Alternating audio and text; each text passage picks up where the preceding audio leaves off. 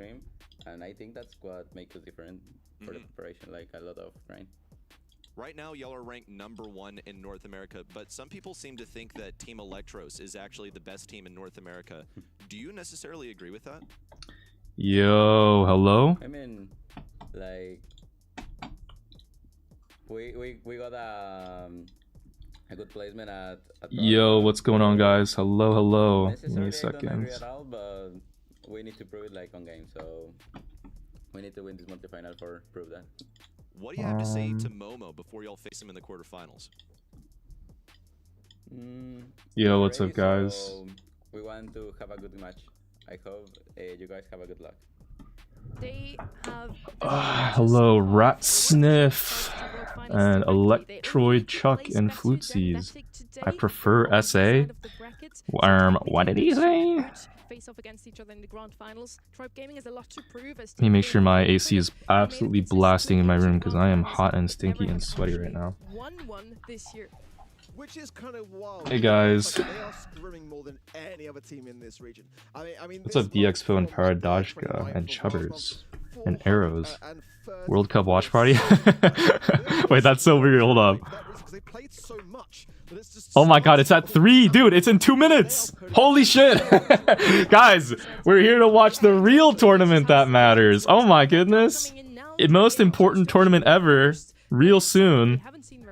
Spain versus Argentina, guys. Who even cares about this shit? Wait, let me check. Then go last in the global bands, and they often want let's to do it go on first this in the one. global bands. So usually the team who got to choose It's a little is the loud, upper sorry. Let me seed, turn down the chose to volume. go second. So this is something we don't see too often. Lumi, Crow, Max, Alright. and Damien are going to be banned out for this World one. Cup corner? Wait. Hold on. I think I can make it happen. And then Damien, who also Is this a live update? Does it automatically update? Because I can probably make it, like, add it in the corner. Starnova snuck through again. That's exactly what I was thinking too. Does anybody know if this thing automatically updates without me needing to refresh the page? 3 of our months so far, which is really interesting to me because I really thought it was going to be Starnova, who's not too far behind Grant. It does update? Okay.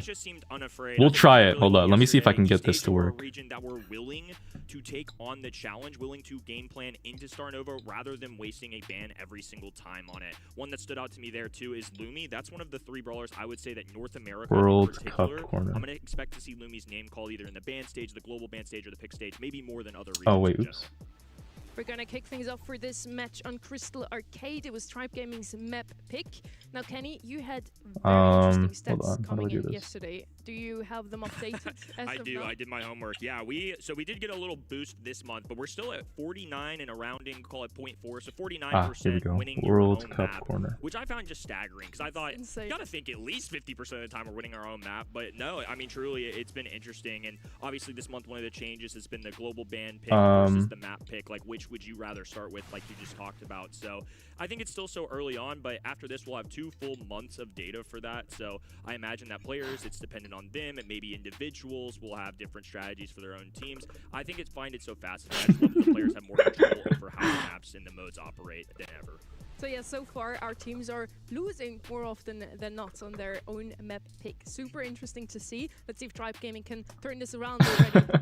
Yo, Moonfolk, thanks so much for the 440 jewels. Appreciate you, bro. Thank you so much. That's a big jewel dono. People voted at home for this. Are you feeling we're just gonna have Tribe Gaming 95%? Okay, and to the bottom. It looked like it was pretty slanted. Yeah, I think for Momo, like, they are a team that. All right, guys, is that pretty good? Actually, I mean, it's kind of wild. Thinking back to, like, actually the last time that we saw something Guys, is this a W corner? The World Cup corner. We're truly innovating on the Bedlam live stream. Together and they kind of like know how each other want to play. But, you know, I think that they haven't got a shot now. It's a queue, they haven't got a shot Wow, yet. Kind of we've really figured it out. This is just causing chaos, really. The production value is increasing every day. And just imagine if that is the case, and we do see that, and you know, despite everyone in the community kind of siding with Tribers, I think that is the correct and kind of more realistic prospect that people should be going for if they're looking to get those rewards. Put Bobby's stream there too. Wait, who else is restreaming? I'll put Bobby's stream. Who else is streaming this, guys? I'll put everybody's stream up there. I'll fucking blow my PC up. Shit will be crazy, guys. Have a whole meltdown. Get knocked out now in the quarterfinals, it would really be a very sad day for them. Sans is with Bobby. Oh, that's right. They didn't qualify, so they're just forced to watch from the cock corner. Now, we already talked about it. OG, second best. We know there's two. They don't have a right now. webcam. Sunny, Ah, dude, they don't have a webcam. If they had a webcam, I would unironically put their shit in. That would be so funny. Yo, if anybody's restreaming this shit with a webcam, dude, I could put their face in the corner. Would that be like epic? That would be so. That would actually be so funny. Oh my god. Epic content stealer.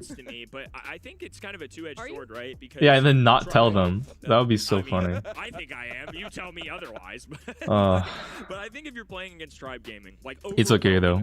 It's just me in the World Cup here. That's all we really I need. have all the pressure in the world. This is the highest level of gameplay that I have to experience and one against the best teams that we've had, arguably in the past. I kind of. North America. Okay, guys. Hot take. I'm a pure LARPer on World Cup, but I feel like Messi has ice. No, like does Messi not just solo carry this shit to victory?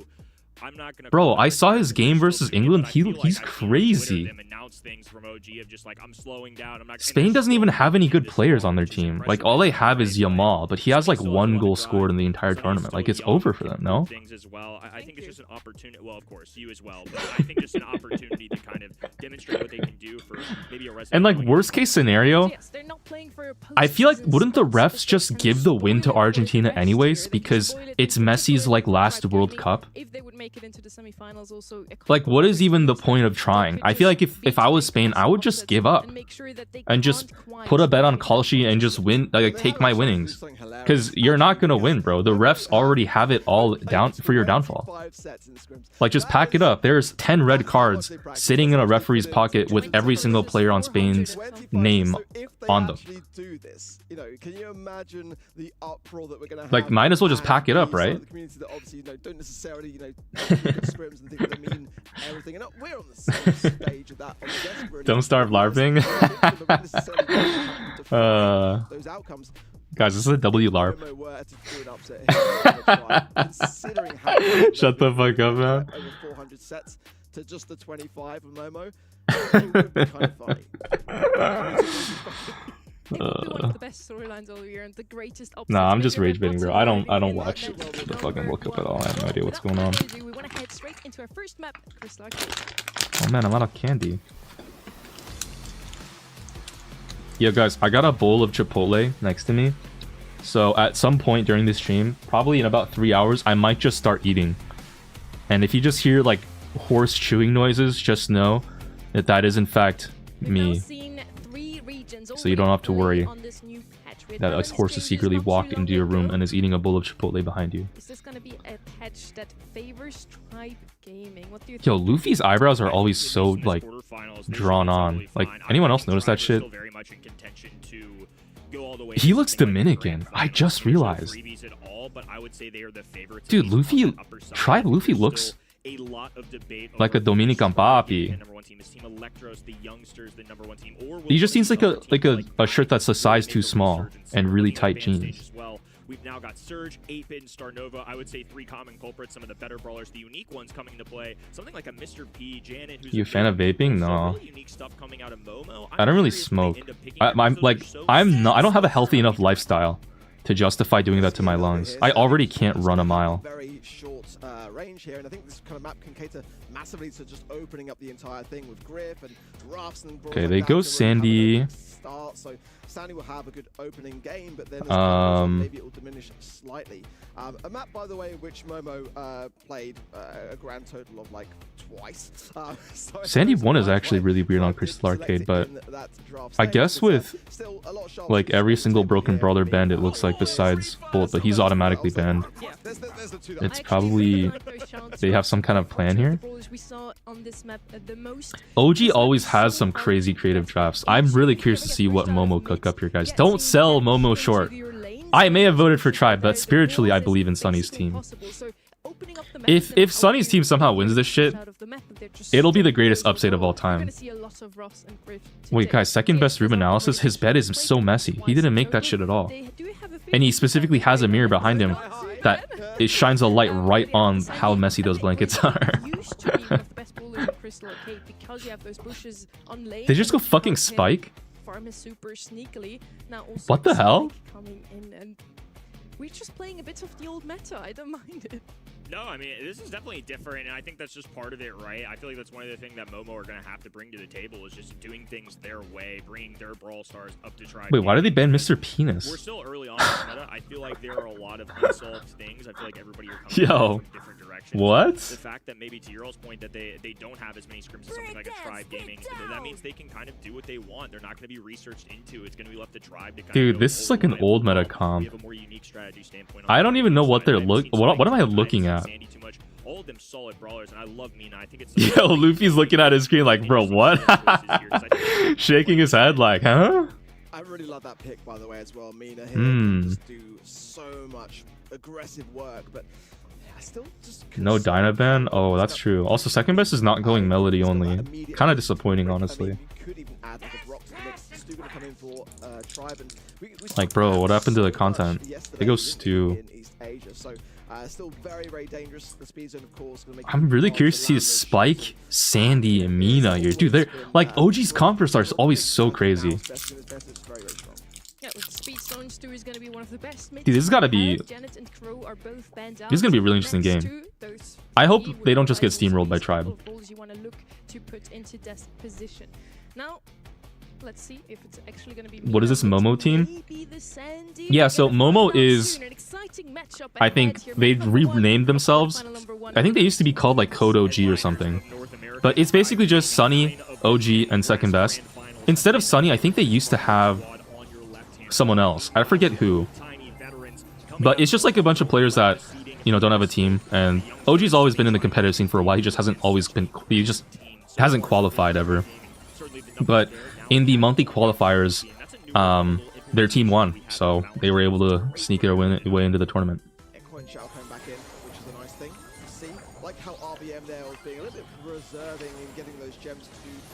Yeah, keep in mind, guys, if you don't know how monthly finals works...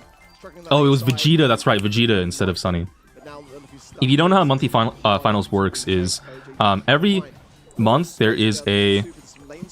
I think a monthly qualifier that's based on the championship challenge that's in-game. And if you win the championship challenge, you unlock like the esports tab, and your team, or like you can create a team with the people who won the monthly challenge in-game to then play in the monthly qualifiers. And if you win in the monthly qualifiers, then you qualify for monthly finals.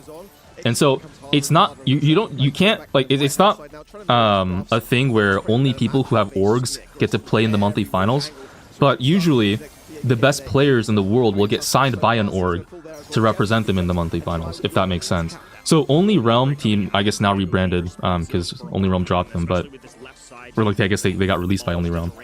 Bobby's team didn't qualify because they lost in the monthly qualifiers to actually Momo here, to OG's team, so that's what happened. There's a lot of quote-unquote no-name or like lesser-known teams playing in the monthly finals this month because there were a lot of upsets, actually. He did really make a beeline for it and got into a really tight pocket on that right-hand side off the bat, so I'm sure he'll try and do the same again. He gets an early sandstorm. Also, so far it looks like Tribe got it kind of... they've kind of got it in the bag, bro. You gonna watch the World Cup? No, bro. I'm just gonna LARP. That's why I have the World Cup corner above my head. So I like this adjustment. I think Spike has to go into the stew in terms of matchups, and Sandy has to take advantage for now while the walls aren't up. Diego Gamer hasn't fed that first Super Bowl. Use it on his yeah, side. so far, Still gonna keep the lanes intact. This Coin Shower Griff is kind of taking some insane value, low-key. And now OG gonna helping hand this right hand side together with second. This is much better. Teamwork makes the dream work. Now Luffy falls and second gets stuck in. It's interesting, they're not going wall break on the Griff here because they already have the roughs for it, but we'll see if Momo are able to kind of make the adjustments. Now, ooh, big gems dropped by Diego Gamer on the right-hand side here. OG's gonna be able to pick those up. Yo, Momo have 8 gems. Soon to be 9? Bro, look at this. I mean, nobody can die, but that's a really good lead to have in the Tribe here. They have 10. Yo, they have countdown. It's winnable. Big tornado. Big Sandy Super, second best, gets the thumbs down pin. Almost dies for that, by the way. He literally does die for that. Guys, he spent like a fraction of a second putting the thumbs down pin and died for it. Like, bro. even full in all honesty there. Dude, he put the thumbs down pin right before he died. I swear he must have a hotkey for that. What the hell? Is he playing on blue stacks? Dude. Gems dropping from the mid. I think that Momo have still got enough time to be able to get this reset, or try rather. Gems still scoring. They do still need to do this for OG here. Yeah, OG is the one that they have to. Here's how he stims, leaving him alone, dude. I feel like that must cost you like a little bit of brain power to do that. No, he actually just got farmed and spawned. That was so embarrassing, bro. Oh my god. Guys, I can't believe they actually just farmed the fuck out of Momo and spawn there, and like 3 times until Stu was able to pick up the gems and get out. That's just ridiculous. Yo. Oh my god. I really thought they won that. Yeah, I was hoping they would. I really did, because that would have made the third game so much more interesting. Oh man, they're going to be kicking themselves a little bit for that, but it was always tough. Gems were split, so I mean, it's put a World Cup live above your head, not just the score. I don't want to get DMCA'd. I'm pretty sure I'm not allowed to do that. There's literally nowhere to go. You have, unless you've got a brawler that has that escape. Oh, it doesn't automate. Oh, wait, it does automate. Okay, I just did refresh it. Go down. And that's what makes Tribe just such a great team, really. Just able to keep that pressure on, and you know, it was always going to be a tough. I mean, you've got to give Momo massive credit for turning it around as effectively as they did, because get a dunk Cameron. Well, the problem with Duncan is that he occasionally just goes shirtless, and he's actually shredded in real life. And I feel like if I put Duncan's camera on screen, it will be too hard for me to focus on the game, because my eyes will just keep getting drawn to the eye candy. So for the sake of myself here, I'm gonna leave Duncan specifically off the webcam. OG also showed up a couple of times as a coach, so he knows what he's talking about. He knows how to draft, and in the end, the draft worked out better than we expected. We don't see Sandy and Spike too often, but as we said coming into this, the balance changes haven't been too long ago, so they can. Coin shower grip is secretly broken. It's good, bro. The coin shower is actually a solid gadget. The cooldown decreases, I think, that they did really helped that gadget a lot. And 600 damage per tick is like not bad. It actually has an insane area of effect too. Individual great plays, but a little less communication, which I'm not too surprised about. They came together not too long ago. Tribe Gaming is playing in this constellation already since the beginning of the year, and then 2 of them already since the beginning of last year. So there's got to be some more synergy on that roster. Yeah, Tribe, of course, are a team which, you know, in the face of peril, are going to be staying really, really collected in those circumstances, just communicating forwards and knowing what utility they've got. So, again, I felt like it was quite tough when the gems were split. There was moments where I thought that Momo could just pick them back up again and then still win those games. But the fuck was that draft? You know, so I think continuously keeping that pressure on and, you know, keeping Momo up against that back lines. I was still surprised that I think in theory with the Spike and Sandy, they had like pretty solid area control. And the Mina with Hypercharge can like flip the gems and whatever. It didn't work out. Today because he promised us I don't know. We'd be back on the player camp. Yeah. But the logo is pretty sick. Spike is just weird. In the really good players, like Spike just struggles to get value. That's so sad. He did have highest DPS on his team though, but like it's just I don't know, guys. It's a strange option. Or for Momo to cause an upset. Still, actually, I haven't really seen Spike at all. Didn't he get like a damage buff technically? No, there was a tweet a while ago. It said, "Do I win today 3-0 or do I win 3-2 and give them a chance?" Suddenly posted today. I'm thinking, do I lose 0-3 tomorrow to Tribe to give them confidence, or win 3-2 and screw their year? So a little bit of those possibilities still real. Those possibilities still alive right now. The past, but let's see if they can win 3-2 today. So far, it's 1-0 for Tribe. They have the first pick here in this one. Let's see what they're going to show us. Barry's going to be banned out alongside Brock and Ruffsu. Also, what helped Coin Shower is that Griff was previously just there to wall break, so you always want wall break. But now he's a good wall tank counter and can get drafted where you don't need wall break. I think you're kind of like that's kind of true, but also keep in mind in competitive play, Griff has been played before he ever got the rework to his first star power. Like now that he got the rework to his first star power, everybody's using it. But before he got that, pros were actually still using that star power and still going Griff. Like it's not. I don't think Coin Shower is good just because Griff got a rework with the first star power. It's just the entire draft. Coin Shower is just good They can now. be very Like, it's kind of just a good susceptible to gadget. that sort of thing. Can Before it was a little underwhelming. Back of that star-powered Buffy, however. Yeah, and Lou was another weird one that kept popping up for Tribe Gaming, actually. 75% win rate for Tribe, so maybe Momo just taking it out of their hands. I like Lou just in general. It's one of the When can we get Nori for balls credits? that, Isn't it in like it's 3 with weeks or something crazy? Like 2 weeks? that for this region I heard the early access specifically, was supposed to last just a month. counting on it having a higher tendency of showing up in band stages and play stages. I think Lou's in a really solid spot after the balance changes. I was kind of surprised not to see it as much in other regions. I think against the 8-bit, Do they play on mobile, tablet, or PC? Everybody plays on tablet. Nobody in pro play, I think, seriously plays on mobile or PC. You can't really play on PC, by the way. That's like technically against TOS. They don't ban for it usually, but it's like, you know, I don't think a pro would ever do it either. Heal up now with his gadget, or he can dish out ammo for himself and the teammates. So with that squeak, they now have an opportunity to shut down the turret quite early on. Would like to penny also for the same reason. Blue squeak is interesting. As well. Now, Did they not just get butt fucked by a shade? I guess the Lu helps, but like, they just need to not feed it. I guess they can just go stew. What? I imagine to get into the middle as quickly as they possibly can, but you know, Sirius as well has a pretty good time on this particular map. Still, Yo guys, NA drafts are always so damn esoteric. I think the stew is good into the Lu, I guess, to like dodge the shots. Thing for me. It's going to kind of land with Momo to decide as to whether they really want to go down that path at the very end, but 8-bit will have that range advantage, no doubt, I'm sure. But it's weird because I never see any of these brawlers in like it would suffer a little bit should it come out as that like I don't actually see these brawlers that often in ranked right now because everybody just goes like the broken shit or like an ego piper. Because we don't have enough bans to like get down in the meta list to try it. Waiting for the pearl appearance. True. Yo, where's the max pick? Oh, max. Where's the K's pick? Where's the Meg and triple tank? Unbelievable.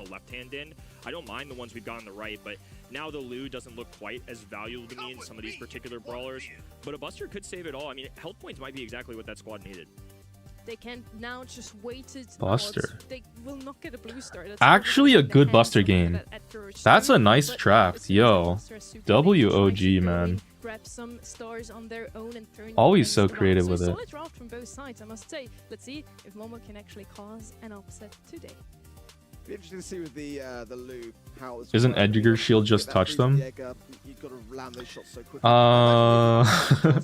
Maybe, but most Edgars don't go shield, so I think that, you know, then it's fine. If they go shield, I don't know, then well, that's a little awkward, isn't it? We'll see what Luffy. Oh, Luffy might be going shield. Yeah, he's just camping right now. He doesn't take blue star, so he's definitely running shield.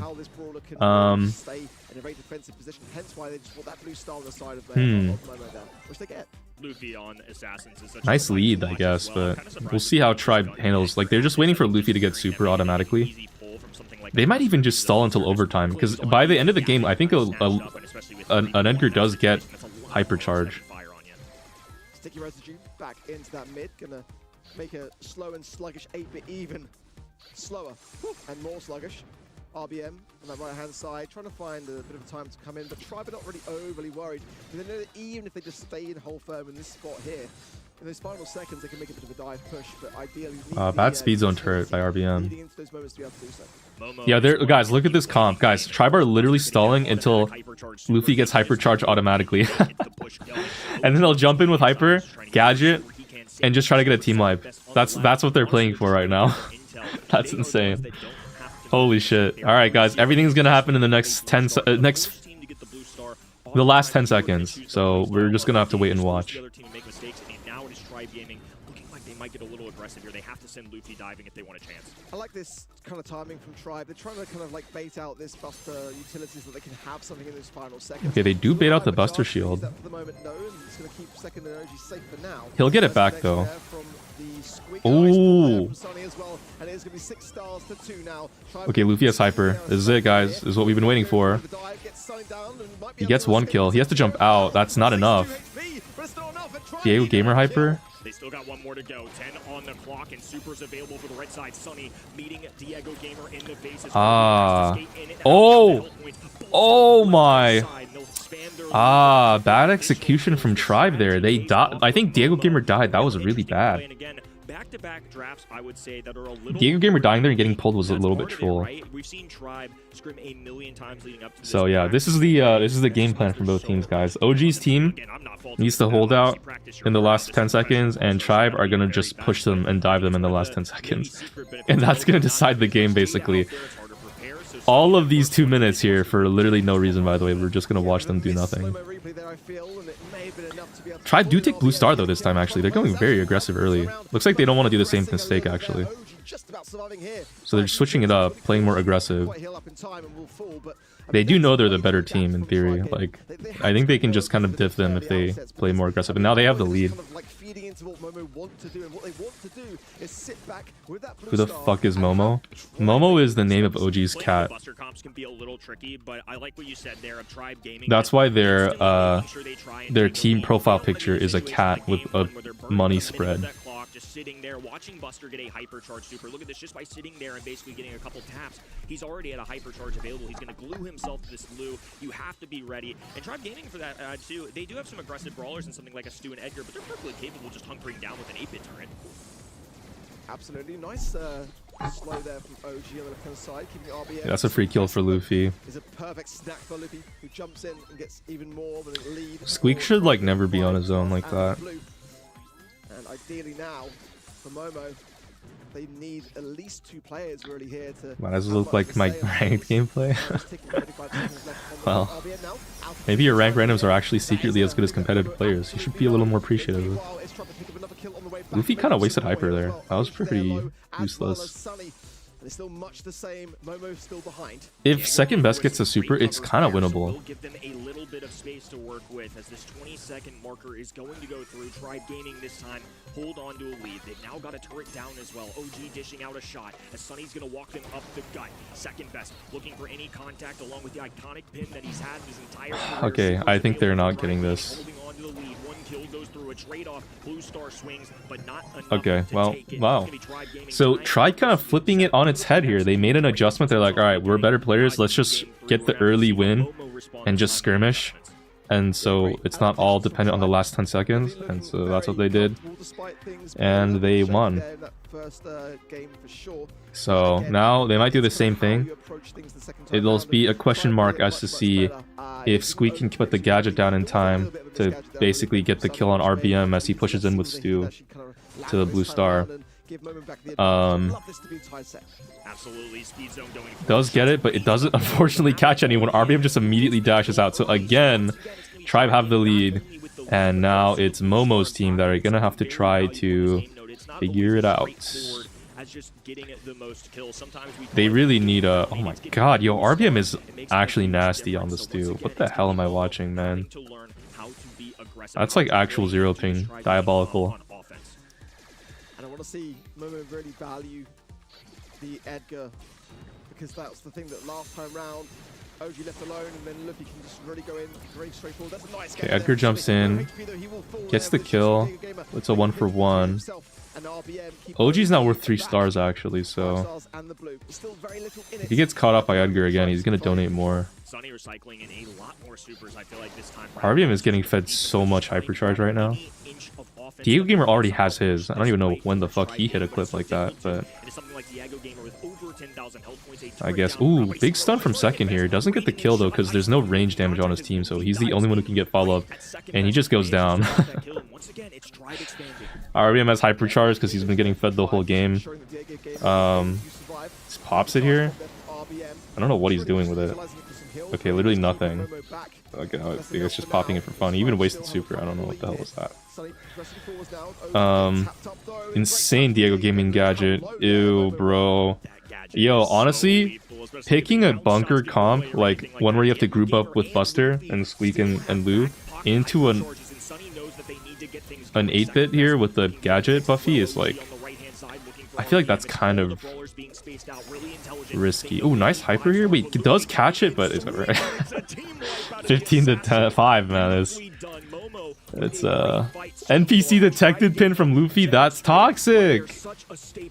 Yo, what? Again, just continuously adapting on the side of Tribe, and to be honest, they didn't really look like they were overly bold. Alright guys, 20 minutes in this game, no one scored here between Argentina and Spain. What was the result?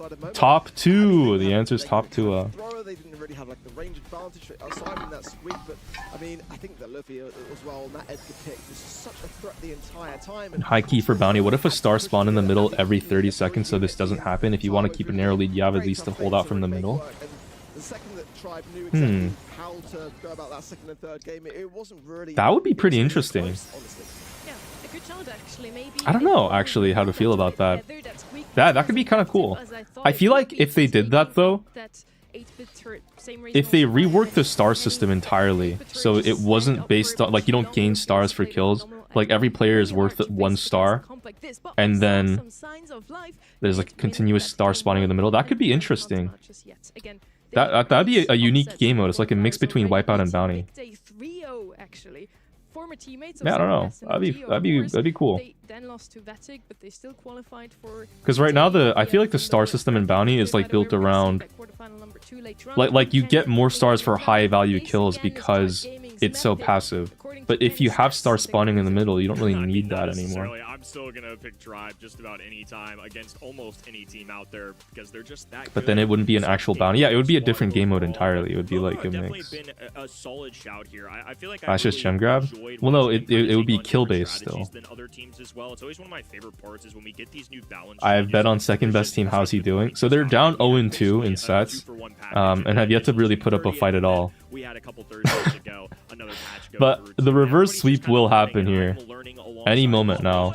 Every time we watch a set, there's one of the brawlers I expect to see their name called out all day long. First pick overall on Kaboom Canyon. A lot of different ways to play Griff. Sometimes you'll see the one where the gadget will expand and do damage for area denial, or if they want to control the walls, they'll go with something like a piggy bank.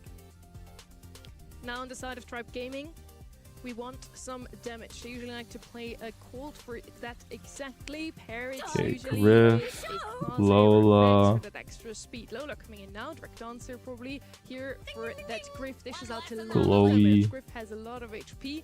And Tribe now Feels so wrong. I still don't like calling him Glowy. She can of course choose to play the star power to give herself even more health, but with the Globert on Heist is weird, but they can go like any aggro pick last year and it'll like basically be a full comp. Like they could go Bull, they could go K's, Melody, like whatever they want. It does kind of lean itself, and it is one of the brawlers that they did actually scrim in the few scrims that they actually had. So I can see. I don't know if they would go a second sniper. They could, I guess. The Bell is gonna be really lethal into this Lola though. And like Ring of Fire playing Bell to absolute perfection. It can massively work here as well. But I was still super surprised. With Crow global ban, there's actually not a lot of great brawlers into Glover. But it is like wide open here. It wouldn't be the worst of ideas for Momo to be able to take it off the table. Yeah, DPS can never go wrong, especially on Heist. If you can get Glowy sounds like something you shouldn't say. Well, it's the slang term to refer to like FBI undercover agents. I think it was written by like the schizophrenic guy who made his own operating system and is like kind of losing his mind over conspiracy theories. Regions, I do feel like it's somebody that is going to show up a little bit more. I think this is overall like a pretty good shout. I don't mind this. They've got their control and defense in Bell. Griff is a little bit of a flex, and Carl is going to be the person that goes head first. You go Carl? Into Carl, you usually want to have something with the knockback or a stun to make sure. Always with the off-meta picks on OG's team. I don't know how to feel about that Carl pick. They go Brock. At least if he chooses to play Rocket Laces. Interesting. What's good in the Globert? Usually like Crow and like Otis and like that's kind of it. I don't know. It's hard. Like outranging is good, but you have to hit shots, and Globerts are pretty slippery because they're like Star Nova, right? You can just kind of like wiggle without having to aim. And like you can go anti-heal like Crow. You can go maybe Byron. You can go high damage, just like cancel out his healing, but it's like hard. Poco is good. Apparently Poco is good. I've never seen that matchup though. But like I've seen like in like Brawl Ball, I've played Poco into Globert matchups and it hasn't looked that good for Poco, but what do I know? Lola spawner just for the piercing shot, and on top of that, low HP on a lot of these brawlers. So if Carl gets something like Luffy's on the Brock. He's gonna be great in that shotgun kind of range, but it's gonna be Bell operating from the long distance. OG pressing up against this wall, and RBM. Ooh. RBM missing every shot there on second best. It's still gonna pay off for the red roster. Luffy gets diffed by Sunny. Oh my goodness. Yo, DX, but thanks for the 100 bits. Those who glow. So true. Actually really well, and almost got the pickaxe back as well. Diego now getting those all important hills. And so far, it's great. It's outstarting damage here from Momo. Absolutely. Now they've got Ooh, big super from RBM. Tribar down like 50% here, and OG's gonna just keep shredding that save too. Get the shield crack first. Okay, OG gets the shield crack. 80 to 48 is really good lead for Momo's team here. Sunny gets another nice kill. RBM hypers. Only gets second best with it though. Okay, Tribe have gotten the shield back, so they're kind of evening it up. And the comfort healing is going to be hard to deal with here. Luffy's getting hit like crazy, but he's also getting healed, so it doesn't matter too bad. RBM keeps missing these shots on Glowy. He does not look that comfortable on this brawler. Does get a nice kill though. Oh! Big double from OG-ness. Luffy's still in the 1v1 with Sunny here. They're getting closer and closer. Tribe Gaming still have to pierce through that 50% marker. Meanwhile, Momo are a stage ahead. Second best gets beamed. Nice pinch. Tribe are evening it up slowly but surely. Oh no. Okay, shield crack taken. This is kind of all or nothing here, do or die. Second best needs to get some kind of value. Oh no. That Lola does take some damage. It's not enough though, only a 4% difference here. That's 1 or 2 Carl pickaxes. That's 1 Carl pickaxe. Oh my god, 3%! OG didn't body block the Lola! Oh! Dude! So close. I kind of feel like that's a 2% win? No way. Oh my fucking god. Yo, Momo's gonna feel so bad. That's crazy, man. That's actually ridiculous. They're literally on the cusp. They're 1 round now away from defeat. You gotta kind of feel like, knowing that they just want to wrap this up quickly, it can be done. Second best, that's a nice kill. But dude, now Tribe have locked in. They're not losing the mid control anymore. Like, way better start. Guys, Momo had a goated start and they still lost. If they have a bad start, I don't know how they're gonna make it back. Second best has to put out like a monster performance here, getting like the control, because he's the aggro brawler with dash. To make sure that Diego Gamer doesn't give it away too easily. If they put it in front, it's easier for second best to clasp onto it. Oh, second best doesn't get the kill on RBM, dude. Oh, big super from OG. Get the clip? No, he gets shredded. Still is that last man standing every single time. And second now coming back to the spawn. Luffy getting aggressive on his right hand side with Sunny. There's a bit of a battle in that regard, but Luffy has that damage gear rolling, which is quite a concern. OG gonna pop a hyper charge. Very, very aware to it, and actually, yeah, OG's forced back, and that's a bit of a shame there. Missed utility surely there from Momo. Yeah, would have loved to tax rebate and then even use the super, and it didn't really make much contact, as now RBM is going to slip and slide up the right-hand side. Second best can't move a muscle. He is pinned on that left-hand side. Nah, guys, it's a skill diff. Like, what do you do? Momo had a great early spark last time. Now they just feel a little rattled. Try Gaming in complete control. Second best does space the super from RBM here. And RBM's 1 HP. He's also marked. But second best is just getting actually tapped right now. Oh my god. Dismantled. Keeping this pressure on, keeping Momo back and away from their safe and all this utility. I mean, it's just not enough. RBM just continuously is always staying standing for his team. Guys, you know what's crazy? Is that with the picks that Momo's team have, notice how the Bell is always forced to lane Luffy on the Brock instead of the Lola, which is like a free win. Because, like, the Bell is the only one with range on their team, and it's just like they took the Bell for the Lola pick, I think, but then they didn't really think it through, because the whole game they just spent the time laning Brock with Bell instead of the Lola.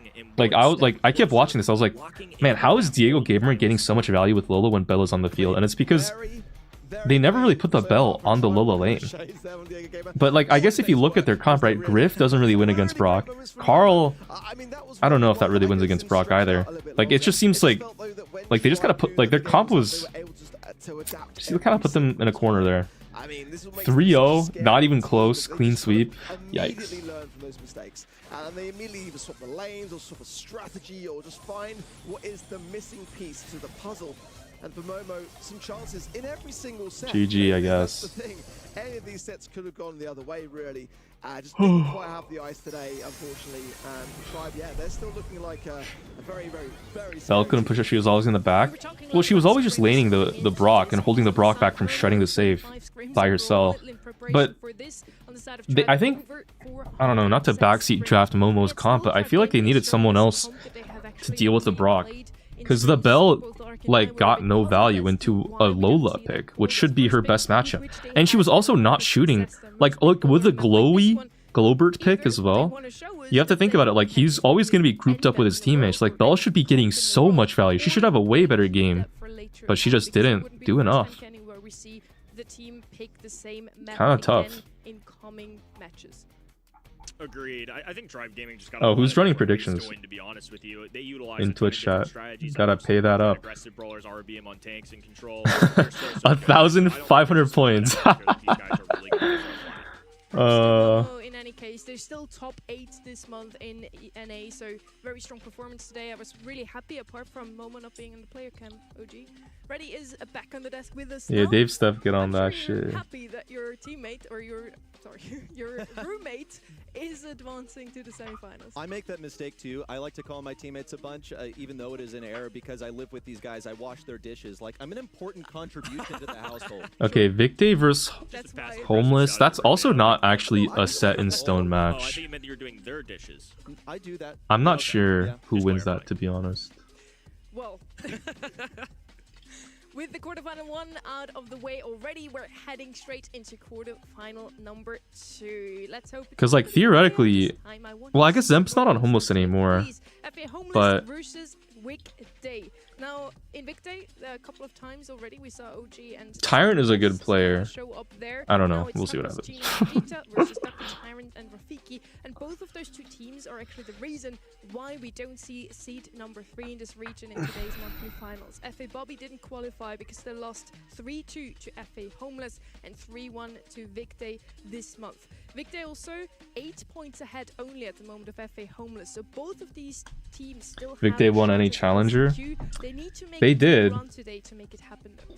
Yeah, I think you really got to get But those points from making it. Almost are a good team, so you never really know. It's still 1.5 points. Like, this is the comeback. You having a good day? I'm having a chill day. Want to be good anyway, because the postseason comes right after this. This is when you need to prove that you're the strongest in North America and can best represent them at an international end. And they've got backup plans too for a team like Vicday. Place a poll for the next match? Yeah, I got you. Go to as well. So if things go well here, wasn't sure if you guys on now YouTube they've even got a wanted really to poll, hard but decision. I think the best thing that can happen for them is to make a difficult decision, because they did so well at the BSC. They got revenge against FA Bobby. Victor actually lost to them in the June monthly finals. We felt like they even had a bit of a stronger draft, yet it was a 3-1 in the end against FA Bobby in June. Now in July, as I already mentioned, the qualifiers, they did better. They did actually make it through the lower bracket. The drafting remains excellent, I feel. They're playing even better there. I don't know if you had a chance to catch their qualifier games, but it looked really good what we saw from them. Despite all that, they come through the lower bracket. We all say FA Homeless is winning this. Why is that? Alright guys, I don't know. We're kind of just waiting around. Can you explain why they drafted each brawler next draft? Yeah, I can try my best. To be honest, here's the thing. Pro players... Also, you can see a discrepancy. Pro players always have a lot of scrims that I don't watch and I'm not privy to. So a lot of comps that pros go are usually like they have a specific synergy and strategy that they have in mind that they even keep hidden so other pro teams don't know. So like necessarily I might not always know why they go like certain comps because they've probably practiced it in secret. If they go some off-meta stuff, but if they have like some very common picks, I can tell you why each brawler does what, for sure. excited for all of that too. And today is all about finding out who actually gets there, who's making it there. As we mentioned, Victor has another way. Yeah, I'll try to explain the draft a little bit better for you. I got you. If they want to participate in the August monthly finals, or if they want to make it through challengers instead, playing. I thought it was like a master draft. It is, but it also, they have the sets, like they have the maps chosen beforehand. So with the new map draft system, teams get to choose their own maps that they play, and it alternates. I think the first team gets to pick their map, the second team gets to pick their map, and it alternates back to the first team, then the second team's map. And then if it gets to the fifth map, it's like a random map chosen by like the competition. And so what pro teams will do is they'll have a map that the players are all really comfortable with chosen, and they'll have a specific team comp for that map, and then the enemy team will have to try to counter pick their shit. Usually they get the map beforehand, I think, so they'll have to figure it out beforehand as well, and it's like they get to try to, you know, it's like there's a lot of prep work. It's like if you've ever played Pokemon, like competitive Pokemon, it really is like team building like that. Like you theory craft a series of drafts that will win and give your team the advantage by prepping it beforehand. Like I've said this before, but I think it's very relevant. The meta has changed in a huge way in the past couple of weeks. You have a round of buffies coming in that has totally shaped the meta.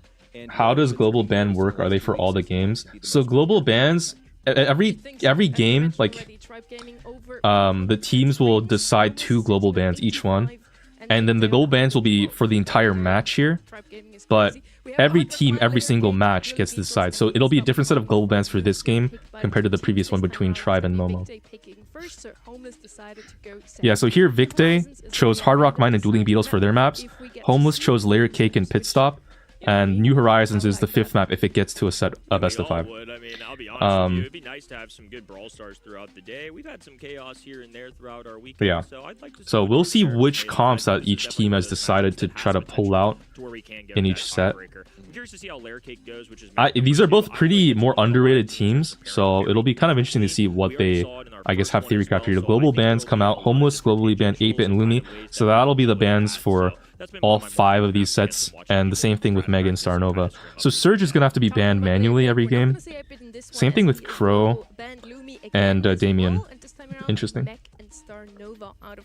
Wonder how global bans work on a technical level. Yeah, the way it works is both teams just tell each other to not pick the brawlers in a group DM. That's the technical level how it works. It's the same with Bolt. You'll notice that no team is picking or banning Bolt, and that's because Bolt isn't allowed in the competition. But yeah, it's not actually like banned in Brawl Stars game. They can technically pick these brawlers, but if they do, the game will have to get reset, and I think there might be like a penalty if they do it too much or something. I don't know. So they just don't. They just like actively not pick it. I think there was some mishaps before where they accidentally pick a globally banned brawler. I feel like a team did that. I forget. Was it in South America? I think it might have been a South America thing. Why is Bolt banned?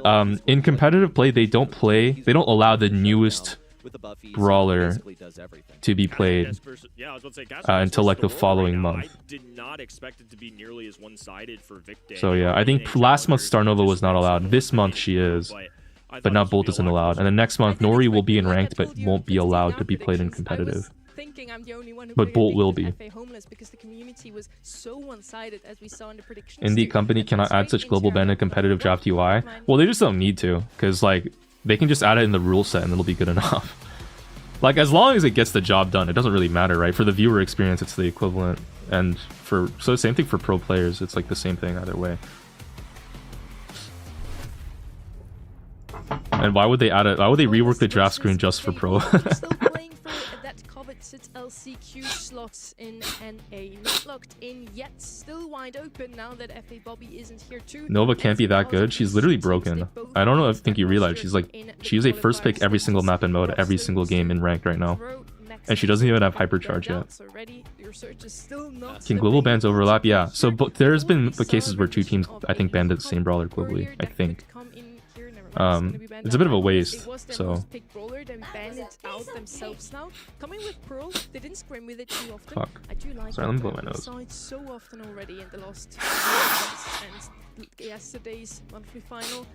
How would an extra ban work in ranked? They could do a lot of different things. If they give 6 bans per team, you just pick 2 bans on the draft screen. same as if you Yeah, picked and one. also just, like, looking at the If they did matchups, less than 6 bans, then you might make it so that only like the team leader gets 2 bans, or you don't want to get close to you know, with aggressive stuff like Leon. That's still like first pick viable here. doesn't get Feel 2 free to bans, but lollipop I don't know, the into next 2 this do. matchup It's a lot like easier whatever. for you because of the invincibility. But here comes Griff to break down the walls. We could They could see even technically do like opportunity vote for bans, longer but that would take a range while, brawlers so to probably thrive not. because of this. It also means that the aggro brawlers are going to less on the individual lanes because they won't. You should do a Pearl video. I actually recorded one before I started the stream, so that'll come out tonight. What do you think is better, Surge or LARP Nova? Definitely Surge is more broken. But Starnova is very, very good. Probably like just barely second place compared to Surge. If a team has first pick, you will always see the other team ban Surge because it's like a no-brainer that you will always go Surge first pick if it's open. Like there's not even a counter that you can go. It's just that strong. Now for anything aggressive that could come out of Homeless here with Charlie and Griff, but they have 2 perfect tank and assassin counters here. Why do you post so late at night? It's just like a tradition at this point. Not really any other reason. I could post in the mornings, but whatever. If like something happens that day, like an update, it technically allows me to get the video out faster. Because if I post the following morning, then that'll be like a whole 24 hours after a change happens for me to cover it. Once again, a brawler that Homeless is actually not scrimmed with, so that is super interesting to see. They're picking brawlers that they didn't show as scrims. They wanted to maybe keep. Okay, so here, sorry, I forgot to commentate. So Pearl is picked first pick here on Hard Rock Mine. Pearl is mostly just anti-aggro, long range, can scan bushes well with the fan attack, and she does a lot of damage and has a lot of HP now after a lot of the buffs that she's gotten. So she's basically really hard to kill with the shield star power, and she has wall break too with her super. So she's just really versatile right now. They go Griff, which is another really versatile wall breaky tank counter brawler with an easy to hit shot, and the super just does so much value. And it's like a hypercharged Griff super is like a team wipe button basically. Charlie is specifically, I think, for the Pearl to body block shots, and I think it's also just like a nice deterrent for it's like a lot of other picks that the other team could go, like Pierce and stuff, and a lot of single shot brawlers. Mo pick is really good on gem grab maps in general. Hypercharge Mo super can team wipe just as hard as Griff super can, and it's just a nice way to get like a specific assassin kill on someone. I think I saw a Lily pick as well. That's the same thing. Hypercharge Lily is just a really good, you know, specific kill brawler on gem grab. It's so important to get like those gem flipping characters. Do we see an Ashe? Wait, I missed the rest of the draft. Wait, let me see. What else was there?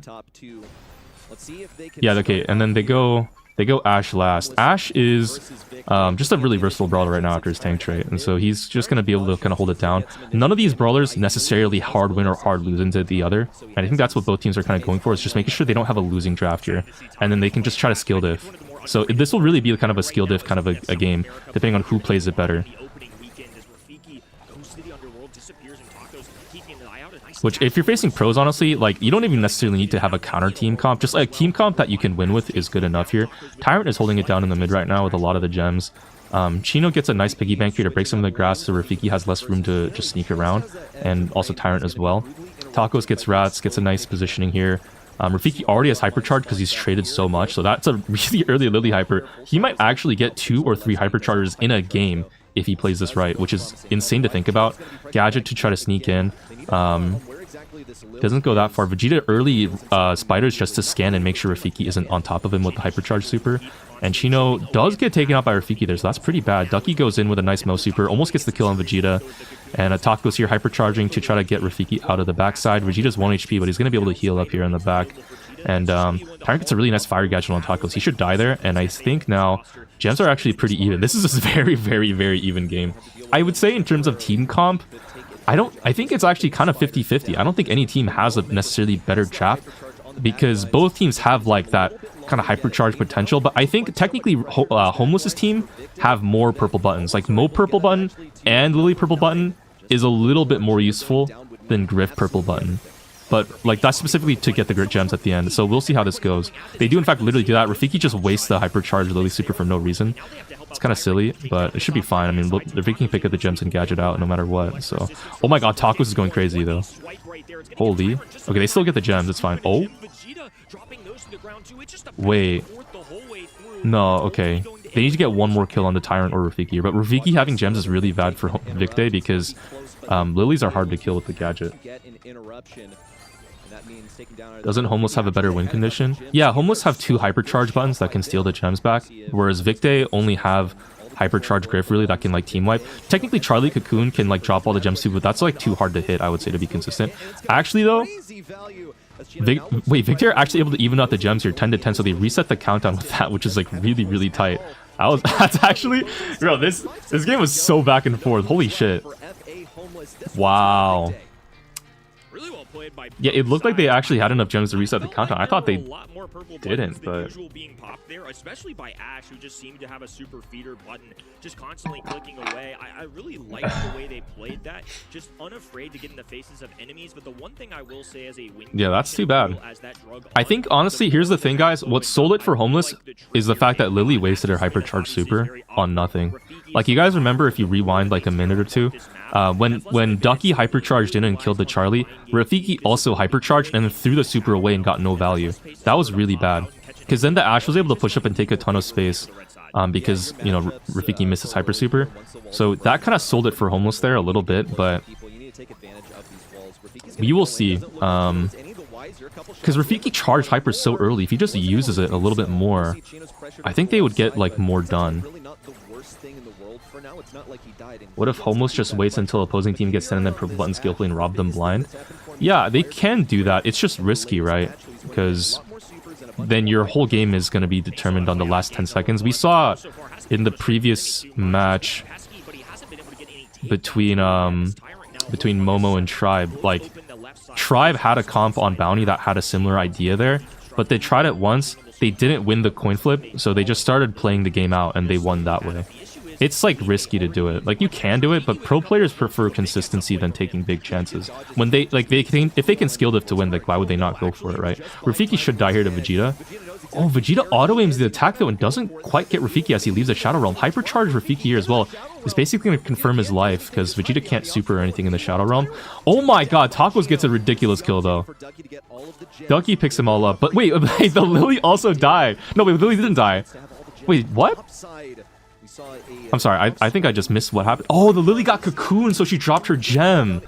That's what happened. I was like, what? I thought the Lily had a gem. She did. She was cocooned, so that went a little bit weird, but Ducky was able to get the 10th gem anyways. Tacos has hypercharge here. He goes down to Ducky hyper though. And yeah, okay. Homeless do take it back. Homeless, I think, should probably win. It is kind of even though in the mid game, but the end game, when hypercharges are online, Homeless have the advantage. So we'll see. Any crazy matches yet? This is probably the closest one so far today, but it's not saying much because the first game was really one-sided and not close at all. How does stuff like MVP work? Is it correct or false based on the vote of the people? It's done by the vote of the people, that's all it is. You see there's a vote here on the sidebar. It'll show up like a vote who was MVP in the match, and people can vote. So technically, if everybody voted for some random fuck player, the wrong person could be voted as MVP.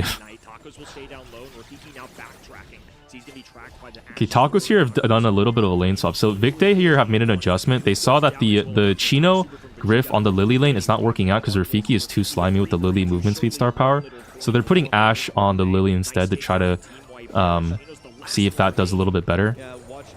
Chino, though, now has to try to lane a Mo, which is not that good for him anyways. So we'll see. This Griff is low-key struggling a lot. Yeah, look, dude, Rafiki, every time he just gets the better of that Griff in that 1v1. Rafiki's kind of slimy. It's just too bad he keeps wasting Hyper Super. Tyrant's doing another good job too, holding the mid. Like, he's winning the mid engagement into a Charlie. Ooh, big Hyper Super from Ducky here. And Charlie wastes Cocoon. It's over. I think that's GG. There's like nothing. Rafiki also wastes Hyper again. Yet another worthless Hyper Charge from this Lily. I don't even know what he's doing with this shit. Just a cosmetic purple button, I guess. Waste Super too, bro. Rafiki. Yo. Oh my god, they might actually reset. Taco says, oh my god, they do reset with the Griff Hyper? No way. Okay, Ducky gets all 13 gems though, so they're fine. But that was risky. That is how you reset, everyone. If you know you're gonna die, yeah, 8 seconds left is not enough time, I think. Because Rafiki can just stall. Yeah, it's GG. Okay, Homeless do win the first one. So Victe's strategy was win in the end, get that hypercharge for the Ashe, and it did not work out at all. Really wonderful defense played by. Are there any regions left after NA? Nope. This is the last one. We've already seen. Last weekend was EMEA and SA. Yesterday was APAC, and so today is now NA. The vision that it grants, the gadget is so pesky to deal with, and the more passive you are, the more you're rewarded. If your teammates. Why does Vegeta Loki have a true goon stare? Did anybody see that? I feel like the way Vegeta was looking at the camera there, he just like he just looked like shifty. Wait until that Pearl gets a Buffy as well, huh? She's already super strong in the current meta. One of the secret winners, just like Riff. We see him a lot more. Why do all the homeless players actually look homeless? To be fair, all of the players without an org look pretty homeless. But in the end, it just wasn't meant to be. FA homeless. Like, if we're being real, I don't think anyone on Momo's team looked well groomed, and like like they weren't in a studio or anything. Tribar, but comes in, you begin to reflect like, oh yeah, wait, that's also a Rifty brawler. Okay, so which one is he going to choose? He's really good at both of them. It's interesting that they have some redundancy in the. Yeah, guys, Vegeta kind of got diffed by Tyrant in the mid the whole game. That also kind of cost them. You know, I wonder if they put the Charlie on the Mo lane and they put Griff mid instead to lane the Pearl, unironically, and if Griff went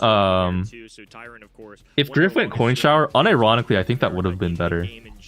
I think if they did the lanes a little bit differently, because the Charlie mid just didn't do anything. Rafiki's now joining this squad. I think it's been a harder year on him, I imagine. I'm not in his headspace, but if I had to move around 2 different times, be on 3 different teams, you know, that can definitely rock your confidence a little bit. Why is Lily pick so often in Pro? Yeah, exactly what Smart Boy says.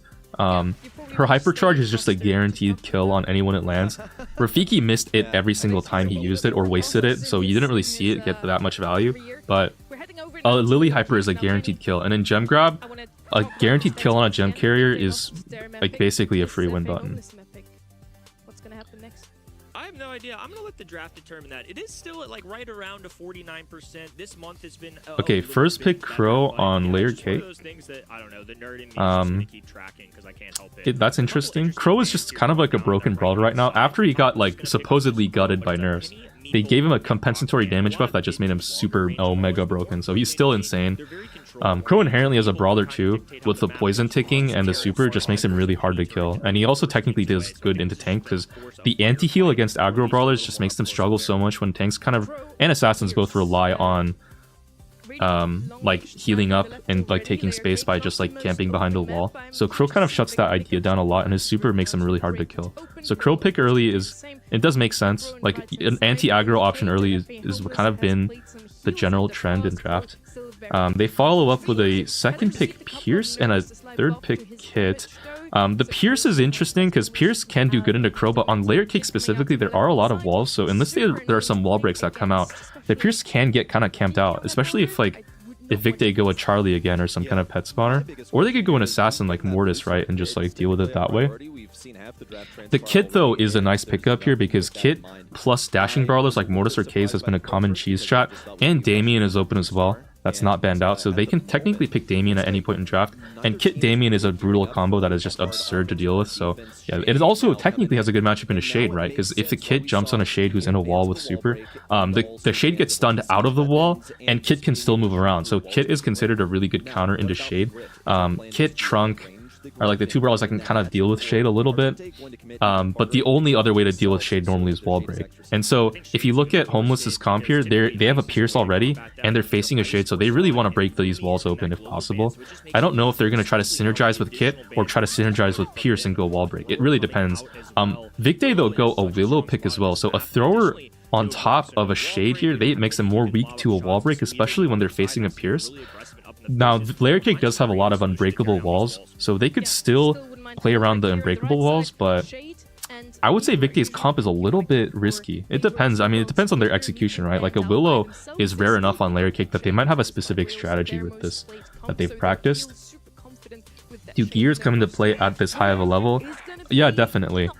Shield gear is almost always used on like every brawler in the game because shield gear is considered pretty broken. It just changes so many interactions. Damage gear is also very common. Vision gear is probably like third most common gear, I think. It's so broken right now. Speed gear and then is like next important, and then health gear on like specifically high HP brawlers is pretty good. I think most tanks like Ashe will go health gear. But the gears are pretty set in stone. The gears that you never see are gadget cooldown gear usually, and am I missing a gear? No, I think that covers all of them. Yeah, gadget cooldown gear you almost never see because like the 15% value is not really worth the same as 15% damage or 15% speed. On most gadgets, it only takes off like a second, and that's just not enough. Because like you might you just don't ever. It's like too inconsistent. Good with Draco. Yeah, I mean I think I've seen even pro Dracos not go that gear though.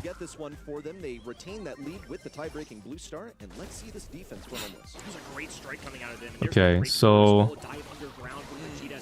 wow, interesting start. So okay, I'm sorry. Homeless go a last pick Stu here, which is a wall break option here. You can see the Stu is going wall break gadget, and Rafiki gets a nice jump on the tacos. They have the blue star lead with Ducky grabbing the blue. It might have been a kill at some point in the mid. I might have missed it, but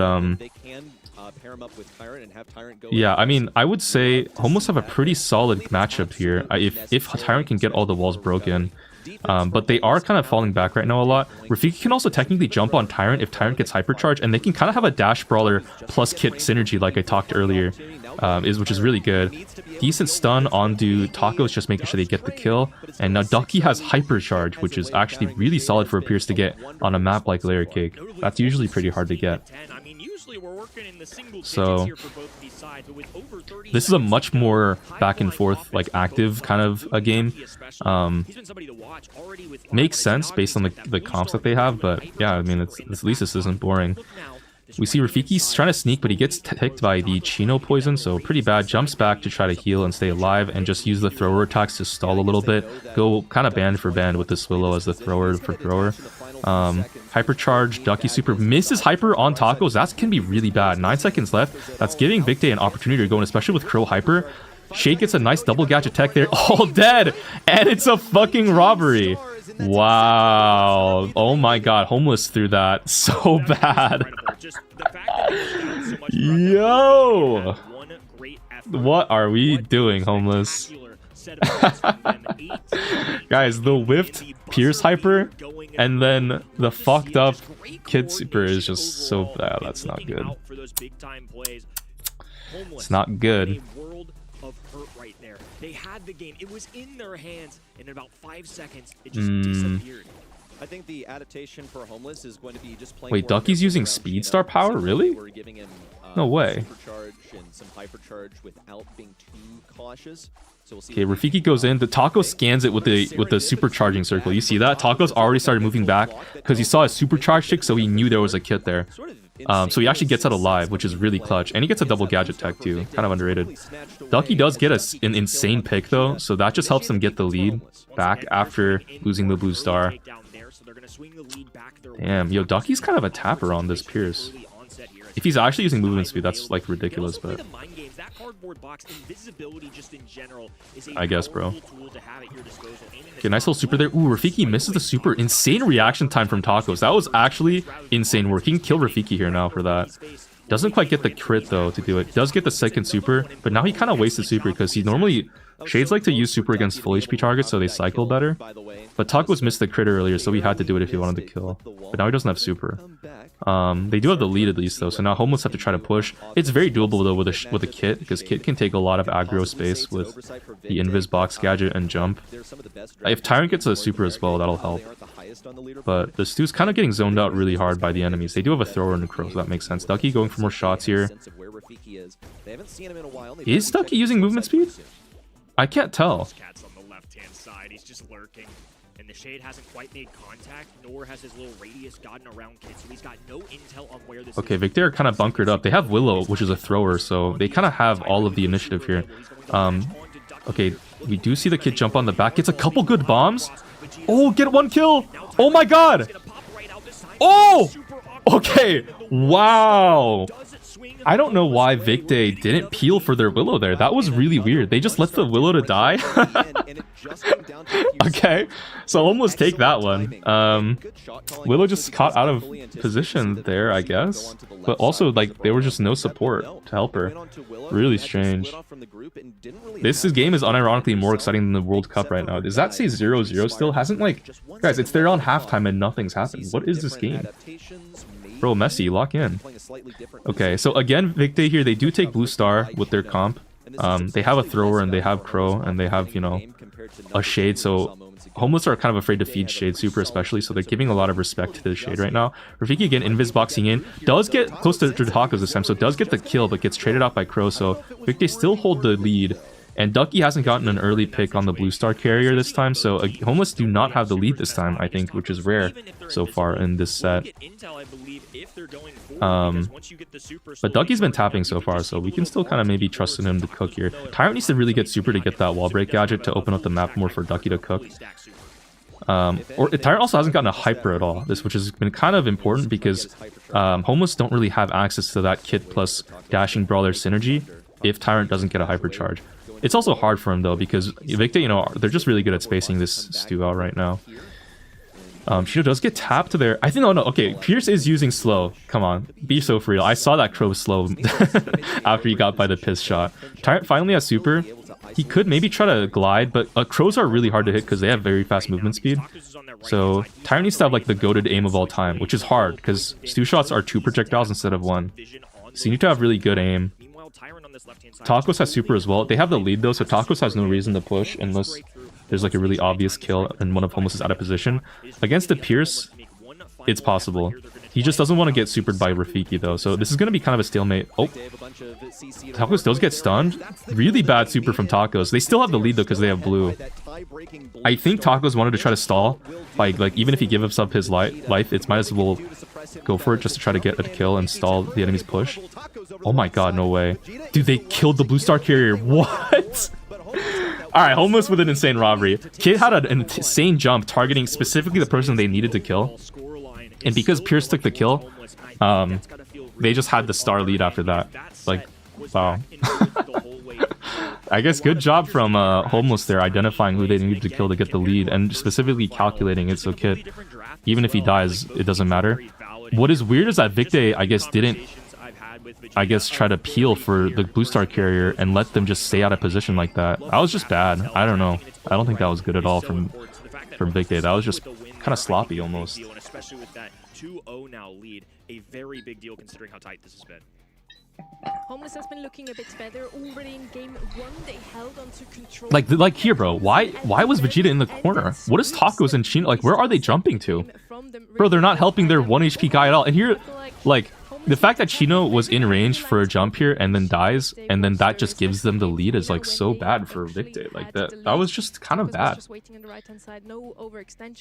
I think Tacos with the Shade super, when he supered in and got supered by Kit, that also low-key was really bad for them because the Kit cycled super off that. Tacos didn't get a kill and he lost super, so they basically just lost utility, and so they couldn't like defend as well. Guys. You're gonna do. He is. I mean, I can confirm. He's trying. Oh, this is why Bounty is so BS. You can play perfect until the last 15 seconds. You might still lose.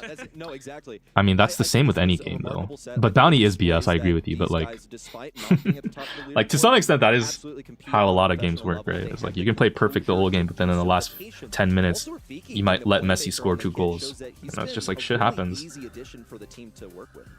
Make sure to eventthebrocess.com if you're watching right now. You're gonna get 200 extra points. They're gonna go a long way to get those rewards. You're still gonna spray and a pin. There's ways to counterplay the Bounty like steal star strategy. Like we saw Tribe, right? Like Beatles it is.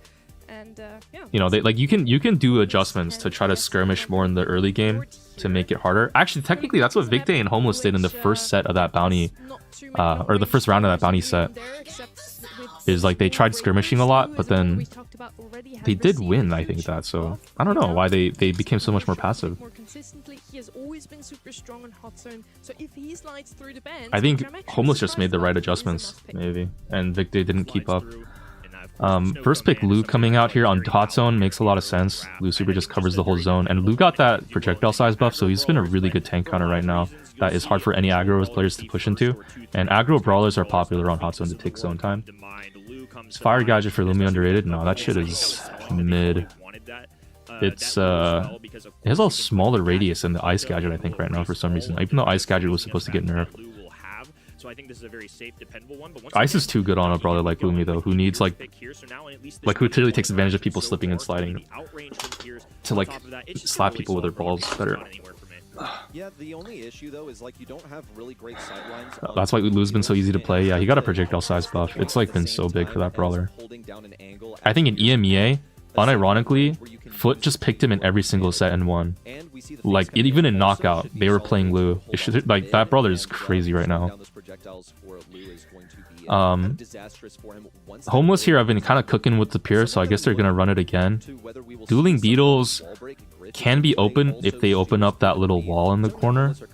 No wall break picked from them so far, and Ruffs is banned, but Griff is in play, and so is technically, I guess, Pearl, but I don't know if that's as consistent of a wall break as, you know, Griff. They could also go Colt if they want to. Victor goes Stu. They really need this win if they want to stay in the tournament. Stu into Pierce is pretty good at just dodging those shots. Stu into Finks is also decent because Finks shots are slow, but if Finks has super, then Stu might struggle into that specifically. That's true of Lu as well, though. So they just need to make sure they don't feed Finks super.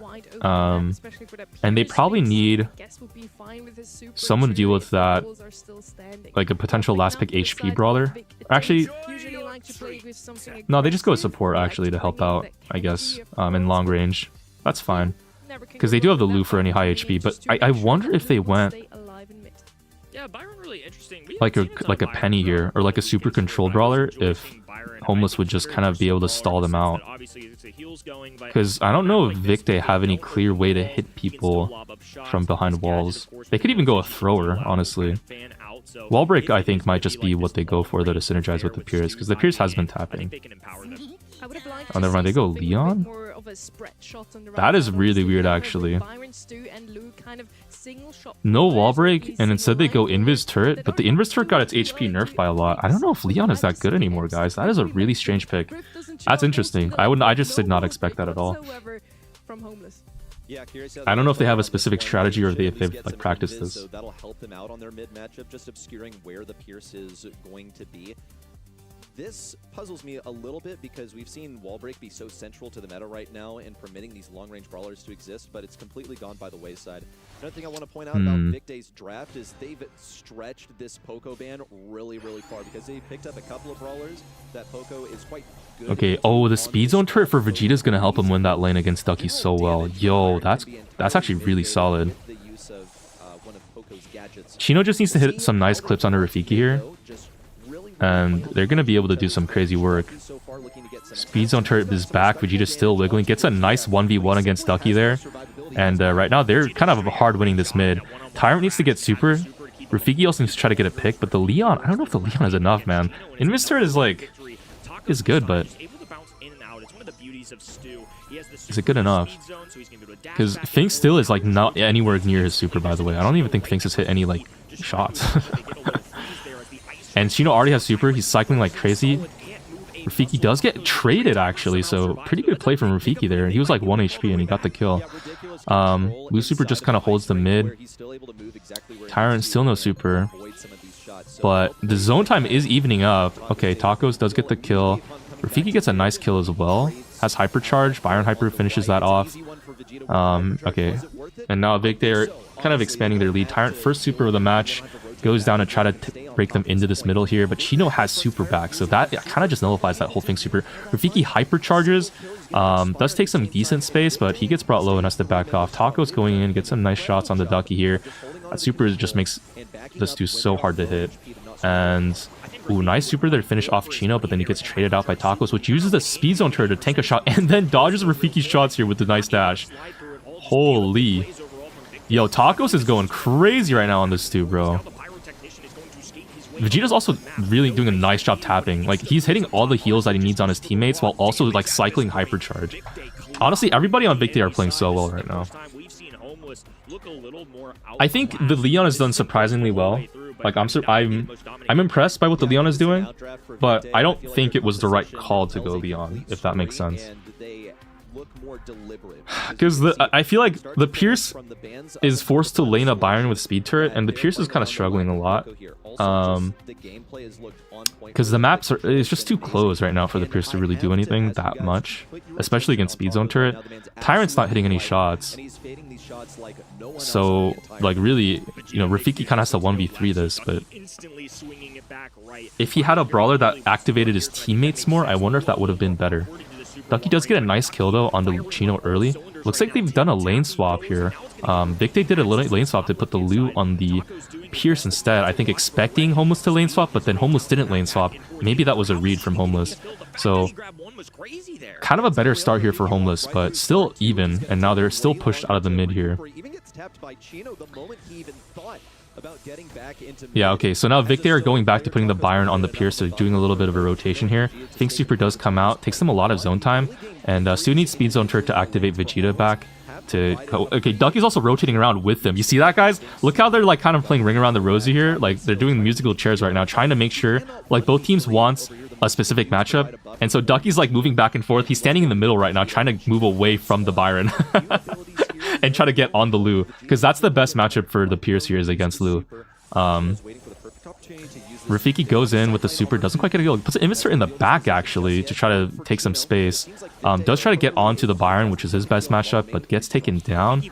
And yeah, that Lu super is just pushing both Tyrant and Ducky back so far right now. Tacos use cycling super again. I mean, this is like, it's a close in zone time actually, but it looks like Victe just have so much space and control right now. Vegeta does have hyper super here. Lu super comes out. Looks like Vegeta does decide to use it. Wastes it though. Unfortunately, that's pretty bad. There's a little spin because he's embarrassed. Tyrant gets a nice super here to take some space back. Tacos is hyper though, so it's gonna be really hard to push him out of this mid here, even though it's all three of them. Pierce gets an insane double hypercharge. Tacos just hypercharging around in their face though, and takes another 15% zone time. So 6% left here for Victe to finish off this game. Tyrant no super yet. Chino has hypercharge. He must be a hit off. He pops it early here. Misses every shot. Doesn't get hypercharge, but Tacos finishes it out. And so yeah, Victe, really solid performance here to take a set back. They really needed this to stay in the tournament, so good job. I really think though this is Homeless's fumble on their draft. I don't know what their draft idea was. They just didn't have a clear plan.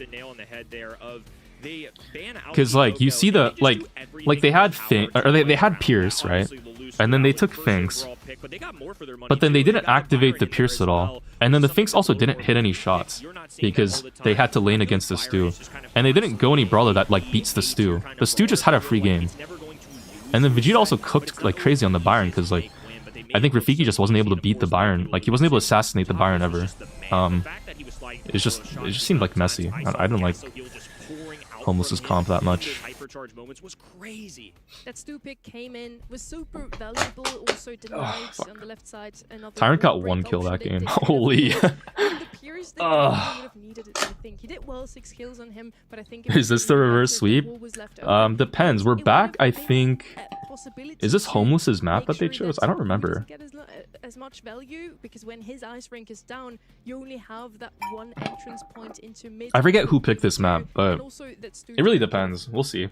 Could have been taken care of a lot easier. They decided Tyrant playing like me. I think wall break would have been a better solution here.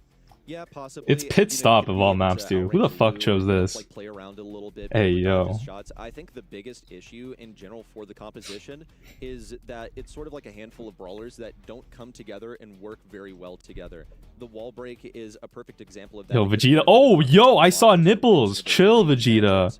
And there's freakies watching this. It looks like they knew exactly what they wanted from start to finish. They got what they wanted, and they let their comfort brawlers and were super effectively on them.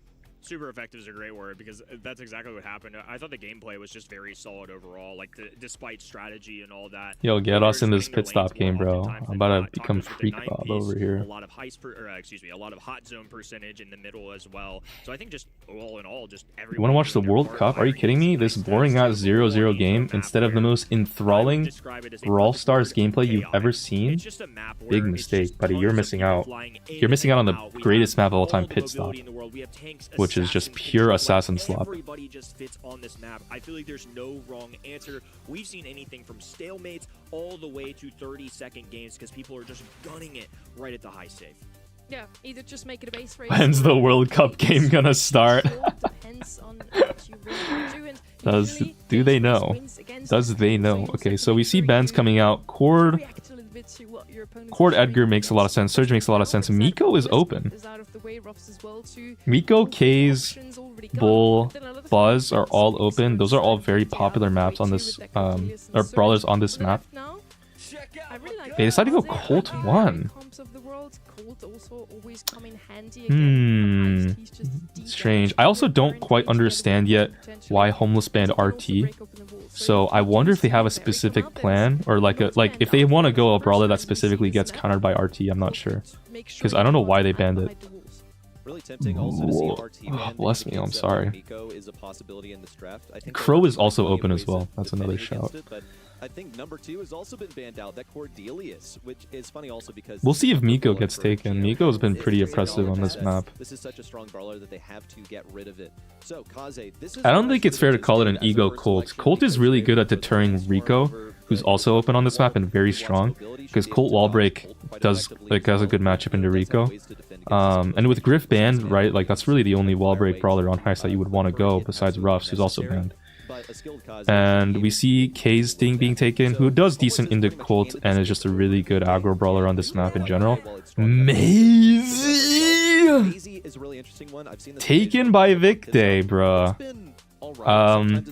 So Maisie's really good in Legendary and below, but when people know how to dodge her shots, it's really hard to hit Maisie shots. The thing about Maisie, guys, is that at max range, if you don't know, her shots hit at the same delay as Brock shots at max range. But as you get closer and closer to the middle of Maisie's range, the delay gets even worse than that. So Brock shots, which are already considered pretty easy to dodge by pros, is like they're faster than Maisie shots to land. So Maisie is really easy to juke out, and I just don't know if that brawler is that good. Maisie does do a lot of damage though, so they can play her on the high save and just put her like a weird kind of a Colt who has stuns and dashes and CC. So maybe that could work out, but we'll see how it's played. We do see Homeless going Miko and then Lou. So Lou defense instead of Buzz is really interesting. I think they see the Maisie and they don't want to go Buzz into a Maisie because that just does give Maisie a free shot value. But interesting. I feel like we could definitely see some more safe damage. I think honestly Maisie could technically play defense in the Miko as well, because Miko shots are pretty like kind of quote unquote predetermined. Maisie could hitch those shots very easily into a Miko. I think Carl. This is going to be pretty much exclusively for defense. I don't know about that. I think Carl is probably pretty good into Colt, but and maybe Lou, but like that is a little bit strange. I mean, we'll see. Really, this map is a lot about how well you can play that offense. And so as long as a Carl dives on safe, that might just be enough to win. I don't know how to feel about that Maisie pick, by the way. Like honestly, based on what Homeless's holy voice crack, based on what Homeless's comp is, I don't think the Maisie pick is even that bad on this map, because Homeless don't really have any juking brawlers anyways, so who knows, you know, if this Maisie pops off. Yo, Vegeta looks like a fucking random with that skin. I swear to god, every random Maisie has that skin on. Yeah, so Vegeta does get a nice tap onto the monkey. That is a pretty decent matchup for her, actually. Into Colt here. Let's see who hits those shots. Okay, Tacos gets a nice super, blinds Tyrant and gets the shield crack. Rafiki now is left alone on safe. Vegeta wastes super and gets clipped by Ducky here. So now it's Colt Miko on safe, which is actually some of the highest damage in the game. I think they do take the safe hero faster than Vicday, unless... Oh my god. Oh my god. Holy fuck, what is going on? Yo! Okay, Homeless take it. That was really close though. I couldn't tell with the Lou super if that was gonna... I don't know. Oh, yeah, whatever. it turns out that simply having the ice rink down on the Yeah, ground no, there I'm gonna be honest, Miko and was Colt are the highest damaging brawlers on the high safe, like some of them. So I'm not surprised that Homeless do take it, but that was close. That was pretty close. It looks like here Vegeta is kind of determined to do a little bit better on the defense here into the Miko, and Tacos as well is trying to help out so that Colt doesn't get on safe. But still though, now that Tacos isn't trading damage, that does mean that they're down a shield crack already off the start, and Rafiki is doing a great job just jumping in and out, just pumping that Maisie on the safe constantly. Puts them all back in the respawn. It's going to be a full-fledged defense from Victe, which is not really what Rafiki wanted. Yeah, and also Victe didn't get the shield crack. This is really bad. If they lose this, they lose the entire set, or like the match. Nice stun there too. One of the rare instances of Miko being Okay, they preserve their shield crack and actually take a shield crack back here, so they're evening it back. And Maisie has super, and she's in a good aggressive spot, so she can kind of kill this Miko here. Doesn't quite get the kill though. She didn't super. Does get it finally. Rafiki didn't get any damage. So shield crack is still preserved. Oh, Ducky with a really nice hyper buff here to just one-shot Tacos. Pretty bad for Tacos, actually. Shinos does hypercharge here, has super, wiggles a little bit, gets frozen by Tyrant. Doesn't take him out either. Oh, Lou super comes out. That's interesting. Tacos here running up, getting some nice safe damage, and Ducky ignoring it to try to push up. Interesting, just trusting Tyrant to try to get that kill. Tyrant, though, isn't able to save the shield crack, so he does take it. And Ducky doesn't trade the shield crack back yet. Miko's coming up though. That's going to be a very free shield crack here. Ooh, Ducky does get the super. Oh my god, that was such a good super from Ducky. Dude, that shield crack being taken means that this Miko can ace basically one-shot to save. I think it's over. This is it. Yeah, Homeless win. Wow, guys, underrated as fuck Ducky super to finish that shield crack off so that the Miko could one-shot it. Yeah, Homeless just played that so well, guys. Overall, though, and now they're just W Homeless people, man. You really wouldn't expect it, but they're surprisingly good at Brawl Stars. Also, strange thing I wanted to note is that a lot of them seem homed. Does anybody else notice that? Like, what is this? Is this like a homeless shelter? Like this is a nice pillow and everything. Like, I don't know. Given that one of those sets went so quickly in favor of Victe, they were not able to. Oh, bro, Homeless is beating Tribe. This pit stop also was quite quick as it typically is. I think we saw some interesting adjustments from Victe. They played a different pit stop from what I'm typically accustomed to, where they actually circled back the Kaze at certain. Why do they have the Humble shorthand? Maybe that's why they're winning. They're stealing some of Humble's aura. Dude, look at 123,000 safe damage, bro. Holy shit. Yeah, and you called to me early on as well. Yeah, I don't know, guys. The Maisie pick did not do much. Oh, you know what? It makes so much sense. I just realized too, guys. I clocked it. Homeless went Miko, and RT was banned, so they couldn't take it to defend. That makes so much sense. Victe couldn't go RT to defend against the Miko at all. Interesting. I wonder if they had a plan for if the enemy team picked Miko then. I don't know. Now for Victe, I believe they still could make it to LCQ. Red button push. 200 points? Guys, that's an insane. This big red button just actually got me almost to the finish line. Wait, what the fuck? Holy big red button. Yeah, I think that's probably the safer bet, to be completely honest. I mean, especially because, like, for a team like this, in this region, I think they've got a that wasn't a joke. I'm being dead serious about them Homeless going to finals. Alright, bro. But were you watching the match? I'm watching on eventsupercell.com. This is the website to watch. We do have a couple what do you mean? Teams there now who have ooh, Electros! Let's go, bro. I'm so excited to watch Electros play. Well. Yes, my King Snoy. Easy for them either, but I do think they have the picks to make it through there. They make it well secure. I play Maisie long range, star power and finisher, Gadget and Heist to do big save damage on save. Yeah, you know, I really did not expect the Carl pick, is the thing.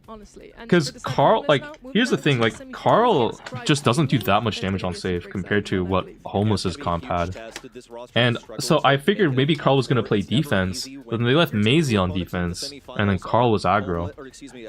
It was just weird. The Lou did too much, I think, into defending the Carl push every time. We'll see. And so, you know, what you got in the bag? I got a Chipotle. Not sponsored. I just love my slop No, bulls. Maisie has hyper, no super. Car going right with super.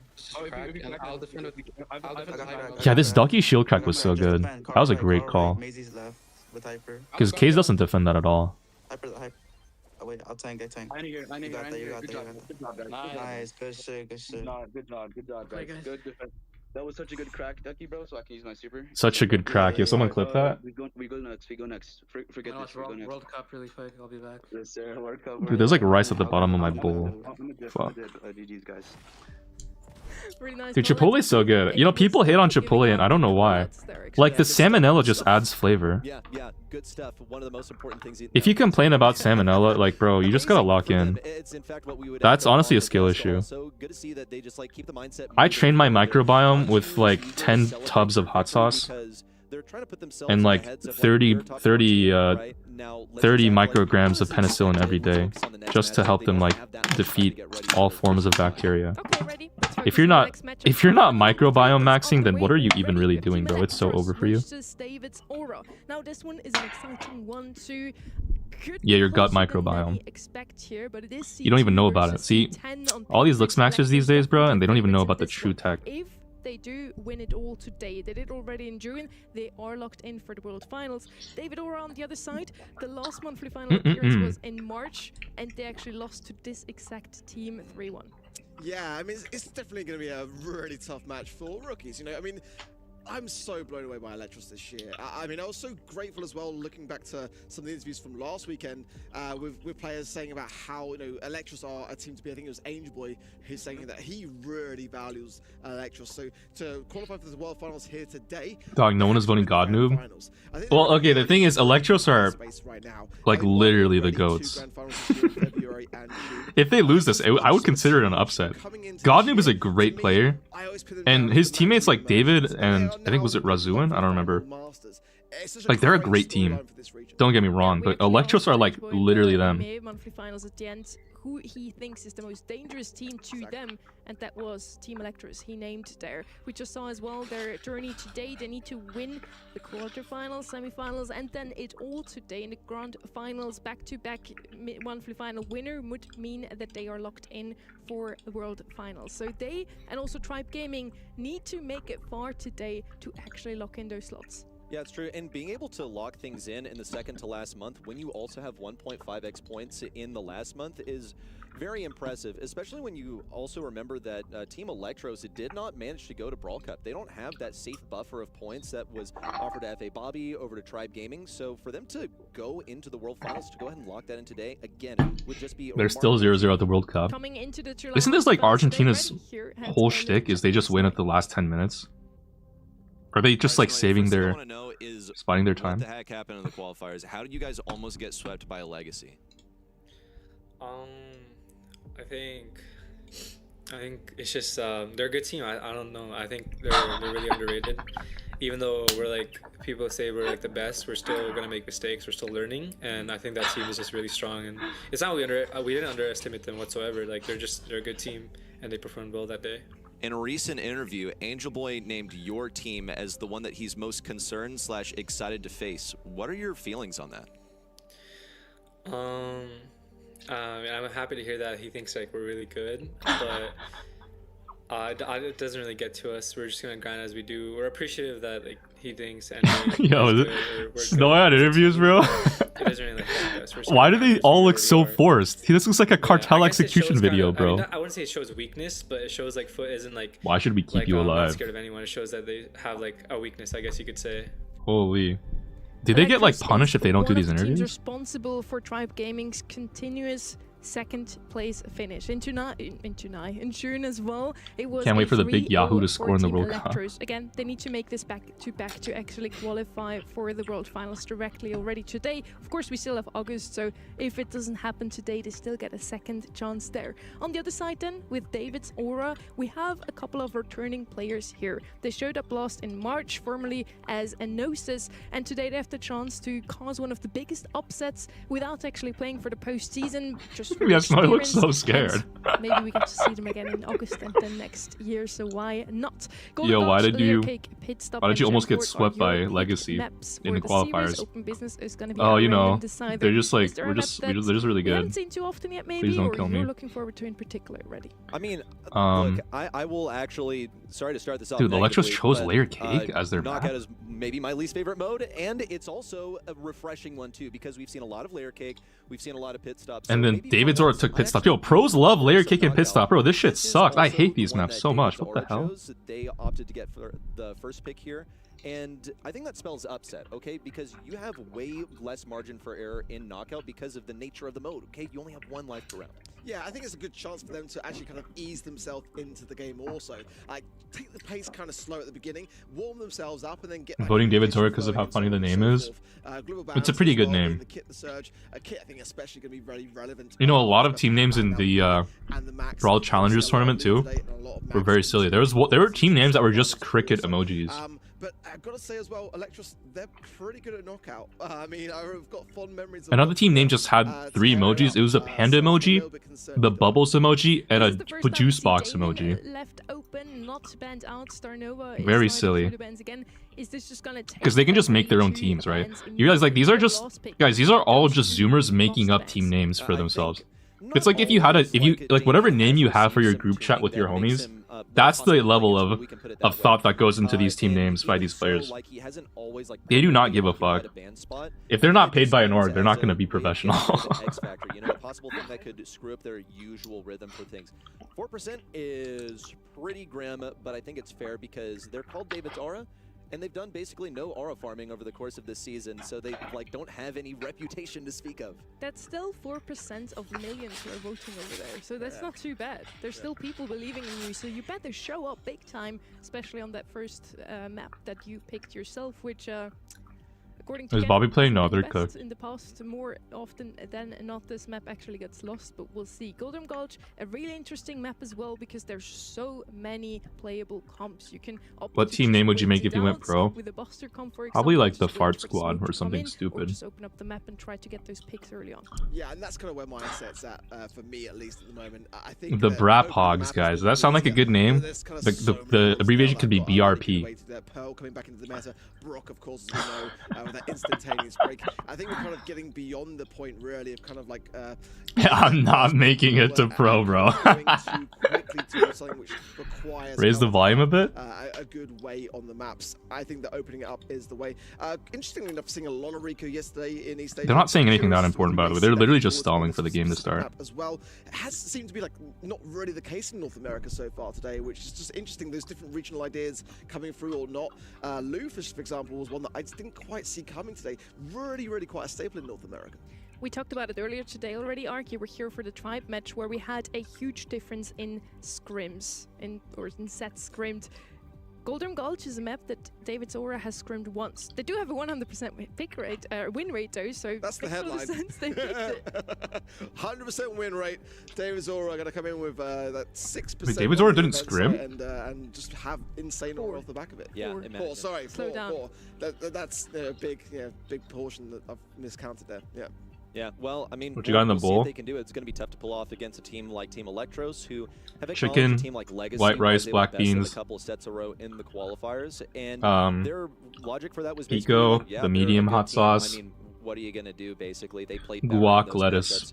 I think the odds are lower that David Zora is going to play better, but there is always a chance. Yeah, never underestimate any team. And Team Electros Wait, are let me get usually a not ones to make real that quick, let me get a mistake. So drink. David Zora could have hoped that maybe they don't 5 know what we seconds. want to play. We didn't scrim too often. Maybe they're just going to underestimate us. But again, Team Electros not ones to make that mistake usually. Yeah, like Reddy says, right? You know, when you haven't got necessarily like a big Okay, that was like 8 organization behind you, seconds. and you've got like the minority of the It's the people same that thing, are though. watching from home, kind of back in your corner.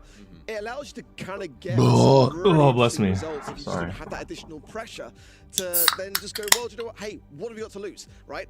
And I think for David Zora to be able to do the unthinkable against Team Electros, you know, to be able to really ruffle their feathers at a point in the competition where they are so close to locking in those wild finals, it would be an insane result. well. And this is kind of like what I look for in the BSC, these like upsets in the final stages. I mean, Team Electric. Dude, they just like listen to them. Yeah, bro. What are they saying? That was a month where they were so close to locking it in, and then it just all turned against them. So we've seen it happen before already this season.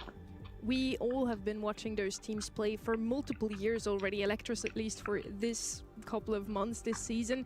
Now, we had balance changes just a couple of months ago. You feel like this patch is going to be something that they're going to enjoy playing on? I feel like the underdogs typically thrive in the chaos of a new patch, especially if you can just like win the race and be the first to figure it out before the top teams. And Middle dude does not look like he wants to be there. No, they do. Believe me, they want to be here. You know how much these guys get paid per hour, bro? Mechanically, I don't want to like call them bulletproof, but I feel like they should be relatively immune to the normal. This is if casting is your full-time job, bro, these monthly finals is like your whole big bag. Clearly very confident, you know, even so much so they like not they want this for sure. They just don't want to fuck it up and say something wrong. I've always felt like a little bit more on the back foot of like, well, that gives us more of a reason to stay really kind of locked in because they kind of have their eye maybe on foot as being a good competitor in those late. Should have more to be paid more in your hour. No, it's not an hourly rate. It's actually per stream at least, or it could be hourly for monthly finals. I don't know. Probably not though. I think that Electros are playing. They're paid per stream, but like, you know, to see rookies have this kind of mentality. It's more like if you fuck up really hard, you might not get invited back, which is like kind of scary. They are still, in my mind, kind of like a rookie team, but I mean, they are just performing so well. But normally, when you're kind of like fresher to the plate, you know, that's why I'm not casting in the monthly finals, guys. So you kind of get a bit too overconfident. Apparently, they didn't like me talking about feet. No, I'm kidding. Really are keeping their head firmly on their shoulders. That was a joke. We talked about them so often this year already, and I think we already heard Snowy say that in an interview as well. That coming into the first month, nobody expected too much of them, right? There were these Metrarena merchants, and we knew that they would come in and potentially cause an upset, but we didn't think they would actually come out the gate swinging and win their first ever monthly final they ever played in. Now, over the course of this season, we kept saying, do they like it? Yeah, I think the production liked my casting mostly. You know, they're so good, they can lock in world finals already today, which is kind of expected after they won the June month. Which is surprising because they should now also be able to win this one in July. I don't know, I thought it was the pressure must be I don't know. Point. Coming in as rookies at the beginning of the year to now, that's such a huge difference.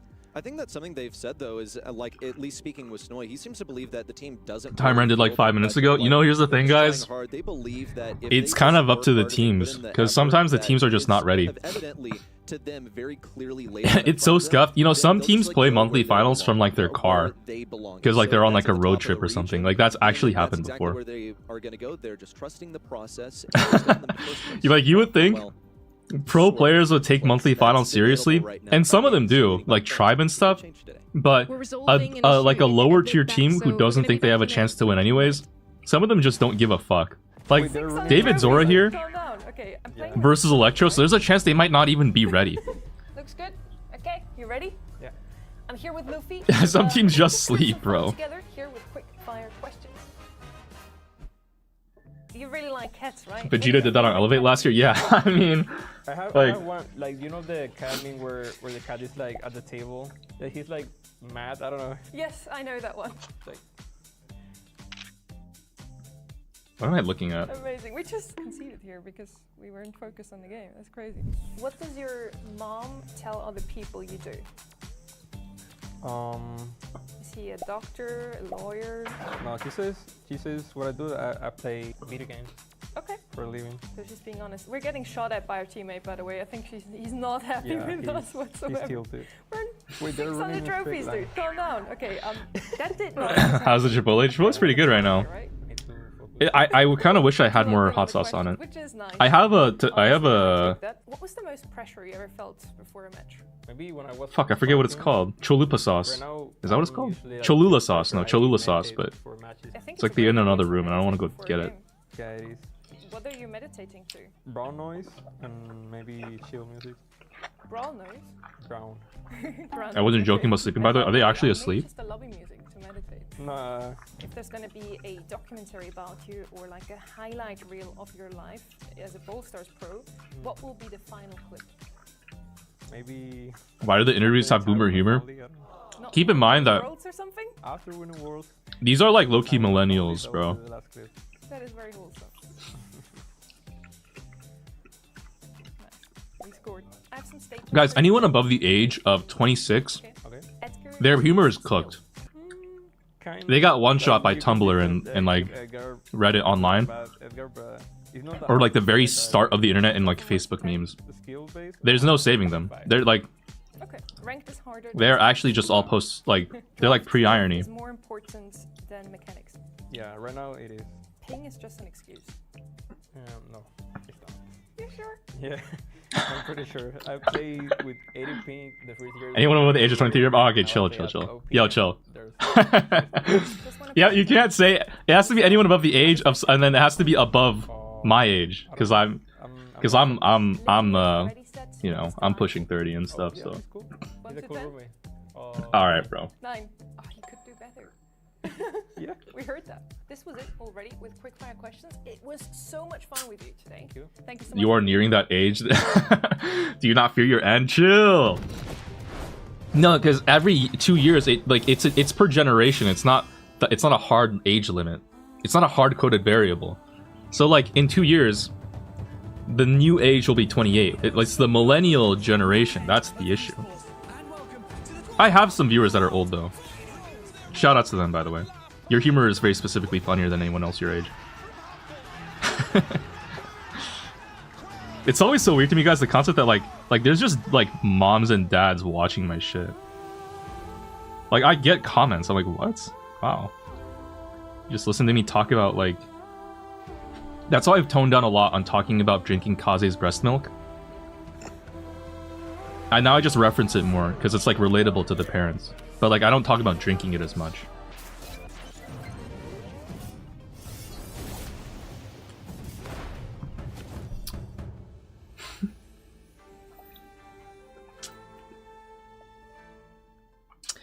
And you guys, welcome to the stream. Enthralling NA Monthly's commentary. We're ready to watch some exciting games today. Actually has a chance to lock in their spots today. Team Electra is facing against David's Aura.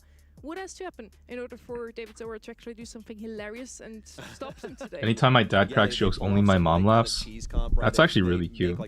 God, I need a relationship like that. Get like a Doug comp going on in Gold Arm Gulch. I think we've seen these players like try and pull this off in monthly finals before, and I've also seen. Honestly, your dad has like the greatest audience, the only audience he needs. That was a bug, and it's been fixed several months ago. Yeah, things can happen in the BSC, right? This is the thing. I think a lot, to answer your question, Sonny, a lot has to happen, or a lot has to go wrong for Team. They aren't funny to me or my sister. To do this. I kind of worry a little bit in that regard because I think it's kind of less about what David's Aura have to do and more about like. You know, I wonder if that is actually though an age thing. Like maybe you're just not old enough to appreciate it. Because like I thought about it. I've seen these TikToks and like reels of parents like pranking their kids, and it low-key is funny. But I think if I was the kid, I would not find it funny, you know? Like I saw a dad that was intentionally quoting like Gen Z brain rot slang, and the kids were getting super embarrassed. Like the dad was saying like 6'7". Oh man, sweetheart, that's such a 6'7" move. And like the dad was obviously fucking with the kid, but the kid thought the dad was being serious and was getting like super embarrassed. And I thought that shit was actually like kind of funny. But I realized like, oh, the kid probably thinks the dad is being serious. That's called becoming older. No, yeah, like that is actually funny, but I don't think the kids would find it funny. Like that's the thing. Stumbled on the other half of that split, on the other half of Brawl Cup, and now they've picked up the pieces. They've gotten a monthly finals victory. Like if I was a parent, God forbid, you know, the poor woman that has to deal with me. But if I was a parent, I would probably fuck with my kids too. Like whatever slang is going like I guess the equivalent would be like, oh man, hey baby, did you really crack that hoe at school today? Like just saying stupid shit. Like hey honey, how was Folk Valley today? Did you really 21 Savage it up? Dap me up, pal. You know, that would be so peak. And then show up to school and just have like EFN or ERN gay funk playing. Maybe that would be going too far. Wouldn't that be a nice poetic thing to kind of see as a potential semi-finals? We're getting ahead of ourselves. How was school, Sunyan? Hey, Sunyan Ring, how was school today? Oh fuck. Boy, was your school day mango tough? Oh, that's great. That's if your parents said that shit to you, that would be so funny to them. But like, that would probably be like horrifying to witness. Call him son, so who are in front of his friends do. Oh fuck! Wow, that's crazy. Yeah, the Kier Starmer 6-7 meme. Oh my god. That shit got him. I think that shit actually lost him like favorability in Britain, no? Like, isn't that the reason he resigned? Holy.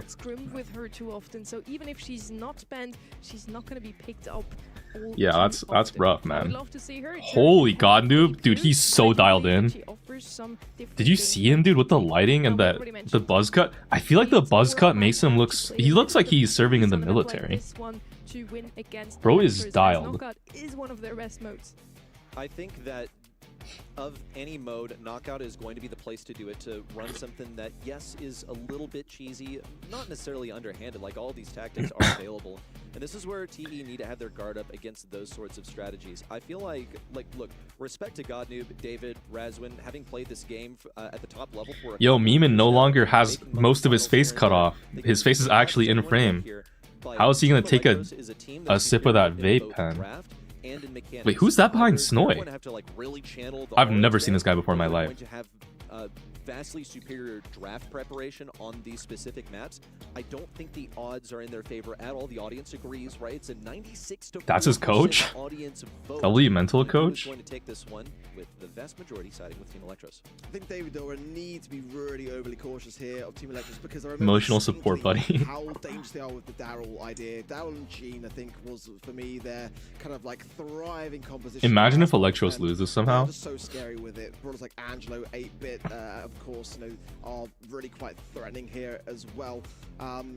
Certainly. Okay, you have to give it to David Zora though. David and Godnoob are like low-key mogging. Like Godnoob is over here with like an insane aura with the sunlight from behind him, giving him like a heavenly aura here. And the plant too, the aesthetic Asian ancient chair, antique. And Snowy's just in his room with his friends, typing on Discord, probably pinging everyone on his server. Chat, I might cooked. Cricket 1. Specifically, I feel like also just like playing something synergistic is going to be a surefire way of doing this. That's just my personal. I thought you don't fuck with plants. I've been warming up to them, just like, you know, like just visually, it's like a mental health booster. But I don't like the fruit flies. David is mogging, bro. Holy. Some snipers too, Meeple and Angelo. Yeah, Meeple's a really interesting one actually for me as well. I think very versatile. I think having that ability to immediately break bush with the mentions of Meeple. Wow, nobody has a good frame? Dude, these are pro players. I don't think they care. They're doing it because they have to, not because they want to. Immediate back potential. We're going to be getting into what the draft actually transpires. Oh, we just skipped the draft? Bro! Production. Oh my god, man. Okay. Oh my god. Oh my god. What is going on? Why is Starnova open and in play and picked? It's a 2v1. Yo, Meeman gadgeted. He's fucked. Yeah, okay, this is a little bad for Meeman. He can use his super to get a bunch of damage here. Godnoob trying to do his best. Oh my god. What the fuck is going on, dude? Because look at some of the matchups over here. You're playing into Leon and 8-bit, who both fire a bunch of projectiles. This looks like a GG game and a half. Okay, so Snoy gadgeted early to get a kill, traded out by Godnoob, and then somehow Doing died on the Leon, so strange. But they do have LARP Nova and 8-bit, so they should kind of have like the broken brawlers in the game. The problem though, I will say, is Razwin is on Pearl. I think the Pearl is low-key like solid tech in the Star Nova. Gets beamed down though, holy shit, by 8-bit. There was really scary. Good job from Electros there. So 3v2 should be hard for David Zora to win, but they do have the fan favorite GG pick. So who knows, guys. Everybody in my chat always swears that GG is like a goated pick every single time. Can you tell me what a win condition is in Brawl Stars? A win condition is whatever secures the objective. So in Brawl Ball, a win condition might be... Well, okay, it's a little vague to say that. But like, you could have a win condition, let's say in Heist, a win condition could be like getting the high safe down. So you pick like K's or whatever, or Colts, right? Someone who has a lot of damage that can get on the safe. But it can get a little bit more complicated than that because, especially when it gets to control-based game modes, the win condition might be picking up the gems, but you need to hold the gems, right? And against brawlers that can steal the gems, you might not really be able to do that. So like the brawlers that steal the gems might be like the win condition, like a hypercharge brawler. Big turret there to just completely nullify the GG hyper. Holy shit, that was really big. It also, win conditions can change in a game depending on the compositions. So specifically in this comp here, I would say Electros' win condition is just getting Snowy to beam someone with 8-bit turret. Or having Star Nova even just catch someone off guard with the super. Like, Mibin tried to do it, but didn't quite get it. David's Aura's win condition, though, is they need to bait Star Nova turret and like try to kill 8-bit turret and get him to waste it. And also get GG get a kill. It's like, it's kind of hard. Oh my god, I was so fucking close. Like, it's a messy game. They just have to try to...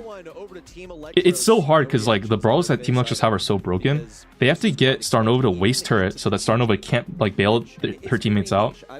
And they need to not make sure 8-bit doesn't have damage share, because if the damage share does up, they just get shredded. So it's like Electros have, like, too many broken things. Like, I feel like not Godnoob, David Zora have a really hard time here in finding an opening. Yeah, I don't think it's not a pick that I absolutely hated anyway. I think that we're actually seeing it play pretty well. Why did they not ban Star Nova? I have no idea. Because we don't know, because we didn't see what the bans were. I don't know why production fucked the draft up. My guess here is what happened is they must have gone like Star Nova 1, and then David Zora picked 2, 3, Pearl, and Byron. And then 4, 5 probably was Leon plus 8-bit, is my guess. Oh my god, okay. Godnoob did a really good job there. So there, the Star Nova turret went out, it didn't do anything, and then Godnoob was able to get the kill. That was well played. Kind of out of position there from the LARP Nova. Yeah, and then last pick GG, specifically to counter pick, I think 8-bit plus Leon is my guess as to what happened. Godnoob is doing a decent job though. Technically, it's still winnable if Snowy gets a nice gadget, but looks like they just fed GG Hyper, so that should be GG. First round goes to David Zora here. What's the global bans? I don't remember. I think they must have shown it. I don't know.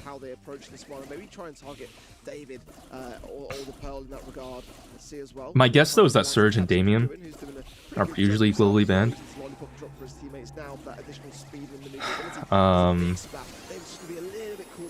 GG gets another nice super there, just kind of going in and out. And then now here they bait the Star Nova super, or I mean the turret, and 8-bit doesn't have turret, right? So that's kind of like their main goal, is to bait the Star Nova turret and then get a kill then. Unfortunately though, GG gets out of position though when she supers in like that, and then Lena was able to take advantage of it and get a kill. So now, after some trades, it's a 2v1. Pretty easy kill. And now Meeman has super, Snowy has turret. Star Nova is going to always have her gadget as well on hand, and this is pretty scary for David Zora right now. I think Meeman is doing a good job of at least just positioning, and also the Duin on Leon here, the positioning from him is actually pretty solid as well. He's always like kind of catching Godnoob out. Oh my fucking god. Yikes, yo. Guys, I swear to God, this is what always happens when I see a GG in the 8-bit matchup. Guys, what just happened there is literally what happens every time I see someone go GG into 8-bit. The 8-bit just turrets and one-shots GG as she teleports in. It's literally choreographed. Because, like, when GG teleports in, it shows the circle where she's gonna land. Other jumping brawlers like Edgar don't do that. It's just Gigi, and so when she teleports in, you can literally just pre-fire it, and they just get one shot sometimes. Especially 8-bit with the damage output. This Gigi's buns, bro. It's God noob. He's a competitive player. He's literally a pro. like you don't understand, bro. Like it's not that the player is bad. The brawler is just she's just limited in what she can do. It's very heads up for them to go for something like this in such a high stakes match as well. They've prepared so much just to face it. Yeah, I mean that's just crazy. Finals, and they decide to gamble on the GG in their map selection. I have to applaud them, and it's not even just like me trying to be nice because they're versus seed number 2. I think this was legitimately competitive. Like if we're being kind of totally real here, I don't know how Electros got away with picking Star Nova and 8-bit in a game. Guys, what are these picks, dog? How did they let LARP, Nova, and 8-bit on one team? Sort of through the round, if we're being honest. Yeah, touch. But at the same time, we're getting 5 kills in Knockout, which is a game mode predominantly about kills. Yeah. I mean, that's the same as a Star Nova, who's, you know, basically a top 3 brawler in the meta right now. So how is the World Cup game going? Bro, they're on 83 minutes in, no goals. This is the most uninteresting World Finals ever. What is going on?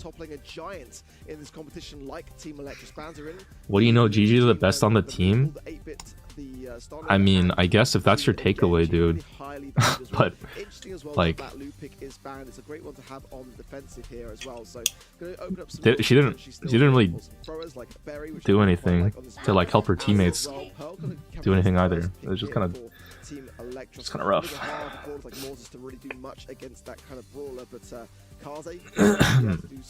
He blocking like the GG wasn't doing great the rest of the game and then somehow died after going for a 3v1 for some reason into AP turret. Like, of course that's gonna happen. Yeah, I mean, if it goes to smoke though, keep in mind they have 8-bit turret and Star Nova super and Star Nova turret as well. Like, if it went into gas, the problem was that David Zora's teammates were just gonna get shredded in the smoke. Like he had to, I guess, try to make some space there.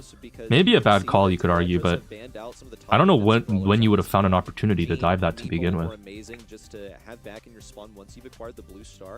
But no one has decided to go for that blue star. You could argue that maybe David Zora's comp just sucked or whatever, but also, like, keep in mind, they specifically did leave LARP Nova open, as well as 8-bit, and so you can assume they must have had a plan that they thought would work, but GG just was not enough, and neither was the Pearl, I guess, or the Byron.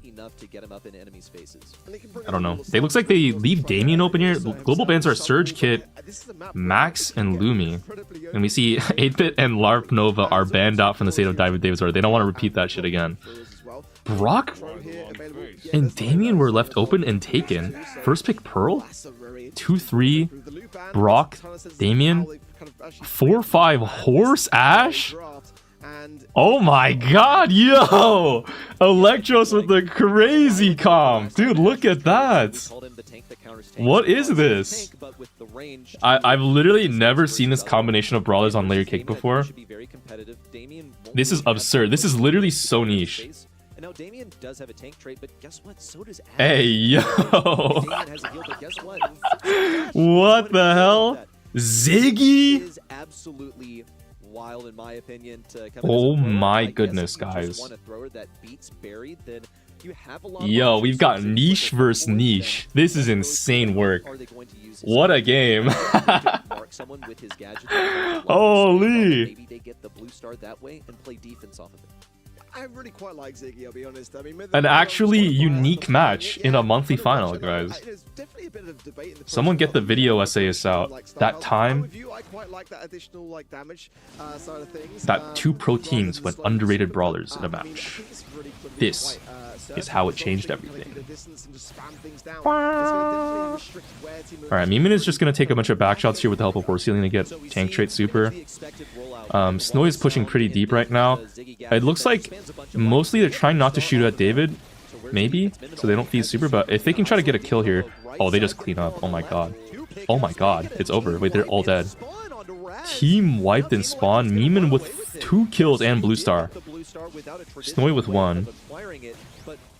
Alright, now Damien has halfway to super, so if they shoot at him anymore, he's gonna get it.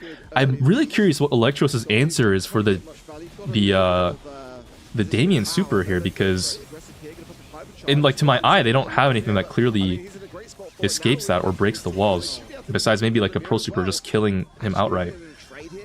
Trading the Ashe, not ideal for Electros because Ashe was with 4 stars and had blue.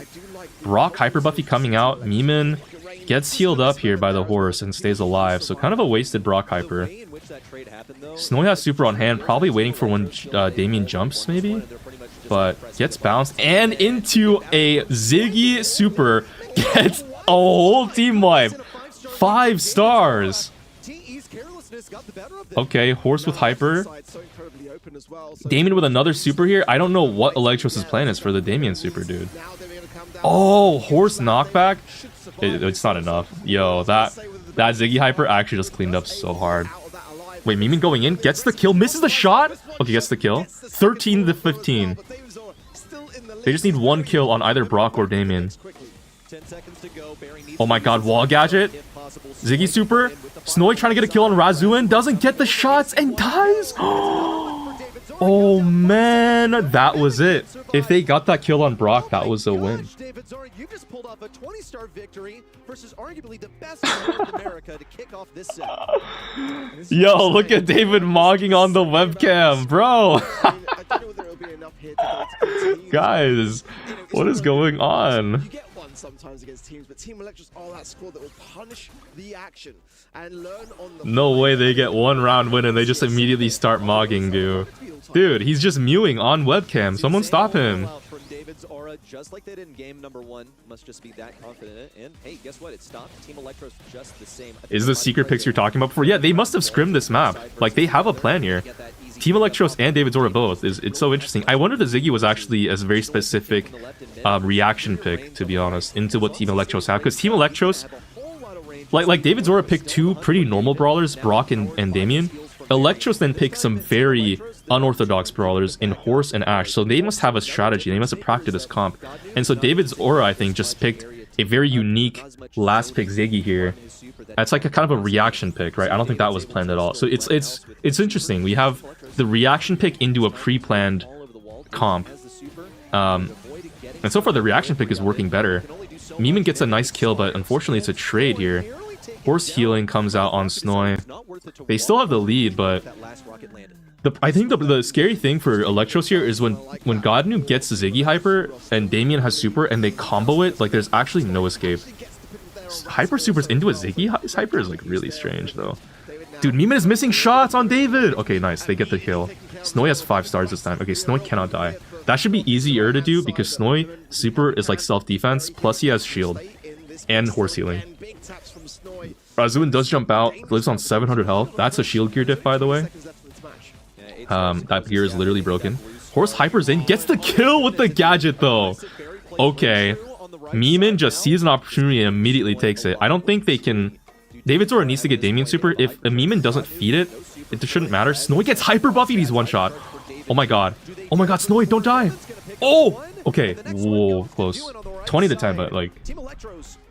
They do manage to get the kills they need to hold it down. Okay, it's 1-1 now. Yo.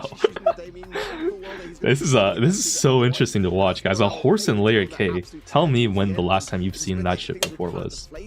On the side there of David Zora in those final moments, but this is what I was saying, you know, do Team Electros give David Zora the set? I think they're starting to really get into the flow of this game, and immediately at the back, look at that aggression there from Snowy, despite...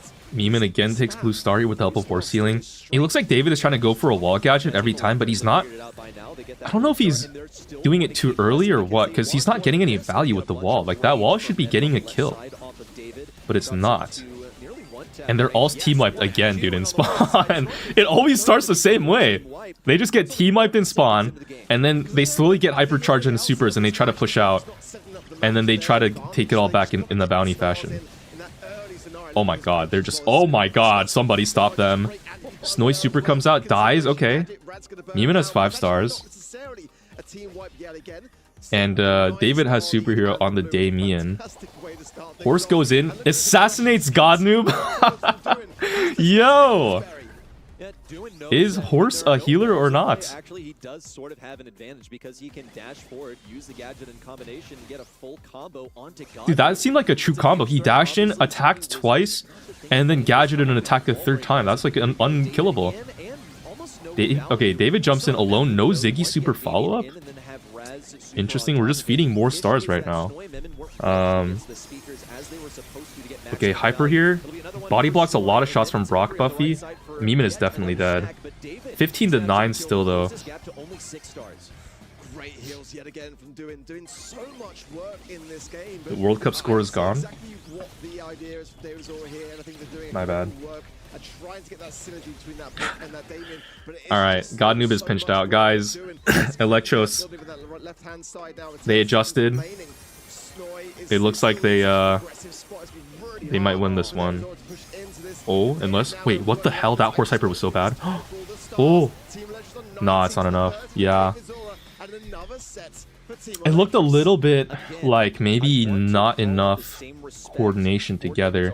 Ziggy was never able to get the super in with the Damien jump. That was tough.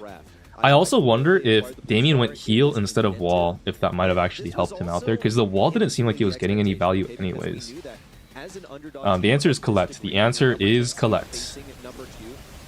Got to come up with some creative draft that Team Electros cannot spot. But Team Electros, but who cares if they saw it in advance? They reacted in the moment. They just have that intuition to know that actually Barry is able to dip this, especially if I have a side. That is so weird, guys. That Horse Ash combo is so weird. Is that not the weirdest shit you've ever seen? I've never, I would never expect it to work this well. You gotta think that just must be good into so many combinations of options that David's Aura could have gone. Because Electros picked this shit so confidently into a Damien, no less.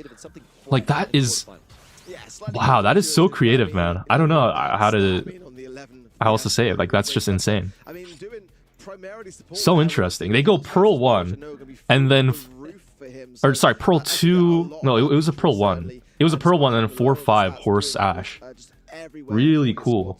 Ash plus healer has always been a strat? Yeah, okay, bro. Tell me the last time you've seen this shit on Layer Cake with Horse as the healer. But again, with that gadget with Damien, you can kind of bring some of those walls back as well. Pit Stop is definitely a map which has got a ton of those. It's got to be said. Like, it's a good synergy, don't get me wrong. It's just so uncommon. Like, it's just like you never see this. It's so cool. Of course, the kit being globally banned going to be one of those that's out the mix already. I understand Brock's hyper is broken, but why pick him on the map? So Brock, the Brock gadget and wall break ability and the super rework just makes him so consistent. He has jump gadget too, which makes him hard to kill for aggro brawlers. Brock is really good in basically most maps and modes, and you can synergize him with like a lot of other brawlers like snipers and stuff, and combo it with, like, you know, in theory, like a Meeple or a Damien jump too. Like, you should be able to trap them inside and just Brock super them and fuck them. And the Hyper Buffy is broken. Like, that is good. So, like, that should just be alone justification enough to pick him on Layer Cake. I pick him in Layer Cake all the time. But that is, like, Electros just played that so well with a really unique combo. Again, going the Horse here. Edgar Horse Lu on Pit Stop. Okay, so they have Lu defense, Horse, and Edgar aggro. David's Aura with Otis defense, K's plus, I guess, another aggro brawler they probably need. Who do they go? Buzz is banned. Miko's open. Oh no, Miko's banned. Cord banned. Rico? Okay. Yeah. That's okay. We'll see. Argentina got a red card, really? Yo, that's the Messi div. The refs are all carding the Spanish team. Because, guys, the plot needs Messi to win another World Cup. Like, let's be so real. Accidentally punch the little like gumball machine that you spawn because he has piercing shots. So there's potential for that to be played around in the individual matchup, but I don't love the Rico's matchups so much. I think he should be able to hold down a lane versus a Lu, and that's about it. They're not able to get that nailed down. Okay, Snowy needs to hit every shot here on those Ks. We don't get to see it happen. But Edgar is getting some nice damage on safe. Dodging a lot of God Noob's shots. And Horse gets gadget on safe too. This is going to be so much value. Looks like the K's only got 6% as well. Yo, Snowy is cooking. That's a lot. That's a lot of defense there from Snowy there to prevent the K's from getting any damage. Horse again gets another shot on safe. That should take shield crack. I think. Wait, Horse isn't using the gadget? Oh, he's on defense now? That's not good. Snowy died. Shield crack taken. Neiman tries to jump the gadget, or I mean, sorry, the mute super, but Godnoob is really patient. He waited for that. Nice read. Snowy with another freeze, preventing Case from getting any more damage. Has Slew super on hand now. Edgar walking up right now. Horse is again just kind of difficult for right now for David's Order to put out. I really don't know about the Rico pick at all, because the Rico doesn't really do that much into a Horse. And into Edgar, it's the same thing. Like, I don't really know. Okay, bad super here. A hyper from Dwayne, unless that was intentional to not travel at all and get stuck on a wall. But it doesn't even matter. Yo, Electros. Dude, oh my god. They just look so good. Got me blushing and shit. Like, I'm just looking at the top of Meeman's head, bro. Why do I just see like a bush? There's a black fuzz ball on my screen. The more he locks in, the more he sinks into his couch, guys. Is that the strat? To be in the fetal position? So you utilize even more of those young stem cell genes to just dial in even harder? Oh my god, all three of Electros are bum rushing the safe right now. Dude, it's so cooked. Horse healing too. Meeman's not even dead. Okay, he does get triple crit. Maybe bad movement here from Neiman. But Horse is still, like, he can just play Ring Around the Rosie with this Otis all day. Neiman is here on defense, though, against David Zora's comp here. Snowy died, that's why he was on respawn. Get some nice shots on K's. Perfect shots, actually. He killed K's in 3 ammo there, even with her dashing. And then supers to get the Otis away. Yeah, Electros are literally 25% from winning this whole match. It's over. GG, man. It's literally GG. Yo. Alright, what is that? Hold up, that's me on the interview. In the interview, I had low cortisol. Alright. No cortisol spikes today. Cross your fingers. Bro, low cortisol gaming? Catching some shade, you know. that's not shade. I actually take that as a huge compliment if I inflict no. The AI generated image is wild. That actually consumed like 3 buckets of water. Unfortunately, Aura was not enough to win. I love attention. Put me in more. I mean, a very, very solid. You know, the first, okay, the second, I think David's Aura for sure. the second game looked closer, but 1 and 3 were just like hard sweeps. And even the second game, like Electros still kind of had it under wraps. Dude, like, that's just a sweep. That's a clean 3-0 sweep. Pretty cool. Change the outcome? What's that? You don't know how to do it? Absolutely insane stuff from Team Electros, and they are just cooking today so far. Memon for the second time in a row with the most kills, but he was also on that fleshy brawl. Change outcome? What do you don't know how to do it? Lazy Butter's here. Again today, they need to win it all today. Oh, you voted, so you're not allowed to choose, bro. Steph, what are you doing? 3-0, 3-1, 3-0. This fourth one better be a bit closer, Kenny. And I think it will be. If any of the quarterfinals are going to be a banger today, I feel like it's this one. Vatic, of course, with a ton of stakes in this situation. God Noob's team is so good, but like not at the same time. It's weird. I don't know. Okay, so that's just called like skill diff. Like God's Noob team is good, but Electro's team is better. That's what it is, right? Like that you have to like they're a great team and they're great players, but Electros are even better than that. So that's why Electros win. Like the difference is literally heaven and earth over here. But even God Noob's team would probably be a heaven and earth difference between them and like an average pro player, like a pro ranked player, which is kind of wild. Play recently. I think that they are starting to gain their flow again. We've seen a lot of roster changes in this region for sure. I think this year probably more than Didn't vote Snoy. I'm just trying to vote honestly, guys. It takes some time to kind of get those. I say as I vote for Legacy to win over Vatic. Trust though. Okay, Legacy have it.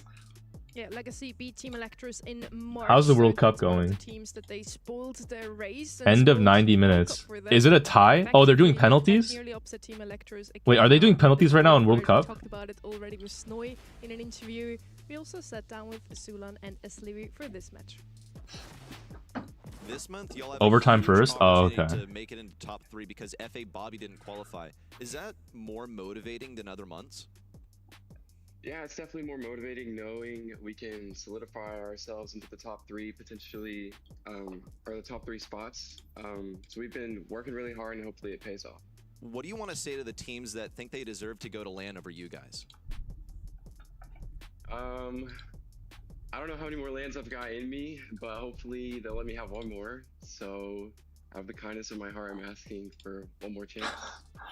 So, Zion, this month you guys decided to trade Rafiki for Zimp. Walk me through that decision and how it's actually worked out for your team. Guys, Legacy have Zemp. Okay, I have to vote for them. I gotta be a real one for the Zemp homeboy. Rafiki sort of had the same roles. Vatic are a great team though. I can't really go into details on what happened, but ultimately me and Zeus, you know, did the decision of taking Zemp in, and we're gonna continue with Zemp for the last 2 months. Hope we can do well. And would you say that continuing with Zemp has worked out better for you than with Rafiki? I would say yes. Recently, I think we've been more comfortable playing with Zemp, so I would say yes. So Ziolan, you're one of the longest standing top players in North America. And just recently we saw another top player, Bobby, announce his retirement at the end of the year. Has that caused you to reflect on your career? 100%. I've definitely thought about retiring. It has crossed my mind. Looking forward into the future, it really depends on the org scene in North America. Out of all the regions, North America has been left behind by a lot, so it truly depends on how next year looks. If it's sort of the same, I'm probably retiring, yes. Okay. You guys have made some major upsets happen this year. Is there anything you want to say about your upset potential today? Yeah, I mean, I think we look pretty solid. I think we can do it. I think one of the things me and Zeus think about the most is if we actually pull through and win it all, it'll be probably, I think, the hardest win in monthly final history, since considering all the teams we face leading to finals. So that's, I guess, our goal, and to see if we can get a few wins. We saw in Zulan's classes, Brawl Stars was actually already open, so gotta commend him for that. He's locked in already. They faced each other already, those two teams here. Legacy almost played spoil. I love Chipotle, man. In June. It was a I need a sponsorship from them, dude. All the way to the I would rep that shit so hard. Showed up with some, in particular, really good drops. Chipotle W, man. Fuck. I could actually eat Chipotle every day, and I'm not kidding. My sodium levels will be this is a team sky high, but I'll be happy. I feel like they play better than what the standings show. I think they've got a lot of potential in them. I think this region has like a top 4 in terms of the standings. Swimming for Zemp, even though he made Bobby retire indirectly, is crazy work. Okay, but I feel like Legacy might be that number 5 team, or maybe even it's like, you know, in terms of a power ranking, if you will. I don't think there's any hard feelings in competitive play like that. To make it into LCQ, ready to lock in that spot. Like Bobby and OG are friends, and I'm pretty sure Bobby lost to OG. I think. Or was it Victe? I don't remember. They are a team which are renowned for spoiling the fun. They just absolutely are. I mean, even this month in qualifiers, getting a 2-3 scoreline against Team Electros, they almost qualified through the upper bracket had they won that. Where's True Gold Buddha? Well, we got the World Cup cam. Different in that regard. I think that for me, Legacy, I mean, can we touch as well the fact that Zulan just like said to report already that he's rooting for World Cup. Retiring. That's massive for me. I mean, Zulan is an absolute OG in the scene. I'm rooting for worried, like when a lot of these guys I should stop rage baiting, dude. I LARP too hard. I don't really care. How valuable the time is that we've got this season, and getting the results in, it's never been harder. I think this season's been quite brutal, and just like, you know, keep your heads up, guys. Come on, like we want to see you back, and we want to see you kind of keep thriving on, because bless me. we sort of grew up with on the scene. Yeah, we have 4 FA teams this month in NA, so Orcs pick up some of these teams. They can still make it to the World Finals and also LCQ, so get them as long as they're still hot, something like that. And Zulan, please don't retire. You've been too good for the last couple of years already. Not going to Worlds again this year as they are mathematically out of postseason already. But you never know what can happen, you know? Maybe he can join another challenger team, make it through that as well, or we're just gonna see you again next year. Golden Gulch, Hard Rock Mine, and then Open Business are the maps. We start again on Golden Gulch. Thank God we don't have layer cake and pit stop, man. Those maps are I think this is schlop. going to be setting up for a fun one too. Hard Rock Mine's been one of my favorites just because of the long-standing tradition that it has had in Brawl Esports, but additionally, new meta. Lark Nova and Surge bans, that makes a lot of sense. We also see Max and Crow banned out, also very fair. 8-bit escapes as well as Damien, so those will have to be manually banned out, but overall, really good global bans, because those are like basically always solid brawlers on every map and mode, if not the most broken ones.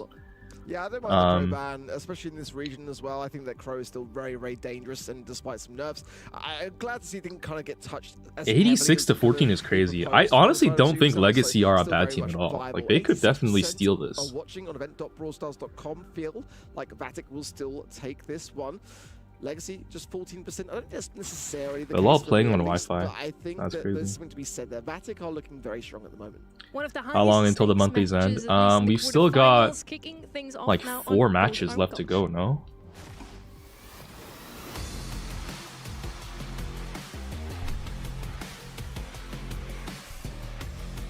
You've got 1, 2, 3, 4, yeah, 4 matches left. Very important note here as well. Through the global bans, Damien once again. He was picked up a couple of times in the previous one, was globally banned. The propeller hat on Bilal is wild. In every single region so Are those far comfy? in NA. This is already the 2nd time he's open. I'll also add on to the spinny cap with a monster and like that, the energy drink in hand, like that's a crazy combination out of the young man. Just staggering on the player cam instantly. And a Charlie early too, so I'm curious to see what these bans are. That's a to kind of provoke that pick. Leon, you know? That's fair. Yeah, that is literally a hypercharged Leon. He was rocking it last month as well. Like, so, like, Yo, it's okay, wear this all. You'll get Nori in 1 month. Everything will be okay, man. As we know, it's a really, really strong counter to Damien, so that's already immediately on the cards there for Vatic. So I quite like where they're going and at least thinking on that Okay, side. Charlie first on Gold Arm is interesting. Instant Cheong, which is going to be good to pierce the Charlie pets. So Charlie might just straight up switch to Cocoon Gadget after that. Sometimes you get like an Ollie pairing with Zemp that as is... well, which could be interesting No, to it's see. Patchy that was really good on Cheong. Zemp is... ability to also. But, yeah, I quite like I don't know, I the think he's Charlie just really good on a lot of brawlers. I'm really curious to see what they decide to go A here. couple of options still left open that we've seen They them could play go- often in scrims, Pierce, Rico, 2 of those, and I don't mind They could go Griff if they want to, just to have the wall break advantage. Because most wall break options are banned, including Pearl. Kit also... Really solid pickup here, actually. That's just gonna prevent a lot of cringe cheese comps. Because Damien is still open, actually. Turning things around when the smoke comes in. As is Edgar and most Vision assassins. just has a harder time here, so I wonder if somebody Well, I've really not seen Meg. I thought she was top 5. She just is not favored in NA for some reason. I honestly, personally don't like playing Meg either. I don't know. I think I've seen Meg a lot in APAC. I think she was picked a lot in EMEA, maybe? I don't remember that too well, but... Or no, she was picked a lot in South America. Was Meg picked in Europe, guys? Do you guys remember? Because I don't remember it too much. Ooh. Vatic still go Grey Dog Cheese. Yeah, Meg was played a lot in South America and in the Asia region. But not so much in NA at all. I actually believe, by the way, that Vatic is wearing those 2 caps because we called them coming into the season. Spain just made a goal? Really? Now they're kind of showing us here that they're taking their roles. Like, the thing is, Meg, after her hypercharge nerfs, they're just kind of hard to... She's just hard to get supers, and she can be very easily countered by, like, high damage. Not easily, I guess, but, like, she's manageable. like it, especially into that dog. But with Meg, I feel like whenever I play her, I'm just feeding super and I don't get any damage. But could be a skill issue. So Legacy Esports going to be doing it their best, but they robbed Spain of a goal. Was it offsides or something? That's funny. God, the refs are never escaping the rigged allegations. Is a must. Is pressing times for Unk and his two, kind of upstart. Are our casters any good at the game or are just good at yapping? A little bit of the latter, but they're not bad at the game. If you watch a lot of competitive, you'll have a good understanding of the game even if you don't play.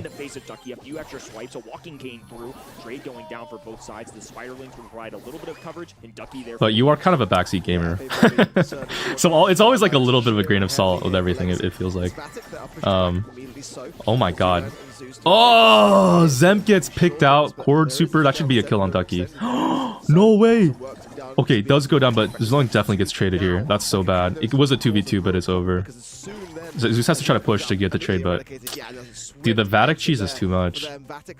I'm surprised they went Cord here as their answer into the cheese instead of...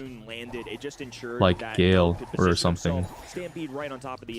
Or Lu. Was Lu banned? I feel like Lu could have been decent, but I don't know.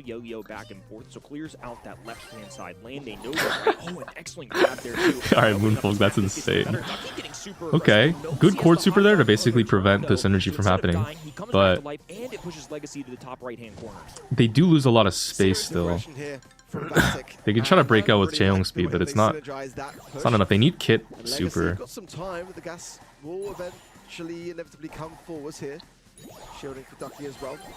Oh no, Zemp. Oh, Zemp, bro, no.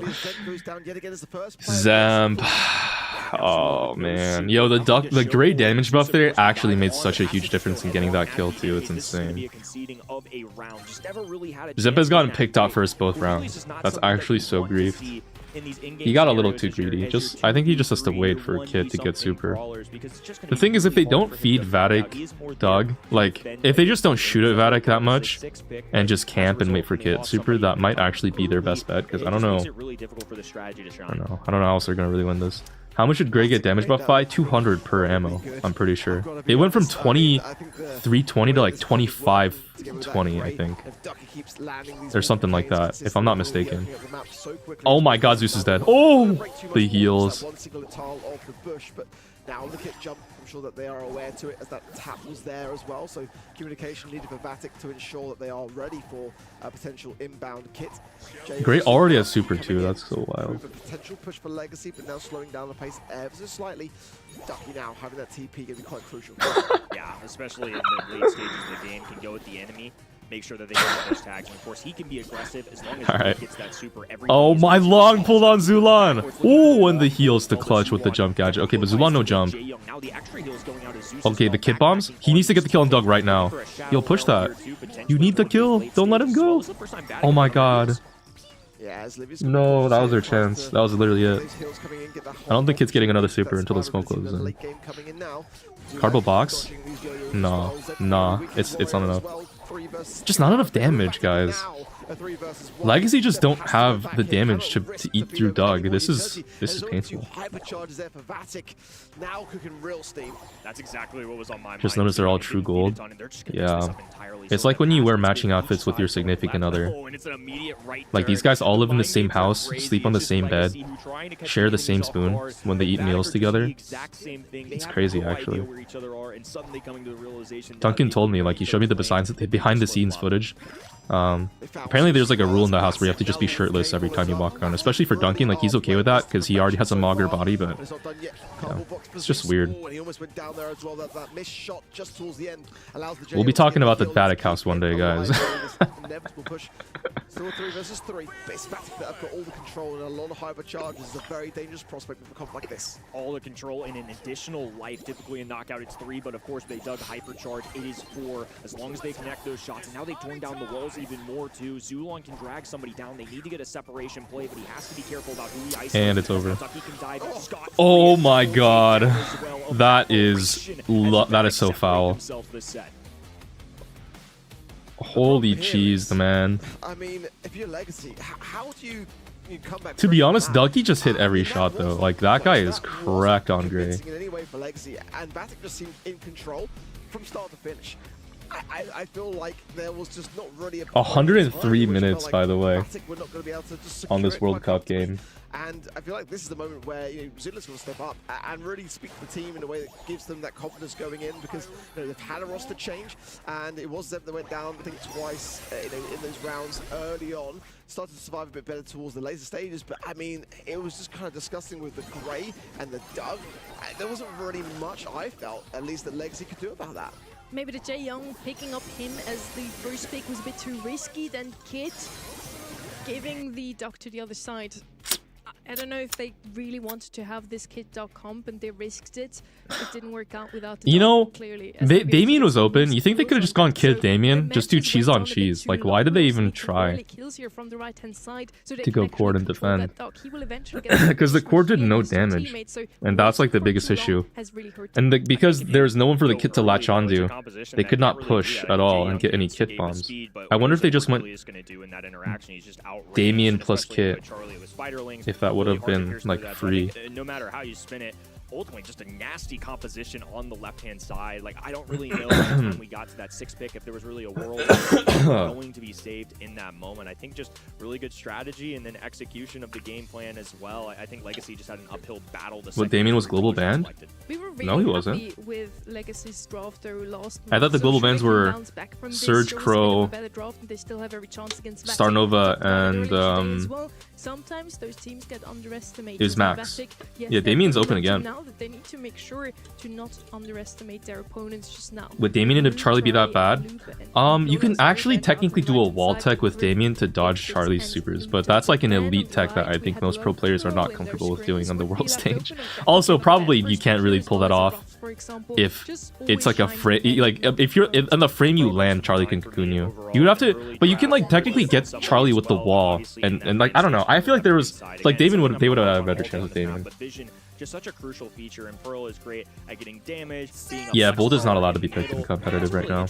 It'll be ready next month. Typically, that incendiary gadget does give you great vision, and Sandy, of course, benefits Zemp with the Pearl. With the Sandstorm, the fanning shot from Pearl should be quite good to that. But you see a 2-3 Sandy Stew on Hardcock mine. Damien is again open. And I don't really personally think that Vatic have any brawlers for it if they want to take it. Webcam laggy? Oh. Yo. Ready Set gifted sub courtesy of Emoji Shrug on the 4-month. Yeah, Ready Set listening to my commentary. Hardcock mine. Yeah, man, so what? Let me reset my camera. America seems a bit sheepish towards that brawler today. Those are the 2 brawlers that I mentioned coming. Ready, so am I ready for the monthly finals commentary? I swear I will not. I will say hardcock mine only once, and it'll be a misspeak. We'll play it off. Obviously, that Stu is potentially gonna play gem carry on the left. Then, as we mentioned, Pearl has a lot more range, and she also has that survivability, because if they still decide to come with something aggressive on the left, we saw Ash come out at times on Hard Rock Mine, that Pearl just has a super eventually, and guys, Legacy don't have any flip brawlers. Like, I guess neither do Vatic. Both teams went super control, but I think Sandy usually wins the control. Like, I don't know how to feel about this one. So I think some pretty good shouts from both of these squads. I don't think this is an insta win for either team, but I really like the control base that the side of like not a single Lily pick, not a single Damien pick. Like both teams just growing really passive brawlers, or Mo even. Like I don't know about this one, man. By any of those brawlers, I think this could be a Legacy bounce back potentially. Yeah, I agree. I think especially if the Ruffs has a good game on the side there of Legacy. We'll see how Legacy do, but the Stu is going to be hard to push out of the mid too. I don't know if Pearl beats Stu that well. Ducky has been kind of nasty so far. Rico is going the slow gadget. We'll see how that goes. Looking to see how quickly Zeus can get those supers down on the map. I'm assuming that he's going with the wall break here. We'll see shortly enough. Looks like it. Yep. There you go. And especially pick out of his Livy too. Love seeing him operate this Rico, something he's done to perfection for many years in his. Okay, Zeus is powering up his team. Maybe a stat diff. They can win with a stat diff maybe, but I don't know, man. If they waste this rough street, it might be doomed. This is so far Livy speeded up like crazy right now. Gets the kill. Ducky grabs the gem. In a 3v2, I think Belal could honestly push up more. I guess he doesn't want to feed Pearl or something? I don't really know what that's about. But Belal is struggling to get hits right now for a super. Oh, gets a nice kill there. Can take the grass here if he walks to the left. But looks like he's just holding that positioning there to try to shoot the Nita and keep her in place. Nice gadget there. Gets another solid hit. I think he's like, what, 3 hits away from super? Ducky supers onto Zeus. No bags for a bit. I think Ducky can get that kill. Ooh, misses the shot. Zeus also wastes gadget though, so that kind of is worth.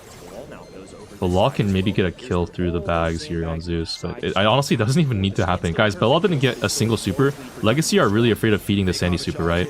Sandy still gets it though, and at this point, it's GG. Like, even if Sandy didn't have super though, Ducky was winning the mid with Stu. Like, I don't... Guys, I don't know. This shit is... Legacy's comp is just so weird. I don't like it. Really don't like it. Heard nothing for the last 2 minutes because our product manager saw my dono message and I had to hide my iPad. Yo. Ready said, don't get in trouble, bro. That's crazy. Stay safe out there, Ready said. I think it makes sense that they want that going into this. How did the product manager see your dono message? You want to take away the advantage that he has on this map, put Sandy out in the open a little bit more, but Ducky did a good job of maneuvering through that open space, and more importantly, I think the whole squad of Vatic just never really gave Zulon a fighting chance. I noticed as well that, interestingly, as Livy's running Bouncy Castle too, maybe for the rough sandbags to get that additional damage spray to eradicate them quickly, as that does seem to be something which does slow down Rico ever so slightly. Interesting though, it's Rico and Stu both in mid, but Zulon is not pushing up the side lane at all. Now he's doing it, but it took him a little bit. I guess once he's in this corner, he doesn't necessarily beat the Rico. Rico does get pinched out though, so maybe this is a chance for Zulon to actually be a little bit useful. Zulon, still gets taken down by Rico. Does bring Rico to 1, but Belal gets a really nice kill as well, and it's over, man. Oh my god, it's so over. Yo, Legacy, the comps, bruh. The comps gotta be good. Production is watching you, looking for a new caster. I can offer solid, accurate, ego-driven commentary where I just predict all of the brawlers that the enemies or the players take, and if I'm wrong, I just say, well, they're dumb, and then I just criticize the players for the whole stream and sound super negative and mean. Is that W casting, guys? Ooh. As Livy does have hyper buffy. Bro, Belal... Not Belal. Zulon just looks like he's just struggling right now. Like, I don't know what the Nita pick is for. If they just went like a Lily or something instead, that would have been so good. As Livy's survivability on 116 HP continues as well. The range perfectly done as well. And now look at this. Dude, as Livy is so fast right now. He's an actual glass cannon. Just like outranging everybody and out movement speeding them. Like he's just like clipping everybody, dude. How do you even deal with this? Nita was meant to counter Sandy and abuse the enemy team low DPS brawlers. I mean, you could do that with an actual aggro brawler though, you know? Like, why Nita? I don't know. This did not look close. Just a hard stomp. Ugh. Aggro brawlers feed Sandy too much. Well, I mean a Lily though. I mean maybe. But I think going control into Sandy is not winning anyways. It just looked bad. 6-7, that was YDE? YDE's with you? Wait, that's crazy. Yo, YDE, I used to watch your vids when I was growing up. Not to make you feel old or anything. Like back when I was in elementary school, I used to watch all of your vids every day.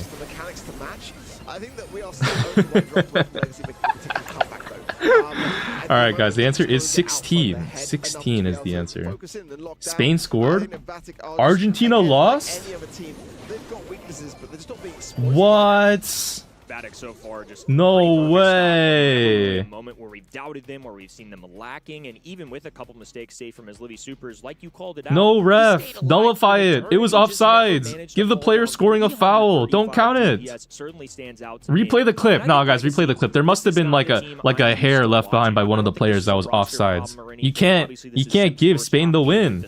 But I just know they're capable of better. Things going good so far. That's not fair. Like you said, one good draft away. But Messi, I should not make that joke. Messi's the GOAT. Come on. Beaten some top teams in the region. I want to see them dig deep here. Would love to see this drug on to at least 4. This one would definitely be winnable. I liked the draft a lot, and especially that Nita should have had a bit more value into a Sandy and a Stu.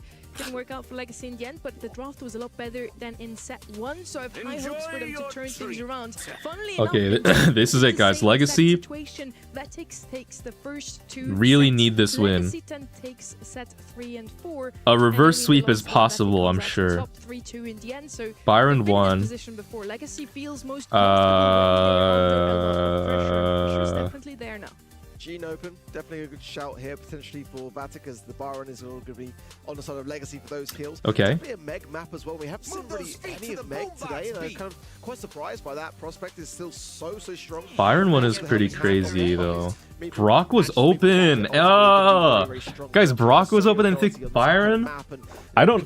If you ask me why, I would not be able to tell you an answer. I don't know about this one. I mean, maybe they might be trying to go for a synergy here. Damien is still open and has yet to be picked. Damien could be a solid pickup here. A Byron Damien plus like Otis, or yeah, Otis, and then it's just like that's a good comp. Or they could Pearl. Ooh, Byron Damien Pearl could be good. Yeah, okay, they just decide to go all in here, and then I think maybe a Pearl or Otis to prevent the enemies from taking it, or Bull if they want to go really crazy. Yo, Byron Damien Bull, just full send it into low DPS. We keep talking and Bounty about those brawlers. YDE is his middle name. His full name is Magnus YDE Nielsen. So far. We haven't seen too much Holy Norwegian, dude. 3 regions, it has been a thing. Is he at all related to the famous chess player? Charlie. On the left, we have nothing else. Wait, what was their last? Oh, okay. Charlie's actually good too. That'll eat meeple shots, but Brock AoE will counter that, so you gotta really make sure you time that well. But that Charlie could shot the net go down quite easily. Yeah, Charlie's a great pick there as well, because for Legacy, they have to combine it with the Damien. It's such a hard counter for Damien that they just cannot afford to leave open. They pick it anyways. Edgar. I mean, it kind of was one of those brawlers. Actually, I think I like Legacy's comp here. Finally, they have something. Damien plus Byron is always a good win condition. High and dry and just get taken care of immediately with that stun. So I think Edgar is still here, going to be very, very aggressive. I don't necessarily mind picking it in. It's like definitely gonna have, you know, the Charlie to solve, but I think that the way that Vatic are playing, so I guess they needed something for Edgar. I mean, a last pick tank counter was always what Legacy should go, because it would round their comp out, because they have Byron and Damien, but they don't have anyone for like an enemy aggro brawler. Like if Vatic go like Bull, for example, right? Like I could make Damien struggle a little bit, so they need a tank counter no matter what. It's just a question if they go Pearl, Otis, or Charlie. Charlie is the pickup here. I think that's fair. But we'll see if it's enough, because they don't have Blue Star. Zemp just needs to get a super. Oh, self cocoon. Interesting. Ooh, Belal's dead. Oh, he uses the jump thing. Guys, Damien Explosion doesn't do any damage to enemies that are in the air, and that includes Edgar jump. So Edgar barely jumped out with 1 HP. He was lit, but he lives. That's... wouldn't really make sense, but then it makes perfect sense now against the Edgar. So let's see now as the aggression of Legacy continues forwards. But now, Vatic able to come back with some defensiveness of their own. Big splash. Okay, big splash. Gets traded though. Good shot from his Livy actually. Unfortunate timing too, because it was too Rock super comes out. Oh, he's won. Cocoon, a little weird Cocoon there, because he low-key was alive, but okay, it's fine. They don't, Vatic don't push that. They could have maybe, but I don't know. Zemp has super, Zeus has super. Oh, this is it, man. Maybe wait until the last 10 seconds. Honestly, Legacy should just wait till the last 10 seconds and just try to team wipe then. they'll have Edgar hyper coming in though. So if Charlie can get a cocoon and just save it for that, I think that's the play. Damien jump, Byron super. Charlie needs to not die to Brock. A little early. Cocoon does land. No one hit with the Damien super though. And Bilal gets out alive. So that was just really bad, actually. That was terrible. That might be the worst series of events ever for Legacy. Because Zeus is alive? Wait. Oh my god! Yo, Legacy, steal it! Holy shit! Oh my god.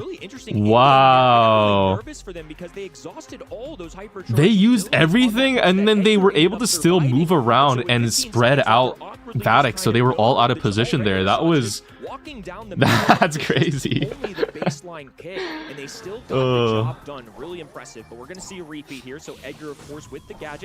Livy hyper just counters whatever they try to do.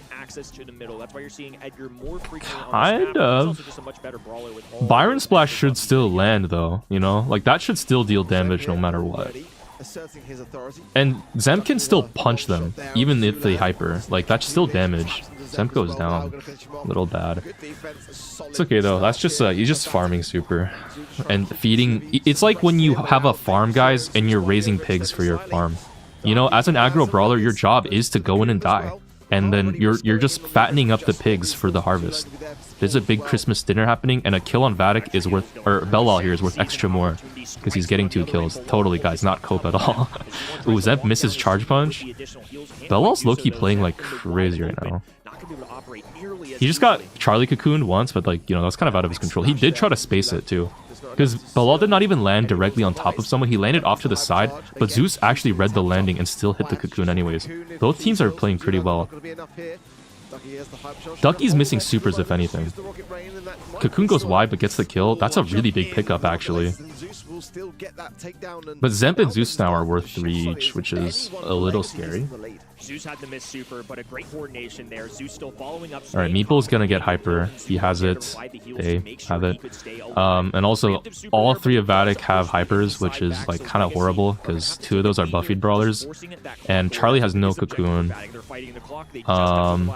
They do need just 2 stars. 1 kill on Edgar is enough, or even on Ducky or his Livy. Damien jumps in on his Livy here with no hyper. That should be a kill. Ooh, gets stunned. Gets taken out. Zulon gets the kill though. They have blue star. No! The Zeus! He's dead! No way! Bro, that cocoon from Zeus, man. Oh no. What? Yo, Zeus's cocoon. What happened there? Semi-finals appearance for the Legacy is not over yet. There is still signs of life. But it is really... Why was Zeus in a cocoon? Just in enemy side. So far, but it's a really good team on the Vatic side. Once again, Bilal with blue star in 2 straight games that have been decided by final 15-second push. It's all about the start here too. So it's an instant for Vatic. They're automatically going to take this lead every time. But Legacy, what is their decision making going to be early? What are Vatic going to do? The response has been some early aggression. They're chasing down Zim. Oh my god, Zeus just got fried. Zulon just got tapped too. Okay, bad start. It's okay though. Zemp is so close to super, and once he gets it, guys, trust in the goats. This is a win.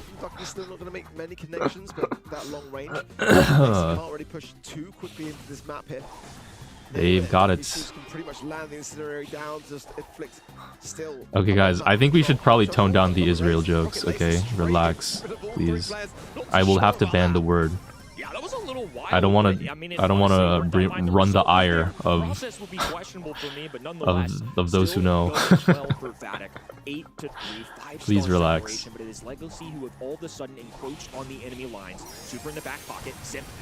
Oh, big jump onto the Edgar there. Oh my god, Ducky barely lives. Zemp gets the kill on his Livy too. Does he get out? Insane cocoon! Oh my god, but they're worth too many stars. They're worth so many stars. If any one of them dies, this is actually terrible.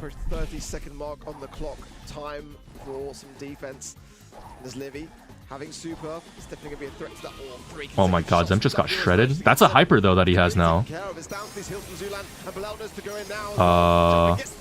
Oh no. Okay, wait, his Livy's dead though for sure. Oh my god, it's traded. No, Byron doesn't hit the shot on Bilal. No! Oh no! Oh no! Oh no! Oh. Punches flying through, but Vatic escaping with flying colors. One of the most Such a nonchalant fist we've bump. seen from them all year long. Clearly, they are hungry Damn. to push their way for an LCQ or World Final spot.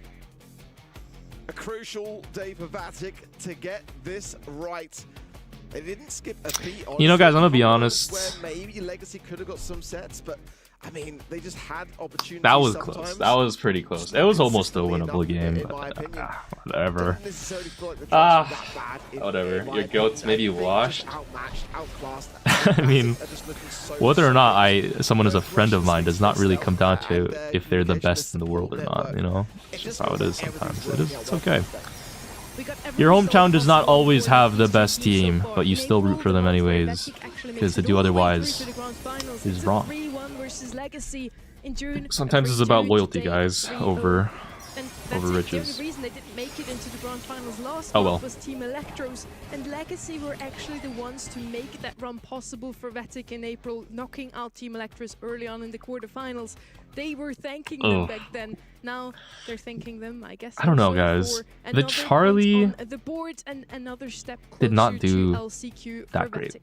Thoroughly impressive Charlie did hit squad. cocoons. 3 over Legacy The Charlie is a hit huge cocoons, statement, 'cause I really but think Legacy if it are a was very solid team, like in the NA power rankings, an it may not reflect Otis, competing necessarily, but maybe not I would do think better. they're I just don't know. a solid class. You This think a wasn't their Pearl best would do stuff better than a today, and I Charlie know they're there? very much capable more. Still I some don't know. great It just players seems on like both sides. So Team Electros versus it seems like the Vatic, cocoons it's just gonna did be not. awesome to see, but They meanwhile, just didn't. we are They heading didn't into work out Tribe in Gaming a lot of those versus situations. FA Homeless. Tyrant taking on his old organization, and this time it's for Homeless very versus high Tribe, stakes in guys. season Oh one. fuck! Wait, Super who's on excited. Homeless again? Semi-final number 1. I'm a little bit frustrated. I forget who's on maybe. Homeless. We had months in North America too. Do we? I've already maxed out my rewards bar. I'm a vote for fun. Homeless win! Go homeless people! One is gonna deliver just that. Yeah, Go I think, homeless though, like, people! Rios are a Surely. so we found the optimal matchups. No one can really be upset about I am maxed out on my these points though, quarterfinals are guys. If structured we're being, because I am feel like larping we a little truly bit. found the top 4 in North America, at least right now, to go into the semis. Voting against Tribe Gaming versus Diego FA Gaming Homeless are the is first a ones risky to move. show us who deserves to go into the grand finals. Is it going to be Tribe Gaming? Not to mention, who it's Diego Gaming, wants Tribe, to and win RBM, it bro. all Those guys today, are or at so least good at the making it game. into It's the kind of grand finals, ridiculous. Because, as we learned earlier, they need to perform better today than Vatic, and we know now that Vatic is also standing in the semis. Tribe Gaming needs to go a bit further to lock in that world slot. I think Tribe Gaming are the favorites for me, and I'm sure for many people as well. I don't think that's a very hot take by any measure. They've been headliners of this region for multiple years now. 9 out of the last 10 grand finals they have made. The one that they lost was February of this year, the opening month. They are just a staple. It's really hard to take them down. On the other side, they've got some great players, but I just think Tribe Gaming, they're so driven right now. They have so much to play for. It's just hard for me to bet against them. And then on the other side, we have FA Homeless, looking great already in the qualifiers. They did knock out as one of 2 teams, FA Bobby, and today come into their quarterfinals as well to beat Vic Day. Those 2 teams were still standing. Yo, what is this? Race to the LCQ. Who So made this graphic? both of those teams actually hoping for the downfall of Vatic today, hoping they Is this can the go out in Gotham the chess thumbnail? quarterfinals, What am I because looking at? even if Homeless now makes it all the way and maybe That is wins it so all peak. today, they could still snatch that spot away of both FA Bobby and Vatic. Yeah, that's actually Unreal. insanely high. we're Like, in the that's second so to last funny. month of the year. There's still a path to the postseason for these guys. So while it is possible, I'm not certain if it's entirely realistic. I always hope for a good story up here on the desk at least. So we'll see if they are able to bring the same fire that many other teams have tried and failed to take down Team Electros. Yes, I'm super excited to see those 2 teams now face off against each other. I believe this is one of the matchups that we haven't seen too often so far, actually. No, I mean, this is one of the unique ones. It's Season 5, and we're still getting great matchups and some great highlights alongside that from Tribe Gaming in the opener. It was fun to watch Momo play, some unique strategies going down there as we get this new meta, but it was still Tribe Gaming. Challenge Chipotle, bro. I'm so hungry. It's going to be really hard to outdraft. This is my these guys dinner in time. general. Their preparation, unmatched. I'm Their munching. gameplay always there. Luffy with aggressive brawlers. RPM known for the tanky stuff, and then Diego Gaming gamer, man. Just an awesome playmaker, no matter how you spin it. I feel like he's one of those. Well, I love that Chipotle. Flex into just about anything. I love their brown rice, their white rice. I think we've talked about it at top of show, but one of the big debates are their black beans, their pinto beans. One, are they enough to match all kinds of toppings? Finally push oh boy! Grand finals. If they want to do that, they're gonna have to take care of business and get through yet another semis. Yeah, it's a question we asked ourselves at the top of the show, and is sort of one of the overarching questions in North America this year that it looks like it's going to take an entire season to answer. Will Tribe finally be able to get the upper hand? They're very much expected to make it into this grand finals, though against this FA homeless roster, I think genuinely though I like both types of beans and rice. It's actually just depends on my mood. They're both stepping good. stone for them to get to their ultimate destination. Homeless are going to try their best. They have made it to semifinals before, and they, I think, a couple times now have actually made it to set 5 in that series. One time they got reverse swept by what is now FA Bobby, and then, well, we saw like a miracle for FA Bobby where they managed to reverse sweep both of their matches in a row to eventually win the monthly final. So there are possibilities of disasters. Maybe finally luck will be on their side. Both of them have showed us some very ingenious drafts already, especially Tribe Gaming showing us some brawlers that they have not favored in scrims, which you'd think that scrimming above 400 sets, the most of any region, by the way, you'd think they would have played every single brawler on the They're adding more time to the World Cup match. They still showed us something new. Played a lot of Stu, to give Argentina a chance to score. We saw some more snipers. We saw the Miko kit comps, and yeah, overall, just really won with their. Please, Argentina, score a goal! Scrimmed a lot less. You have to win. Maybe Tribe is missing some data from their opponents. Crystal Arcade, Dueling Beetles, Pinhole Punt, and Layer Cake are going to be the maps for this matchup here in Kaboom Canyon, our random decider. We actually see new maps. My theory was that maybe Tribe isn't playing what has worked for them in scrims because they're still saving that for the later matches today. But we're not on the same map, so that was not correct. Yeah, Crystal Arcade repeat there, and one of the things that stood out to me was the Ducky gameplay of Pierce, I believe, in that quarterfinals match. And these maps don't really set up the same way for something like an obvious Pierce pick for me. Interesting to see these go through as well. Lumi once again in a global ban setting, Crow gonna go out. So those are, I feel like, more niche, not necessarily the big overwhelming S+ tier brawlers. That's what the right side did. Starnova out of the way, Damien open once again. Are we gonna see some more of that today already? It's possible. I mean, we watched it not work just a moment ago, so I think that, you know, we're still going to be similarly cautious to how we approach the Damien. He is a brawler that, like, is really a couple of brawlers because you always have to pair him with some kind of support. He doesn't really stand on his own so well. So that's my thought, just like approaching the Damien on the day. A lot of other stuff just up in the air. The Buffy brawlers are in play. A lot of people siding with Tribe Gaming. I'll count myself as one of them. Yeah, versus Homeless over here. What is Jet? I cannot really doubt the... I'm going to say the word. I don't know what Jet is. The stinky word. I've never heard of this before. Right, and making it to Who the is grand that? finals. But can you really argue with that? They've made it just about every single time.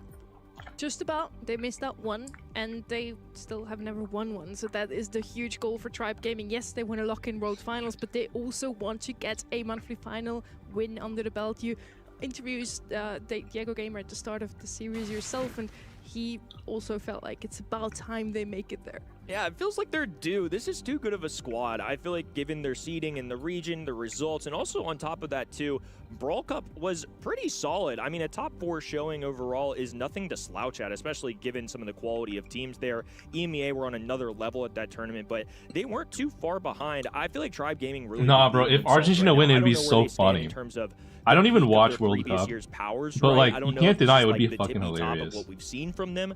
But I think they're slowly approaching that. I think if they keep doing what they're doing, they're it would going to be be a pretty solid spot. It would be really funny in postseason time as well. So many people would lose their parlay. Balance changes already. Spain won, it's over. All right, well, feeling GG. pretty comfortable on it so far. Also, that's it, man. Very often, both of them are actually not really playing a lot of Damien. So despite it being open, I wouldn't just say the that final it boss is a of must pick, despite Crystal Arcade, for example, being an excellent has map been for him. taken down. What we've seen is that he really needs a good matchup. So maybe if you want to pick him, don't pick him too early. Ban out the Charlie for sure, and then even Edgar worked really well against him. Yeah, I think one of the issues though with Damien, it's what I said earlier, where it feels like you have to pick some sort of support with him. We've seen Glowy as a way of doing that. We've seen Byron as a more popular one, just because it's a better flex pick in general. And I feel like a lot of times you got to go for this on the turn where you have a couple of picks in a row, like 2, 3, or 4, 5. Otherwise, you might be like attempting to flex too hard with your last selection. I don't know if Damien is necessarily worthy of a last pick in many of the contexts in which I see him play. So at least one of the 2 maps that Tribe Gaming was playing or choosing, they chose again in this one as well. Crystal Arcade is our first map for this one. They had Stu, Griff, and Ruffs. I'm excited to see if they're gonna pick it again. Let's find out.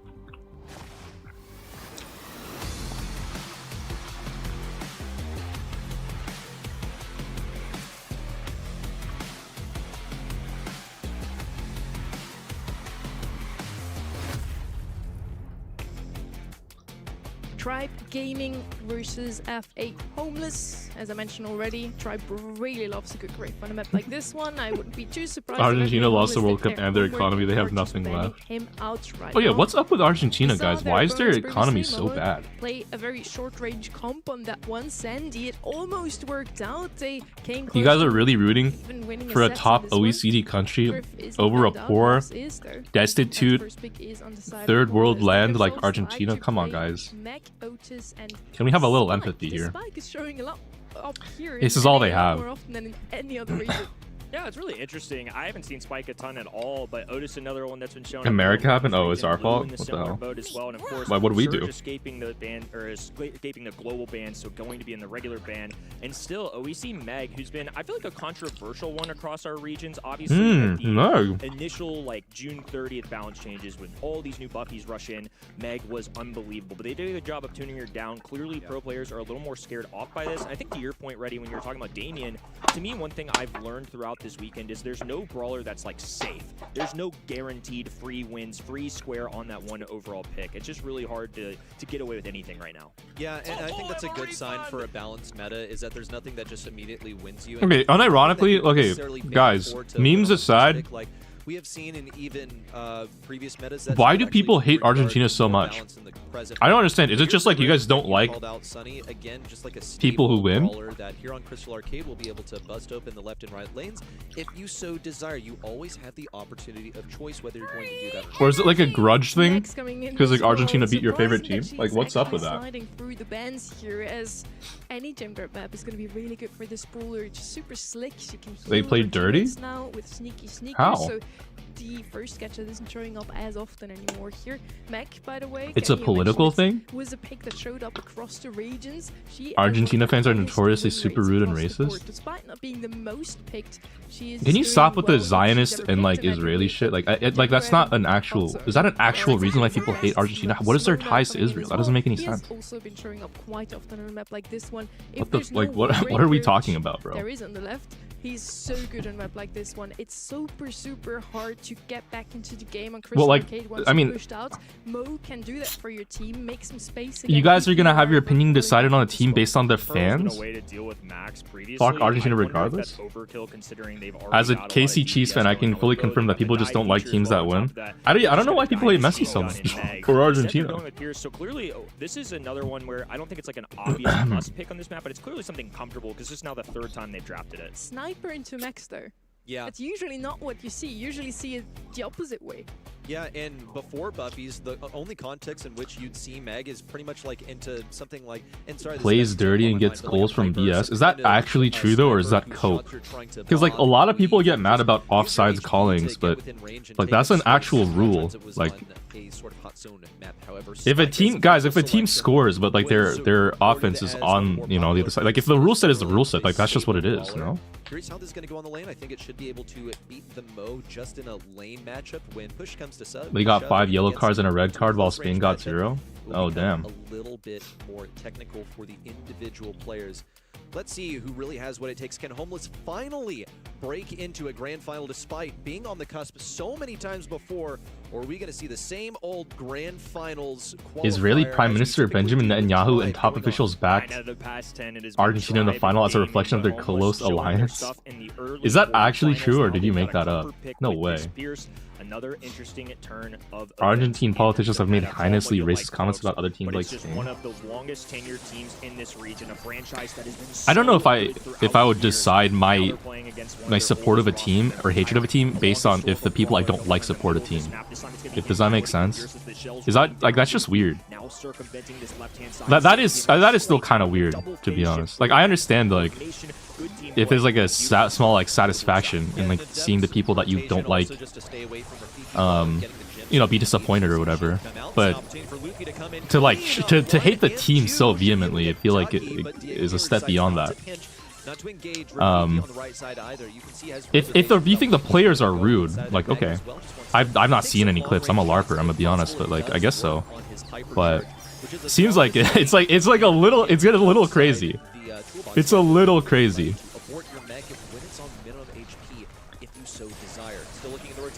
Ducky occupies the left side. Luffy once again wins the lane on a right and should be able to help Diego Gamer pinch mid. The more that I look at these matchups, the more I really like this RBM spike pick because into a Mo individually, it is solid. You have the if your friend was friends with a bunch of people you hated, would you still be their friend? Depends on the friend, or like I don't know. RBM must be on cooldown for life plan. Huge hypercharge play for Luffy on the top side. And like if a friend is friends with people I don't like, the friend has a right to be friends with people I don't like. That's cool. If the friend is like still a good guy though, like well, I'm not gonna suddenly hate him. Like regardless of even if I don't want to hang out with the friend anymore because he hangs out with people I don't like, am I gonna root on my friend's downfall or like the ex-friend's downfall? Like no, if he didn't do me any wrong, I don't care. Why would you hate on your friend so hard just because he's friends with people you don't like if he's not done anything wrong to you? Luffy in a turtle shell on the bottom left-hand side as well. Ducky Or like if a friend has like shit parents, are you gonna you know hold a grudge against a friend for the parents that the friend has? Does that make sense? Or if a friend has a family member that is racist, are you gonna blame the friend? If a friend is born in a country that has racist politicians, are you gonna blame the friend? That shit doesn't make any sense. Perfect juke to go all the way to the opposite end of the map and somehow walk it entirely back. Yeah, the team play for Tribe here has often been Diego Gamer at mid, occasionally actually being overwhelmed by Tyrant as You didn't answer my question. Is Spike meta on this map? I've like never seen it in ranked. I'm gonna be honest, but I also don't get this map that often. It could be like a pro like a secret pro thing. I don't know. Thankfully, they're able to trade on the right side. But Tribe do have control overall. They have control of the gym lead, of course. It kind of like okay. I get the sense that people just really don't like Messi because he's good at the game. That's like so weird. It's like people who hate on, I guess in America in football, Tom Brady. Like I guess. But I don't know. The post hoc justification is very funny. Like let's be honest, guys. Even if Argentinian politicians were all good people and there were no like political ties or like you know bad behavior, you would still hate Argentina. Guys, just say it, okay? It's fine. You just don't like them because they're good, but that, you don't have to like you don't like them because they're popular or whatever. It doesn't have to, you know, doesn't have to be a racist thing or like a political statement about like the moral ways of the world. Like, listen, it's a football, bro. It's soccer. Yeah, people hate Tom Brady. When they were on like their 7-win streak or whatever the fuck, like I think every single time it was like they were like the villains.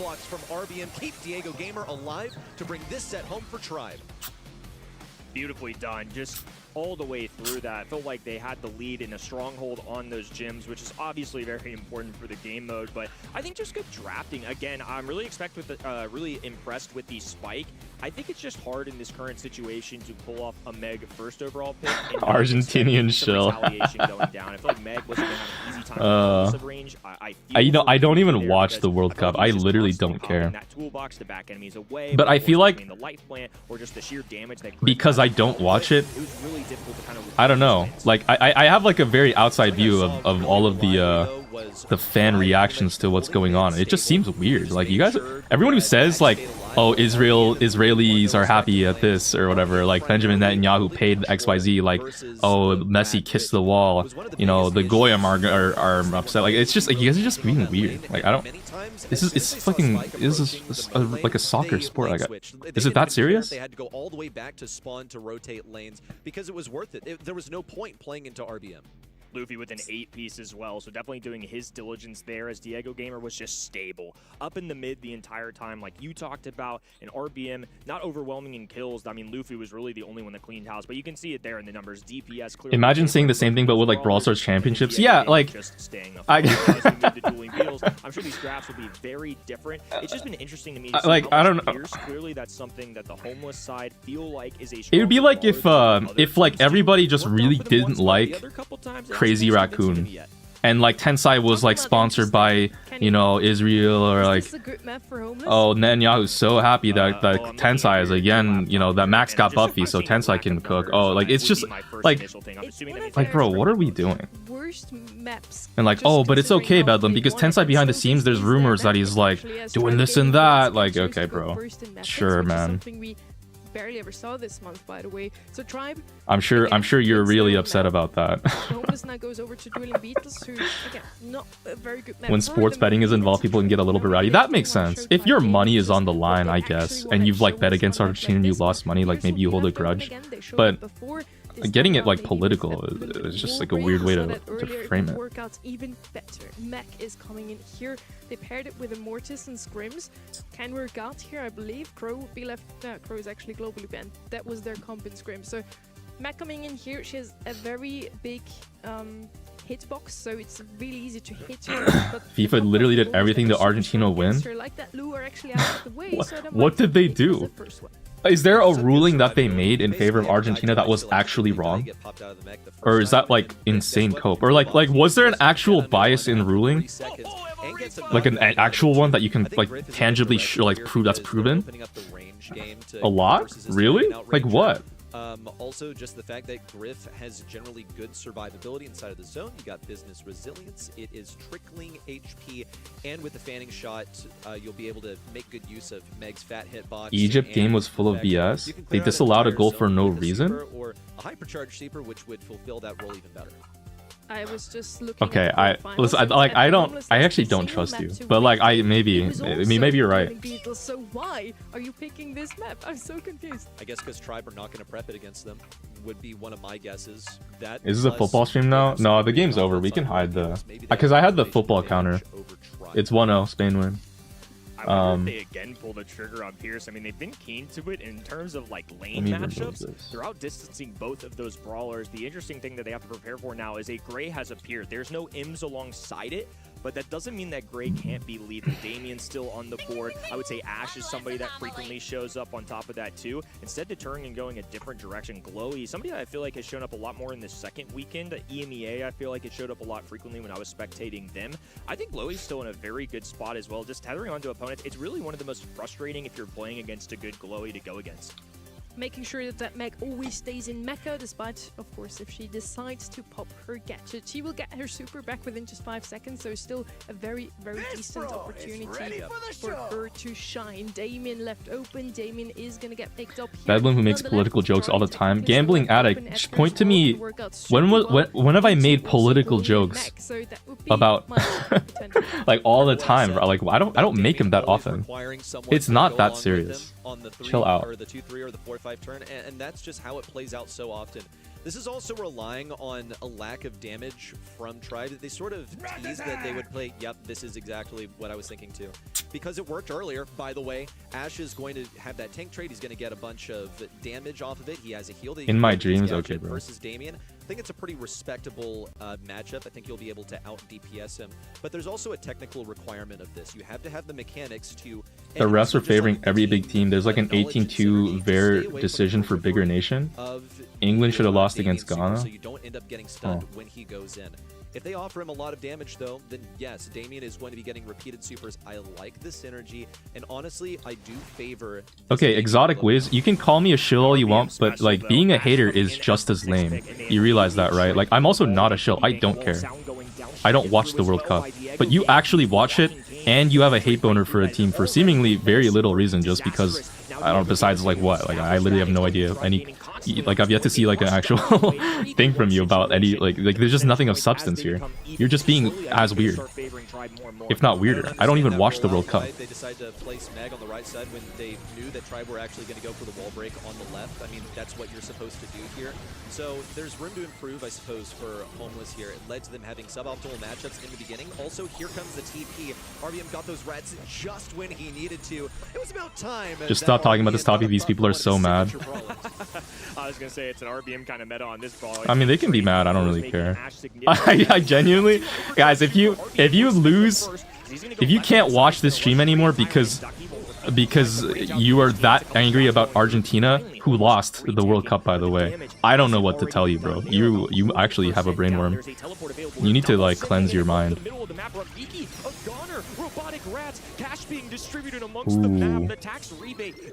Okay, Tribe are low-key just cooking. But he can't find contact with the middle at all. 5% ticking upward. Rafiki doing his darn best. But with only a few left, it's going to be a simple teleport. Tribe Gaming should have this. I think Homeless. I lost $1,500, bro. What? Way too early. It did, and I Oh my god, yo. You guys actually gamble on sports? You're gonna give it to Gray. There's almost no Jesus. point. The whole point is to use your HP to get your way in on that point. I want to see a different okay, you guys are so fucked. Wow. Yeah, I think they immediately You got it back with Spain? Oh, so you have a financial incentive to hate Spain, or sorry, to hate Argentina. Oh my god. Bro, there are people in my chat who have a financial motive to hate Argentina, and they're talking about me as a shill. What? You're saying I'm a shill? Like, oh, Argentina supporter, oh, Benjamin got paid by the Israeli lobbying group, and you have money on Spain winning. Are you kidding me? Bro, you are the you are the LARPer. You're literally paid. Paid off by Kalshi, bro. What the fuck? Holy, and you spent in the thousands of dollars on a bet. Beautiful bounce back. Far better look, but now Diego Gamer has what he needs, a hypercharge. That's actually crazy. I mean, I hope you can afford the loss. Like, if you're making bets like that, like Jesus Christ. Rather, the TP wasn't properly primed, but it's okay. Diego Gamer's just working on the next one. It's a large advantage for Homeless. Dude, you were paid off by your addiction to dopamine, man. Like, I don't know. That's crazy. Still gonna do his best. He has a super for the next time he TP's in, but it looks like it might be a lost cause. Rafiki committing hard here just to make sure that Diego Gamer. Like, listen, I scroll reels. I guess I burn my time for no gain, but sports betting. That's scary, guys. I don't know. Be careful out there. The gambling is a really scary way to ruin your life early. Did you see the Make-A-Wish kid who gambled all his donations on the Knicks winning? No way, man. Yeah, it was a bit of an issue. Like, it wasn't 100% perfect. Also, anticipating the rotation. All right. Anyways, back on reels. We don't talk about it. They cannot stay alive. They've had so much damage to Luffy. They end up getting. Listen, it's a social app, okay? If I need to talk to my friends, I have to be there. You guys don't get it. That is a problem. Possibly on the left side, a desperate move for Luffy to take down Ducky, but Rafiki is here on the scene and he has his healing help. So teleport once again. Homeless actually they won a round. This is winnable for Homeless. They have Damien, Glober, and Meg into Ray Tank Cheese. How did Homeless win? Wait, what? I'm looking at their comp right now. Bro, I feel like they have no way to beat Gray TP. What is this? Well, nicely played by Rafiki though, because he takes advantage of an overextended enemy, and now he's got Diego Gamer right where he wants him, up against the edge, but it's gonna go kind of sideways. Tyrant with a mass spear with his hypercharge, looks for the kill, and Tyrant with a good hyper, but like, how do they stop the teleport? I guess Meg hyper? Is that enough? We'll see. Meg has the hyper here. Gets the shred. Gets the super. Does Luffy die fast enough? No, he has immunity shield. I think it's not enough. I think they just keep teleporting in. It's 2%, like it's GG. The Agram is literally walking up for no reason. Alright, GG. It was an excellent effort out of Homeless, but the Gray strategy just too good. Should scroll LinkedIn Reels instead? No way, bro. Insta Reels has enough LARPing. I don't want to watch Corpo Slop on my Reels. Like, that is actually brain rot. That's rot in a bad way. Like, at least Reels brain rot is funny. Corpo Slop rot? I would actually rather stare at a wall. I think that we saw Humble, or excuse me, not Humble, Homeless. but they have a They keep throwing me out too, though. I've almost stuttered on it a few times. The abbreviation is just that close. Yeah, but Homeless over here have repeatedly been able to get that Damien in. Short form content is the easiest way to get biased into something. Just saying, it's not your fault you like Argentina after scrolling Reels. But yes, Tribe have proven that I think with just I guess. I don't know. It's more like Hummel, not humble. Hummel, yeah. I mean, I've seen people complaining about like Argentina, definitely a good pick on their side. like Argentinian refs or whatever, like rulings or whatever. But like, if it's not overturned, then I guess it's just like what it is. No, I thought isn't soccer like they have cams for everything and they all analyze it? No, I would think that it would be like accurate at least if they do a ruling. So maybe just ban him out next time. And it would have been fine. So yeah, the draft was fine, but doesn't really react to what Tribe likes. What is Corpo Slop Rot? Apparently LinkedIn has Reels. Like LinkedIn has like short form content scrolling. This again is now Tribe's map pick, so let's see how they do. Pinhole Punt, a map we haven't seen them play today yet. Almost even banning the Pierce here, which is really interesting. And something that stands out to me as well is this double Poco ban. So are we looking at things like Lou here, or things that normally a Poco gadget would counter out? Yeah, I think that's it. And Lou comes in as a first selection, something that Poco absolutely shuts down. LinkedIn stream, dude, no way. I don't use LinkedIn. Thank God I don't need to. Guys, if I ever have to get on LinkedIn for like my career or whatever, I would probably like I would be so jaded and doom build. that would actually make me depressed. Hearing about the stories of like AI job apps and like AI job application readers, like God, I'm sorry on your behalf, guys. Just heard about AI use in applications. Made me shed a tear this morning. Really. Max is left open, and she's so phenomenal at the moment. I'm so surprised to see her slide through the bans yet again. Would also be a great addition to the right side roster if Tribe doesn't pick her up now. I think. What's wrong with LinkedIn? I got my internship from it. I don't know. I've heard stories of like it's just like impossible to get shit, and it's just like LinkedIn is like super overrun with. It's just like a lot of LARPing. I don't know. People just like it's so fake. Everything is just so. I also want to make sure that they're covering at least a little bit of vision, because when you see that Leon, the lollipop drop is such a powerful asset. I'm curious what that is, because something in the past, like a Pearl has shown up here, but that's more on other maps. I don't know if that's necessarily a brawl ball kind of play.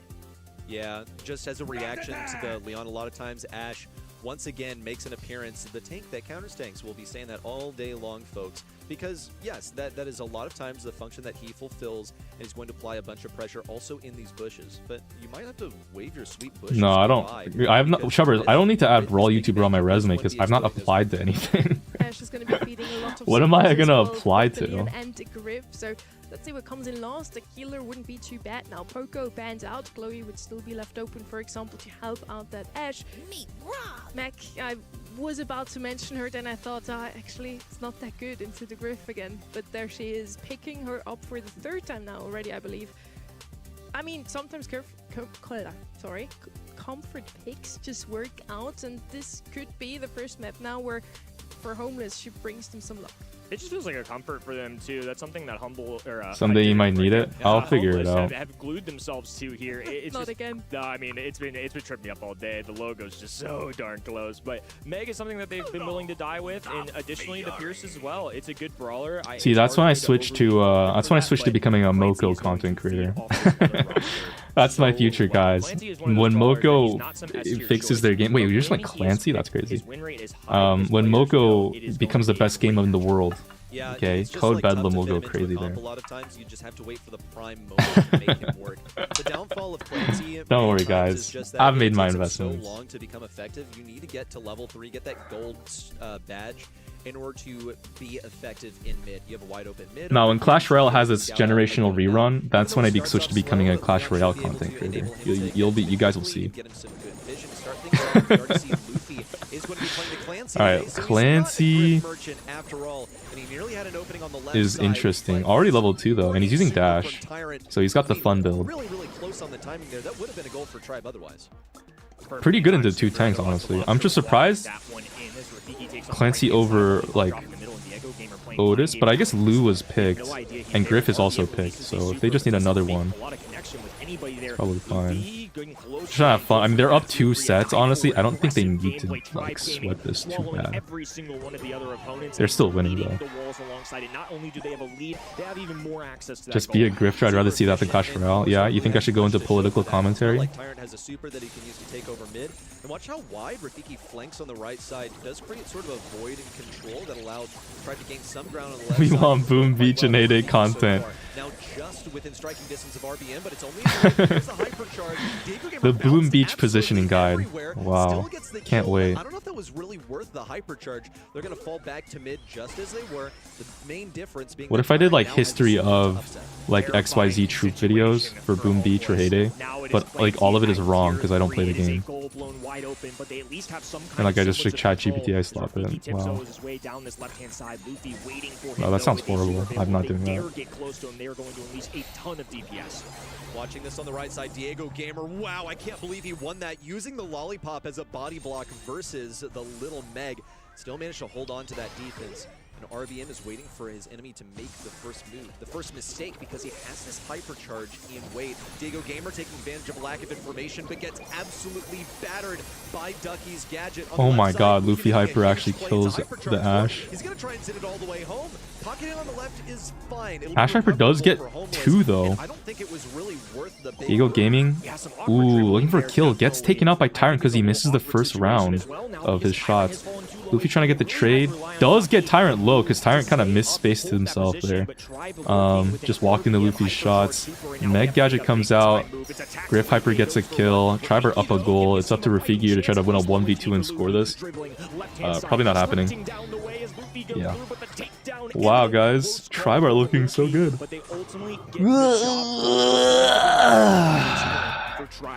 Super close one for Luffy there. Squad Busters coming back from the dead. Wow. You know, unironically, if Supercell made a MOBA like Squad Busters, where you have a scaling like troop setup, it's like in its PvP, that would kind of be fun. I don't know why they fumbled Squad Busters so bad.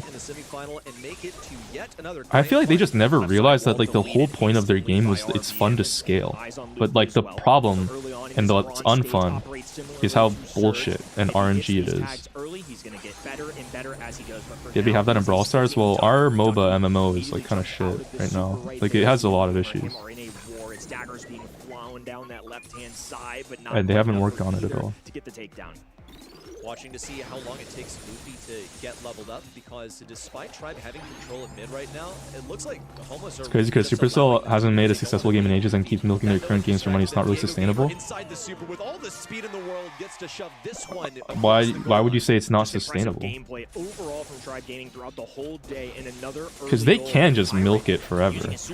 Obviously, here's the thing, though, is that Supercell is working on games all the time. They lose money on games so much. Like every game that doesn't do well, they lose money on. It's like they have invested so much. Like, they're trying. It's just genuinely hard to make a good game, because, like, you have to think, like, over time, a game is not really like other forms of media, like TV shows or books. Oh my god, Diego Gamer just walks it in. Yeah, Tribe just won this so easily. Live service games are not like movies or TV shows, because a player gets held in a live service game, and every other live service game that's released after is competing with every other live service game that came before it. So for example, if someone is playing Brawl Stars 8 hours a day, that's 8 hours a day that they're not spending on playing Genshin Impact or like Zenless Zone Zero or like, you know, like League of Legends Mobile Arena or whatever the fuck, or Pokemon Unite. I don't know, like stuff like that. If Brawl Star, if Supercell makes another game that's pretty good and maybe would have blown up 10 years ago, it might not blow up today just because there might be like a better game than in that niche. You know what I mean? It's like actually kind of hard. Oh yeah, Wild Rift. That's the name. Squad Busters like maybe had some potential, but it was competing against an already existing MOBA that just did it better, and also competing with Brawl Stars at the same time, which I think just ate into it too much. Tribe Gaming gives us the fourth 3 And like of the day. the Squad Busters never really fully capitalized, I think, on the potential either. So it just like fizzled out. Doing really well damage-wise, also a lot more output on the left-hand side. Supercell released an MMORPG. That's what Moko is supposed to be. But I don't know why Moko's really afraid to call themselves an MMORPG. And they've made steps to move it away from that. And it's not a grinding game anymore. It's like a Rift speedrun game. It's like weird. Really flourish this year. I don't think there's, at least from our perspective, any losers to be found in this match. I think for Vatic, this. What you're saying that games are harder, it's just because you work with games? Didn't qualify for this monthly What? final. I think sometimes it's that little bit that can push you over the edge to get results. I'm not saying it's easy, but then maybe they need to find a new niche that they themselves are not competing in already. No, well, that's the thing. Supercell has an entire office in Finland, in Helsinki, that's called their Spark office, and that Spark office basically has like 10 dev teams that are constantly working on creating prototypes for games. What's really hard is that now we're heading into semi-final number 2 here in North games are okay, good games are really hard to make. It's actually kind of insane because I never realized just how fucking hard it is to make a good game, because almost all the prototypes that I played when I visited Helsinki that they asked me to playtest were almost all shit and super boring.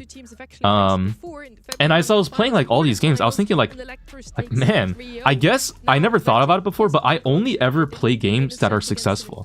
And so I almost have a bias, like just thinking like, well, of course good games are easy to come by, there's so many out there, but there are like 100,000 times more shit games than good ones, and I just never realize or see them.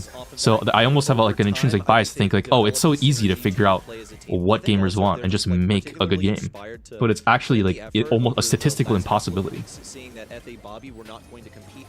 Games that have replayability and being multiplayer is like 1 in a billion. Yeah, like a live service game is like an actual lottery win.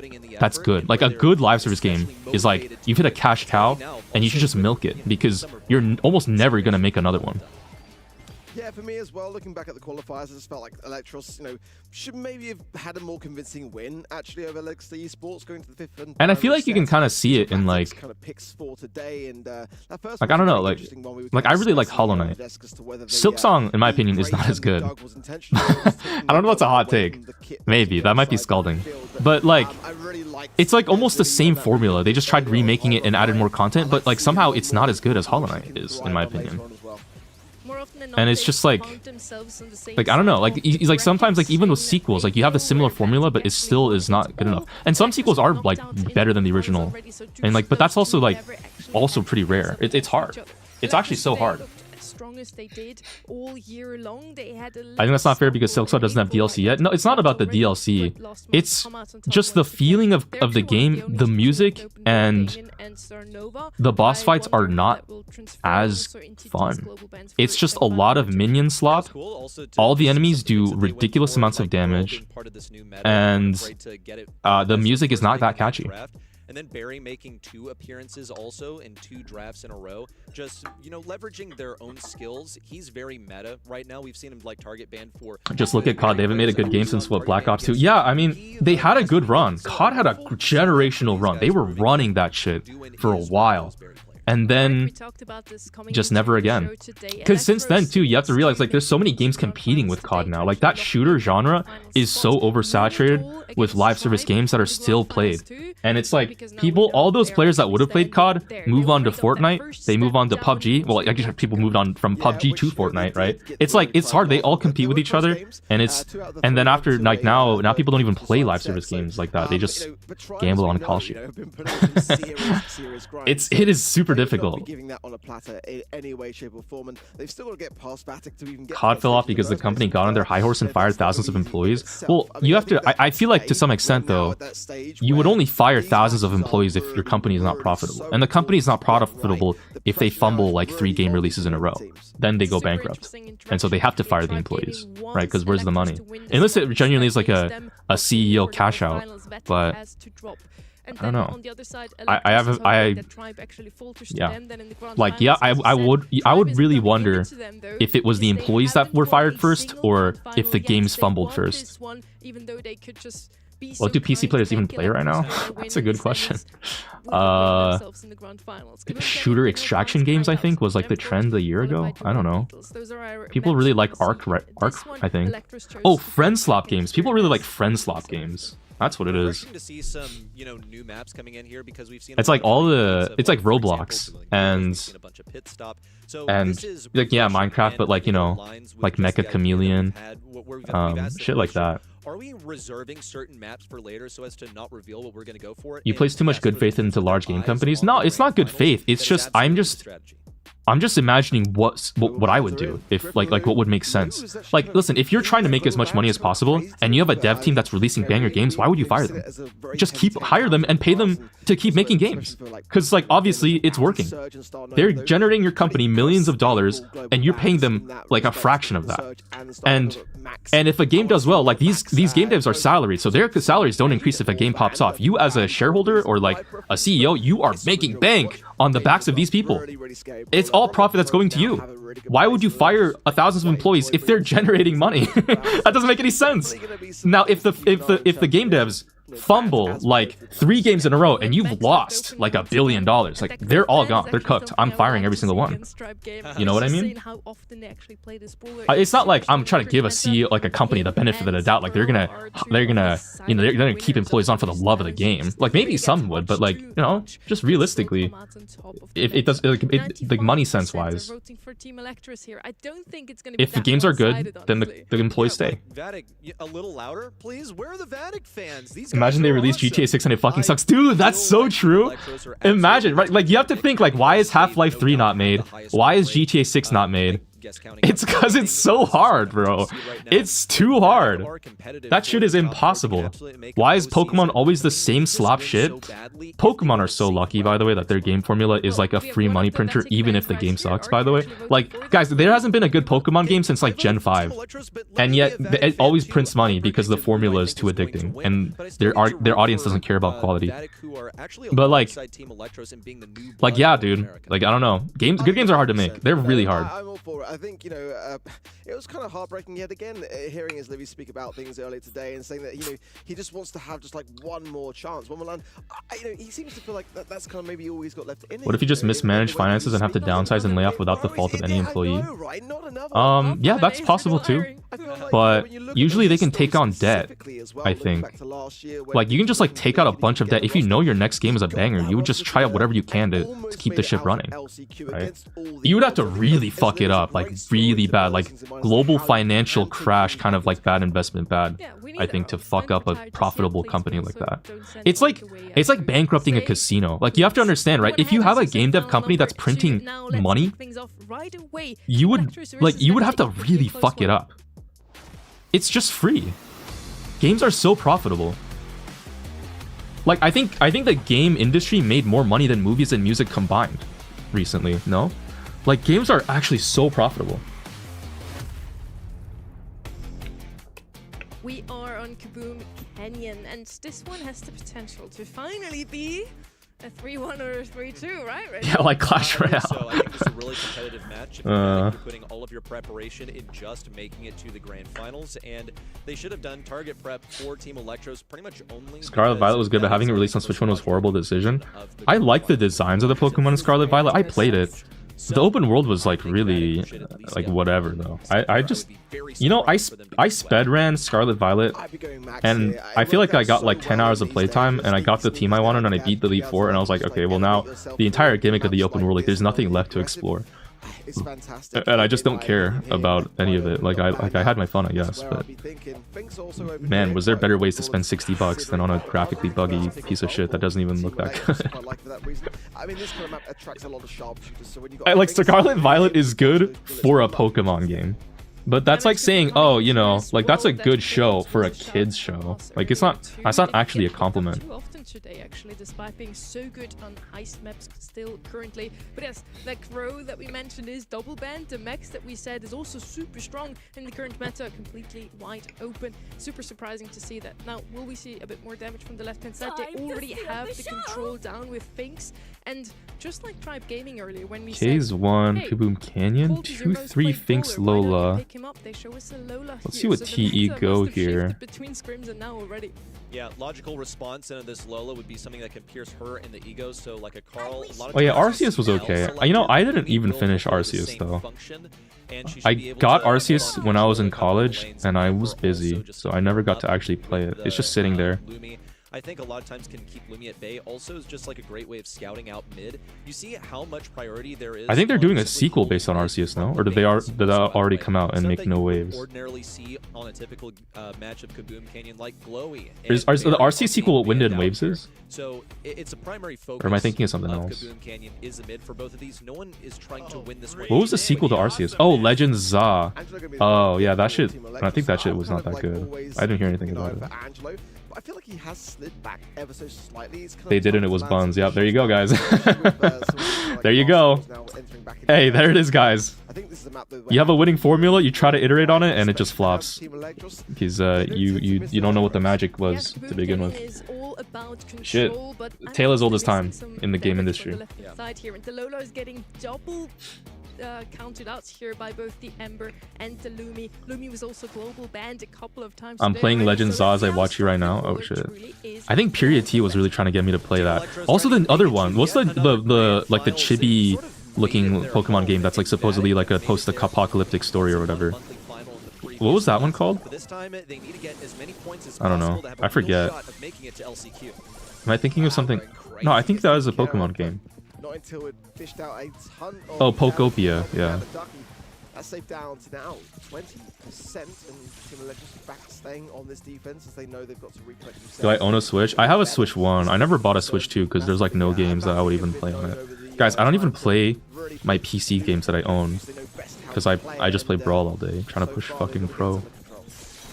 Still watching whether Ducky can get in here. He's got the fans from. Oh no, that would have cracked. I mean, it was only 5% they needed, but that's not a mistake you can afford to be making. Not when your opponents are. Vatic don't get the shield crack because they do mess up the K super. Neiman now has nice mid control and a super down. Amber fires wasted. Think super comes out. Interesting Lumi pick here, and Amber as well. You don't usually see these brawlers too often, but also, honestly guys, competitive heist looks so different from ranked. It's not even funny. Like, I can't tell you the last time I've seen even Angelo, honestly, on this map, because there's just so many broken brawlers. Like, people always go Pierce and Piper and shit. And like Otis instead of Amber and stuff. Lumi is really interesting. Okay, I don't think Ducky should get that kill. Misses another fan storm, Ducky! Bro! That's the second fucked shit. Dude, that's another shield crack opportunity missed, man. TJ Niku's in chat? Yo, what's up? Is she not modded? chance at some. Oh no, she's not. They're being too Huh. hasty, unfortunately. Still, there's plenty of time to play Brawl Stars here. They're only one little tempo behind. 25 seconds to go. Everyone on Vatic is low HP. They got to dig deep to get this last few percent. And Snoy is doing a fantastic job for me on this left-hand side lane, just mirroring Ducky as well as Momentum is Yo, guys, I'm not gonna lie, Ducky, the guys, they still don't have that shield crack. But also, to be honest, even without that shield crack, TE did just do more damage. So you could argue it didn't really matter, because they need to win the mid. It's not enough to just get an occasional K super. Yeah, really, really nice. I think Vatic, though, actually did have some good shots on that safe. It was just that they struggled to get the Kaze Fanstorm lined up. Yo, what's up, TJ Nuclear? Out of convention all weekend? Nice. Okay, I can understand I've been shutting it in my room. But that's me like really trying to make something out. Why is Snoy just so good, bro? I will never stop this Snoy glaze, but that's also because I'm chill with Snoy. I just personally like Snoy, but he's also like an insane. Meeman and Duin are also so good. It's always so fun to watch Electros. I say as Snoy gets snuck on, double blinded. Scary. They just sit in the blind. They don't even move. Huh. That's really interesting, guys. Normally when I'm blinded, I immediately try to walk out. But Electros just sat in there and just held the positioning. They didn't even, like, walk away at all. Interesting choice. That was an option? I never knew. So far so good. Bilal has stun here as well. Might choose to go for. Ooh, big Lumi super here. Snoy lives with the heal gadget though. Wow. Ducky moves in, gets the kill on the Finks. That's gonna be a shield crack. And probably like another 10% on top of that. Oh, more! Wow, like almost 18. Don't clip that. Electros, okay, Finks gets a nice super. Doesn't take Livy down though. Meeman gets the trade. Meeman jumps out. Snoy has hyper.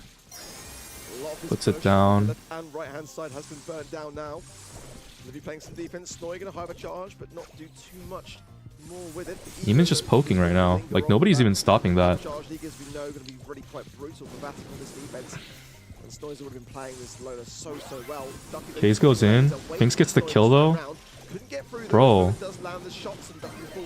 Like no, Meeman is just poking. Poke, poke, poke. Sahur. Holy cornball. Yo, who let this guy stream? Poke, poke, poke. And Bilal just has to sit over here and wait. You can see how ineffective Lumi is into the Finks once he has a super up. Yeah, that Finks is just gonna get so much damage too. Shield cracked on. Snoy defends. Dude, TE looked too clean. Pushing 30.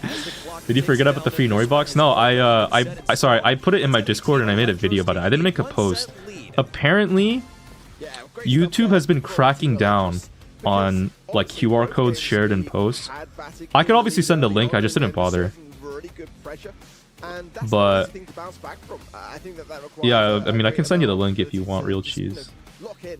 That's what we kind of saw there from Team Electros. Not an easy thing again, like I said, like with the Android. There's like a guy who had his channel like suspended or something, or like permanently banned because of a QR code he posted from Brawl Stars. I felt really bad for him. I don't know if that ever got resolved. And also just keep mirroring Ducky on that Kaze. I think it was really quite essential.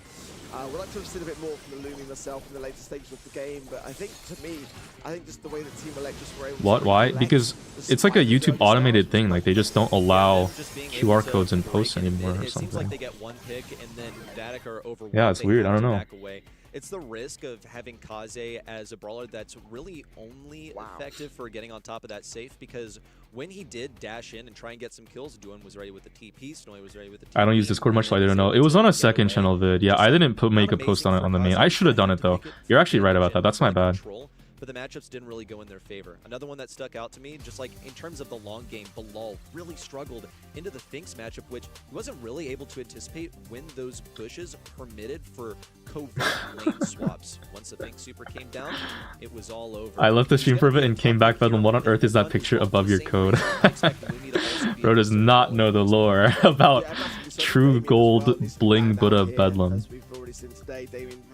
Would you happen to know why for like the last 2 brawlers before Nori the free box was only available for 1 or 2 days, even though the challenge was still like 5+ days? No idea. I think it's just a timing thing. They, I don't know. That's really wild for me. That's first pick worthy.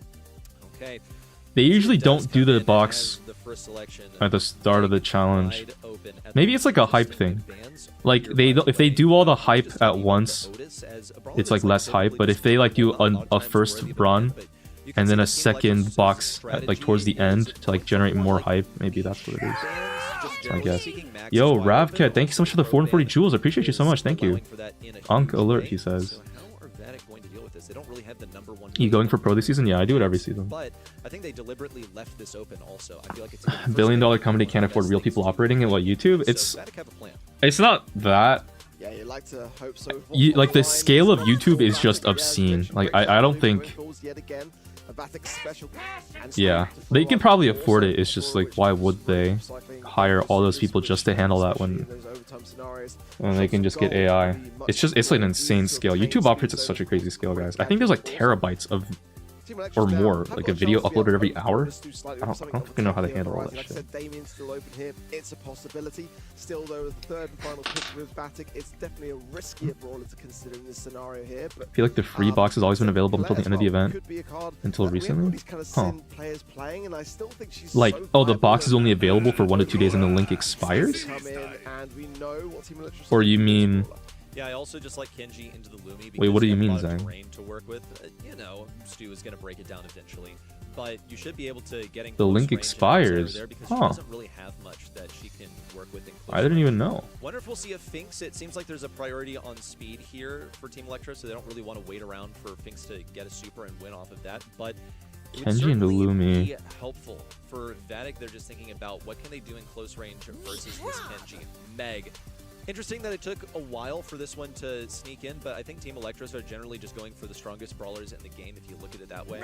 And you absolutely have to pick up that max before you go for the Meg. It's just like a higher tier brawler. Yeah, it took a while today, like you said, for Meg to really shine through. Maybe just the maps more catered to her in these sort of semi-finals onwards, but Meg's a great pick, honestly. Did Bedlam just roll a dice? What was that noise? Wait, what? Sorry, guys, if you hear something on my mic, I'm just like, I just play with random shit on my desk. This is called a Nazar. Nazar? Nazar. Got it from Greece. That swipe forwards too. It's a really, really good brawler. The ability to now, with Jolting Bolt's gadget, just launch your mecha forwards and then within 6 seconds getting straight back into a new one. It's a really, really... From Terraria, yep, that's right. It's an actual item. You can get it in real life. I know. One of the ingredients for the Ankh Shield, I just need the Megaphone and a counter Chris Mantra. No, wait, a counter Chris Mantra with the Nazar. The Megaphone is with vitamins. Wait, am I LARPing? Is the Megaphone with vitamins or is it something else? Fuck, it's been too long. Yo, I need item browser. I don't remember this shit. Getting Meg V-Meg with the perfect precision. Devin not going to get too much value off of that super. He should be getting it back with a bit of assistance from Snoy and his hypercharge. He's looking for his next. He's forced to play. Guys, maybe that's my future. I just become a Terraria YouTuber who posts the most mid playthroughs of the same mod pack over and over again. Yeah. Just wow. juicing him for the supercharge. Talk about high-level plays. Blau could not catch a break. They're getting absolutely bullied, but it makes perfect sense. Wait, is vitamins with armor polish? I mean, all those combinations are all like fake as fuck. I don't care. You know, whatever. Kenji super. Oh my god, yo, Meeman is always so good with these Kenji supers. He always lands that shit. Like, me personally, I'm missing that every time. But he gets 2 hits somehow. Like, how? Oh my god. Tactically executing the one brawler with low enough HP and has the ball. Unfortunately, though, Vatic comp is kind of crazy. At the same time, it went exactly the way that they needed. Vitamins and armor makes race. Oh, okay. Wait, so what do you pair with the Megaphone? Oh, is it the map? Trifold map plus Megaphone? Also, just like I having don't some know. conversations with Bilal into the lead up to the monthly final, he said that Max is just absolute torture to play into. So he is To get the very plan, happy if they I can see. Get that brawler eliminated. He doesn't have to deal with it himself. Once again, looking for the opening of the match. Vatic do get a win at mid. It's not as overwhelming as it was in number 1. But Bilal, just the dribble they he law needed, getting that is shit able to in. run this one through. Really great stuff there from Vatic. Cookies are drifting further away from the actual game. Oh yeah, guys, this is actually a pretty interesting game here. We should probably go back to Brawl. Ash goes in, another double slice from Meeman. Guys, Meeman Kenji supers are always so clean. They're not winning this game, but always so clean. Unless somehow they're the GOATs and they do win. But it's looking pretty hard because Ducky just cleans up here and his Libby had a nasty hyper. Yeah, it's over. Ooh. That looked so easy from Vatic. This is what we needed to see out of Vatic all season long. It's like they finally metamorphosized, okay? They are getting into their final form, and there could not be a better time to do that than the end of Answer the is season. Vatic. The answer is Vatic. To lock things down. If they keep playing like this, they have a real shot of taking down Team Electros here, and you can see from the expressions on Team Electros' faces that they expected this out of their opponents. Guys, the Meg did not do a lot. I'm gonna be honest. Good at Brawl Stars, but was this the challenge that they signed up I don't for know today? how to feel about this Meg pick, man. I'm not quite so certain. Because it's used in SA a lot. People use Meg in SA a lot these days. Same thing with APAC, but I just don't know. We forgot to end the poll? Wait, what? How do I end the poll? Can't really afford to leave it open. Wait, how long has it been Tribe versus Homeless? That's awkward. Yo guys, you still wanna vote for who wins? Who wins? I think we were like 3 behind. Okay. Vatic. Gonna get that blue star. We've seen a bit more of a guarded approach towards getting the blue star in our matches today. Bell ban is so interesting. Glowy also just looks like Vatic don't feel like. Bro says SA like a slur. Or like anything that rushes up the lane. If someone accused me of drafting like I live in SA, I would take that offensively, actually. I actually would take that as an insult, so maybe it kind of is. First selection, so I wonder if they'll play around that box to get the blue star, maybe even squeeze a bit more value out of whoever dares approach it. The Brock ban and the Pearl ban makes me feel like Vatic want to keep these rules up here as well. Definitely going to be Steph, did you ban Pix's minus? What did you just do? Piper main, so just keeping an eye on that brawler, kind of risky at this stage in the draft for it. Pierce going to come in as a bit more of a safer pair of hands, but with no wall break just yet, those walls going to be still a bit of a problem. Bro, let the power go to his head. Option is open. Colt as well sometimes able to take that risk and open things up. Leon, yeah, a brawler which I'd like to have seen a bit more of today, honestly. Going to come in and providing those walls stay up and protect that lollipop drop, some fantastic value off the back of that as well. Now, speaking of those walls, how are we getting it down? Brock has been banned. Brock is just like one of the brawlers at the forefront of the meta right now, so I think it's fairly safe to just go ahead and ban him if you want. Max is still open. We'll see. Mortis? Max and Gene, I think, are both still open. Should be able to compete with this Pierce, but you gotta get him on Let's see what they go. Otherwise, there's a big risk of I think a support brawler makes sense to pair with Meeple and Mortis, but I don't know which one they're gonna go for. There's no doubt about that. But when it comes to defense, Vatic have to find out a strategy here. Gene is wide open if they really want it. Not sure if it's exactly the method to go because I think they'd be lacking on damage at that time. They go Max. Okay, so they left this open for the 2-3 turn, and Team Electros didn't really want it. But I see Max is also could go last pick Crow. Honestly, this brawler is fairly the consistent. Meeple is a little worrisome, but if you lane swap enough, You could go those who crow. I think Max makes a lot of sense. I mean, it's going to make that Mortis a lot more dangerous with the bio. I'm trying to think what else you could go. Like maybe Edgar. Edgar could also work if you just want to beat the Max with Pierce. But I feel like the problem here is the Max pick, so you just go crow. Oh, K's to run Blue Star is crazy. Guys, Electros are different. Damien? Damien could be good too, actually, you're right. Certainly with the ninja form with Kaze, you know, being Honestly forgot that shit was open. I can't believe it's still open. I'm like NA pilled. Just always go Damien. It is Ducky on the Mortis though. Around this Kaze and where she's lurking, but yeah, I think for me, I'm leaning slightly towards Vatic's comp, but it's a high risk, high reward strategy. You know, you're looking to run this down. The Mortis has got to be coming out with these goods more often than not.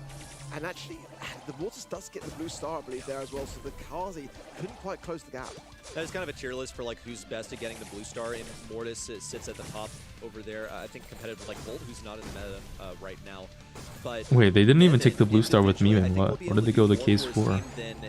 Is it unlucky spawn? He's sort of like a solo operative. And also with his hyper and super in general not being as good right now, I think you get less supercharged than you used to. It is tougher to play around this Mortis as a win condition. Oh, Ducky gets that kill? How? Traded? Oh my god. Oh my god. Oh my god. Ducky's still alive, bro. How the fuck did he do that?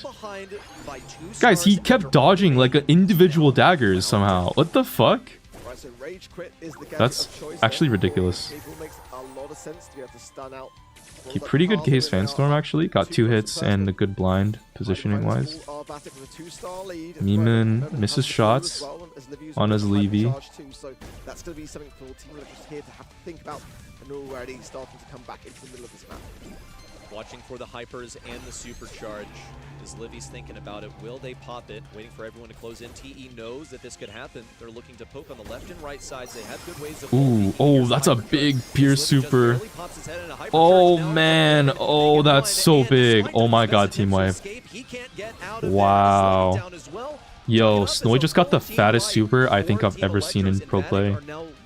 And it wasn't even hypercharged. They don't have that speed that they need from his Livy to make the most effective push into Team Electros' spawn. But they're going to give it the best shot with what they have.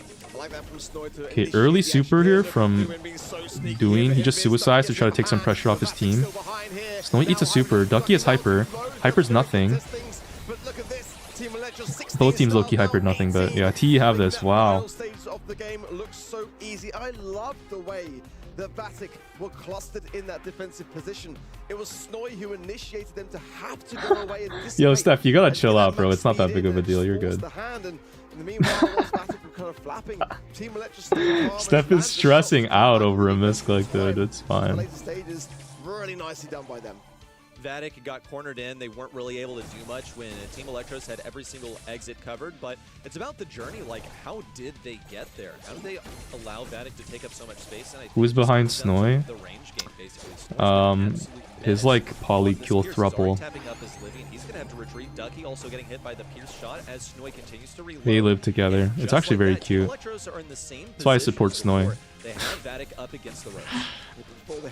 I'm sorry, I'm making jokes like this. I probably shouldn't.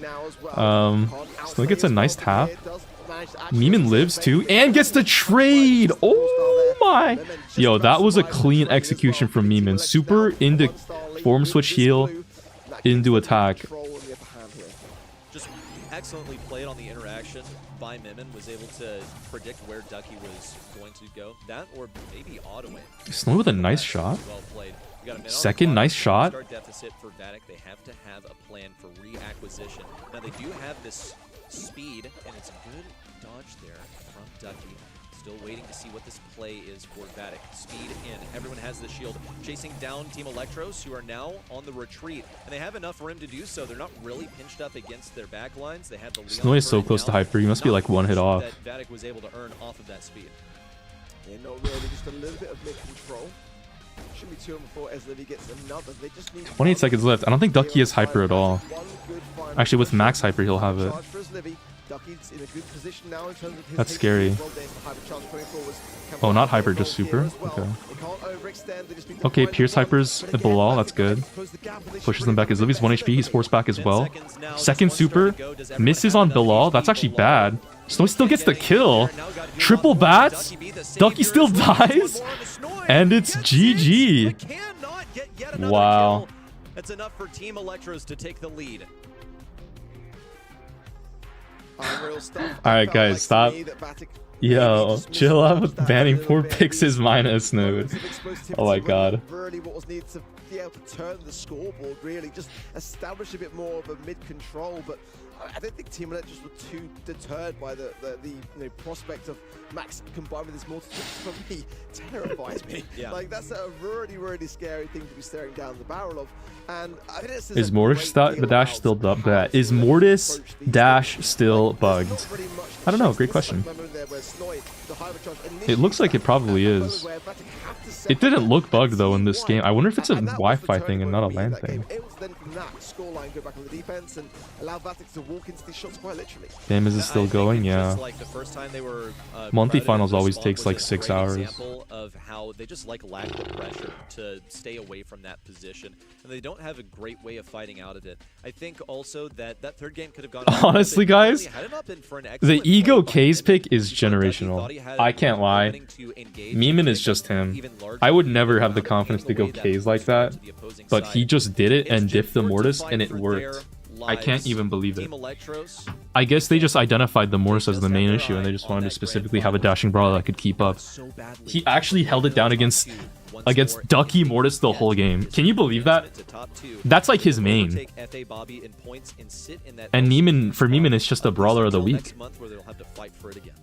Again, Griff globally banned here, going to make a big difference on Gen 4. Pearl is not globally, not banned here, not globally banned either. I think that's a really good shout to be able to break open this map, as there are kind of like limited options in that regard now to have to consider. How many games left? It's 1 AM. We got like 2. Because after this, it's grand final, I think. Tribe versus whoever wins this one. On the side of Team Electros, Meg as well going to be potentially open. Ali is a bit of an interesting brawler, which Vatic do like to bring in sometimes as well. Here, Kit definitely going to have a lot of options to hide in these positions with the cardboard box gadget as well. So for me, definitely still some options here for sure. Dude, I'm yawning like it's like my bedtime, bro. Am I actually pushing 30? Guys, I'm yawning at 7 p.m. What is wrong with me? My bedtime 9 p.m. sharp. That's so cooked.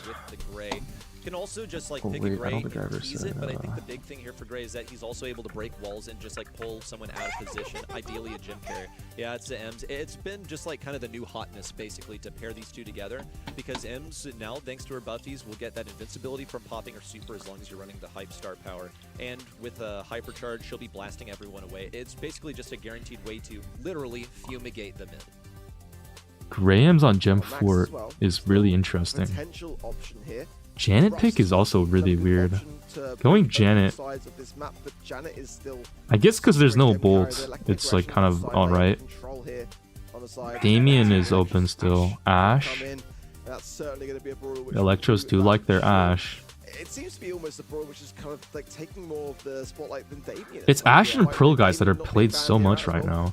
It's kind of crazy. North America in this meta, and I quite like it. I mean, it's been a while, but since now that Great cheese comp and gem grab, I don't know, bro. Yeah, don't know. There's just been a teaser of like, no way they'd go Doug. Fuck. He's strong enough to where he doesn't necessarily have to be played into Damien, even though that's where we've Ruffs? played a lot of times. Ruffs, really strong flex pick coming in last. There's a lot. Don't they just get cooked by Edgar? Does Ash beat an Edgar, guys, or is that like a shit pick? Now, how is this going to play gadget-wise? I feel like it's still a good Mortis game. Even like Damien would be pretty good, no? They don't have any damage besides Ash. Like the aggro last pick is so scary. You have Janet, who's able to fly away with all the gems and is generally good at. They could even go Lily. Oh yeah, they just go Frank. What the fuck? Kind of wild, and I kind of like it. I think this is a time for Vatic to dare, but definitely. Oh, Frank for the Ash lane. I think Ems would just that's pretty crazy. Okay. How do you feel about this, Frank? I mean, it's definitely a brawler which can overthrow things. I think it makes. Did I say anything about your screw up? Yeah. Check DM, Steph. Stick around after the end of the stream. We'll have a talk about it. I'm kidding, bro. You're fine. That's. Nah, you're good. It doesn't matter. I don't care. It is difficult, especially because we just don't see Frank in the Ooh, meta Snow gets pulled. Ems does not get the follow-up, though. Frank down the step side. Nope, Nemen's over there. Okay, time to abort, and here comes the gadget already. Meeman using the gadget bug? And now the hopes and dreams of getting into mid are pretty much dashed. Also, Ducky struggling to get these shots lined up. 3 fired off, but Nemen... Okay, Snowy just missed 3 shots in a row on B-Lol. And Ash just walked in. Oh! Misses the Frank super. Kind of huge. Ash lives? Okay, he dies. Snowy has 7 gems. Guys, I'm not gonna lie, the fact that Bilal did not kill Duin here on the Ash is pretty bad for him. And he misses the Buffy gadget? Yo, Bilal, bruh. That's not what you want to see. Does finally get the kill. And Ash goes down. Snowy looking for a gem. Oh, gets pulled, but Super's out in time. Bilal's about to get an insane hyper. Never mind, it did not do anything. Go ahead and throw down a hypercharge, even though it didn't really go anywhere. Also, look at the confusing placements of these teleports. I feel like Vatic can maybe thrive in this chaos, depending on how well versed they are in doing this kind of great TP setup. On the left side, yo, Duin is like diffing this Frank. Oh my god, Snowy almost died. Well, it's hypercharges and supers flying absolutely everywhere. Oh my god, Snowy gets a nice hyper kill. That's huge. But will not let all those gems topple to the ground. Meeman cycles hyper. Ash gets a nice assassin kill on the M's out of spawn. Bilal misses another gadget. Bilal's not been hitting these Buffy gadgets a single time, and that's really bad for Vatic right now. Oh my god! Yo! That was bad. Never mind. Wow, that was Jesus Christ, guys. They really pulled out Graham's on gem grab, and it actually worked.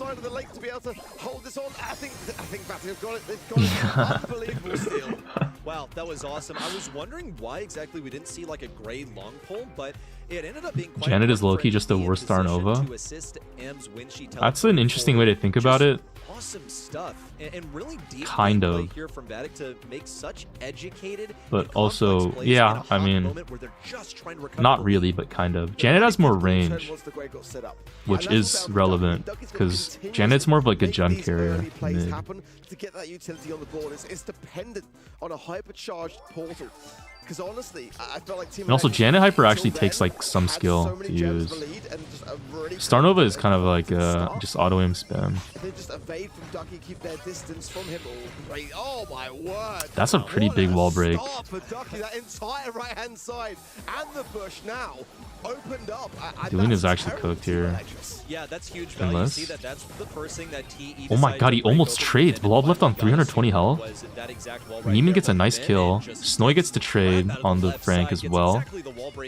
Ducky's forced to back off. The fact that Ducky got fed so much super, I feel like maybe Team Electros need to try to adjust for that. Yeah, Snowy jumps the gadget here. Gray still gets the TP, but... Ooh, Duin does get stunned, but only gets a 1 follow-up hit. Bilal has hyper. Okay, Snowy jumps preemptively a little bit. Neiman makes gadget? That's pretty bad. Duin gets smacked up by the Frank hammer. Oh my god. Guys, I feel like the dog is not doing a lot. Not that Neiman is a bad player by any means, but it's just like long pulled. Oh my god, wait, Ducky's out of position though. Looks like it. Just enough gems to stay competitive here, though. Snowy temporarily was able to get that countdown, and now Bilal has a plan. Okay, Janet Hyper gets the kill. Goes very deep, get a hit on his Livy, backs out. Gem stolen by the Gray.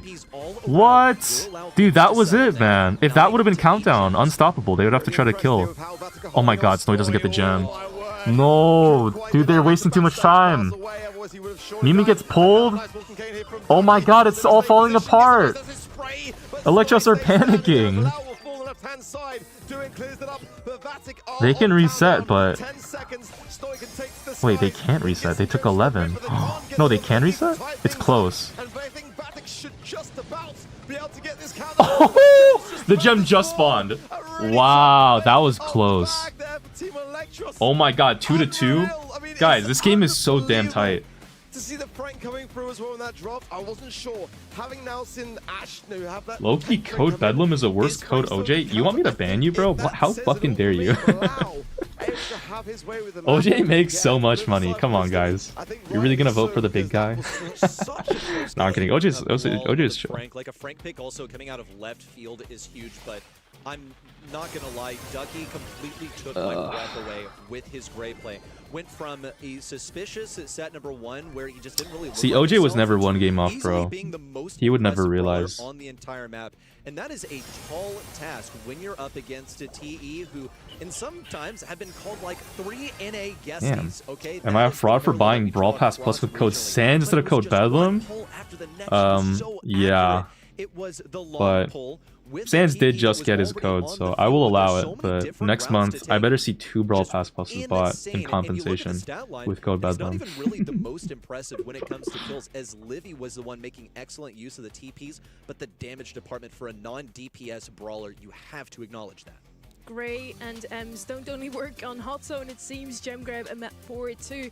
What was that again, by the way, with Ash? If you use code Kairos, you endorse his brawler builds video. That one, I guess. Frank used to be the tank. Brawl. Actually, I honestly not even seen that video. Game. Really well played by Vatic. They live to see another day, or at least another set. Oh, was that the one where you like said something weird about the like he? Yeah. We finally got a set 5er Ow, today. my hair is stuck. We did say that this could be potentially the closest. Okay, guys, best of 5. If Electros lose this, tragedy. Had sweeps today.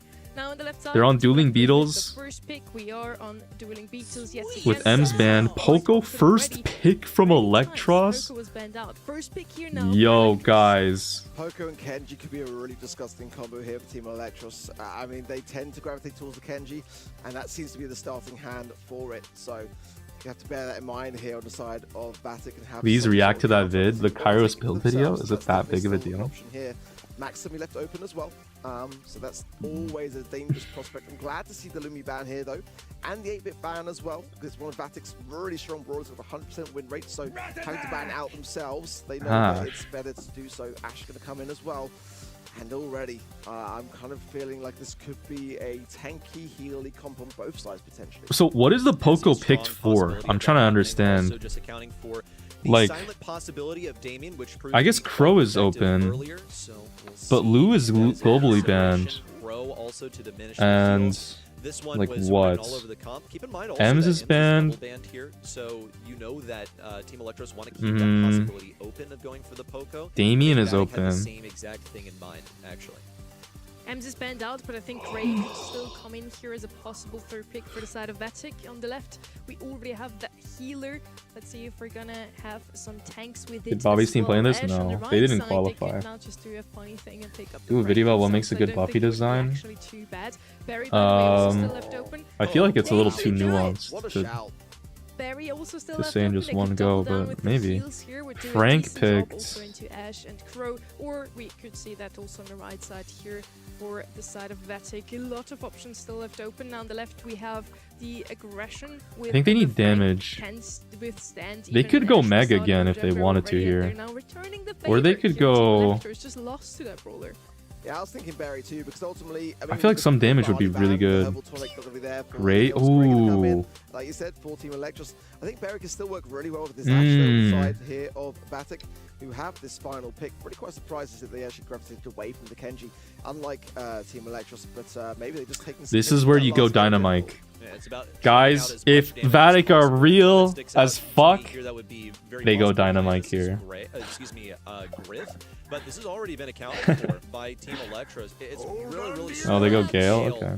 I don't believe in this brawler in the damage department. It will get them. No, Gale actually cycles damage so good with super stuns now. He's actually crazy. I faced Gale and it's fucked. That shit is insane. Now, before Gray came into the game, the Gale jump pad was doing the Poco same anti-stun? exact thing. So I think We'll they see were how trying with the this Poco sort of times it. different approach to the same strategy. It could be very well happening right It now, kind of but we'll depends, see that but jump yeah, pad come out of him. we'll The see. Twister, if they do decide to go with the other gadget, also fairly good against the Frank. You just want to make sure you stun him out of the animation. The Gale also counters that with the super. Well, like I said, coming into this match, I Am I was so super excited sleepy? for it. I'm so glad it has gone the distance, but now Ooh, it is nice the pull from Snowy. Snowy does not miss these buffy gadgets like Vatic does. Unfortunately though, everyone is poisoned right now, so that heal did not do much.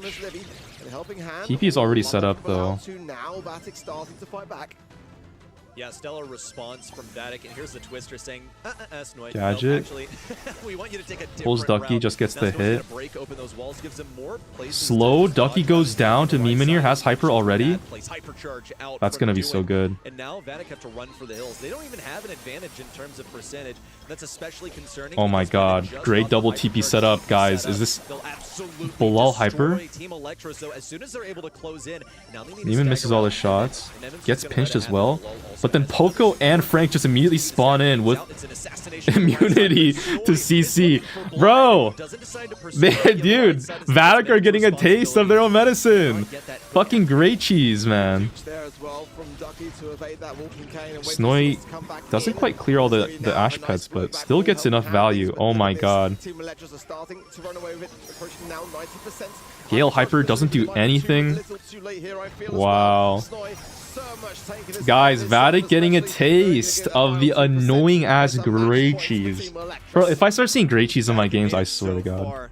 But it looks like they really have met their match again. In set 5, I don't think they have draft. I think they played this just about as well as they could. I saw many different isolated great plays. I saw good team coordination to, again, just totally envelop Team Electros and send them collectively back to the spawn.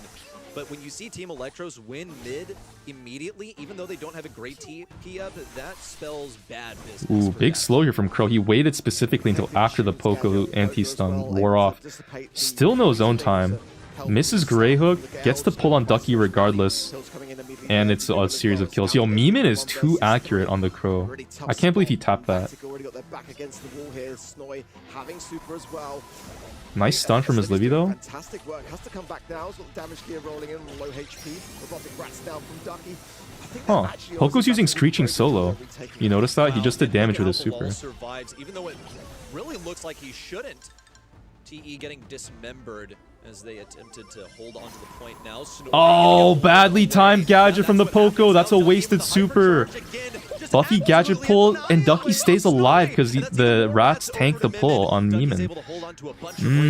And Bilal has Hyper now, activates it, jumps on Meeman here. Meeman does go down. Snowy gets another super cancelled.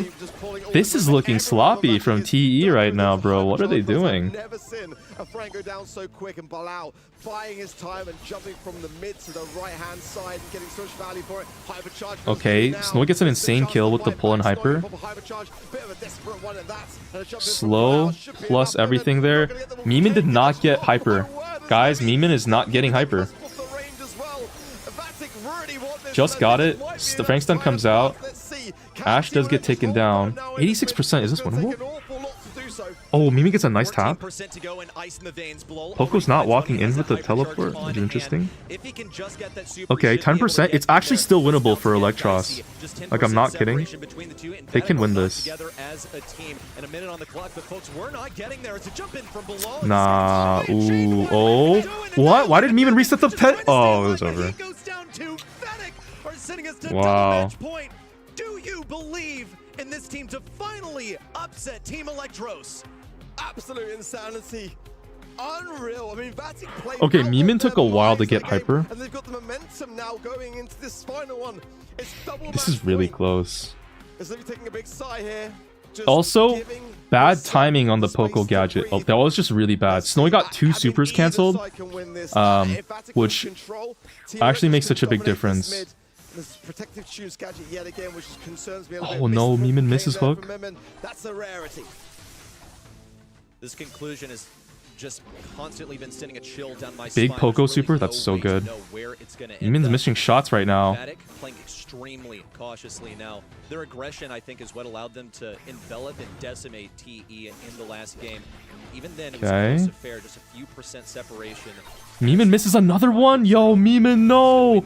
And Snowy misses Buffy pull. Gadgets out opposite ways. Is Livy taking a similar role, by the way, as a flank? Okay, that's a huge heal. Timing, just what they needed. But is Livy still on the Meeman goes in now after everything's away. Meeman misses the follow-up shots. Gale lives. Meeman has gadget. Gets the kill, has hyper. Okay, Meeman has hyper. That's such a good start. And he hits the pull on Bilal. Bilal's one. Wow, okay, this is looking so good right now for Electros.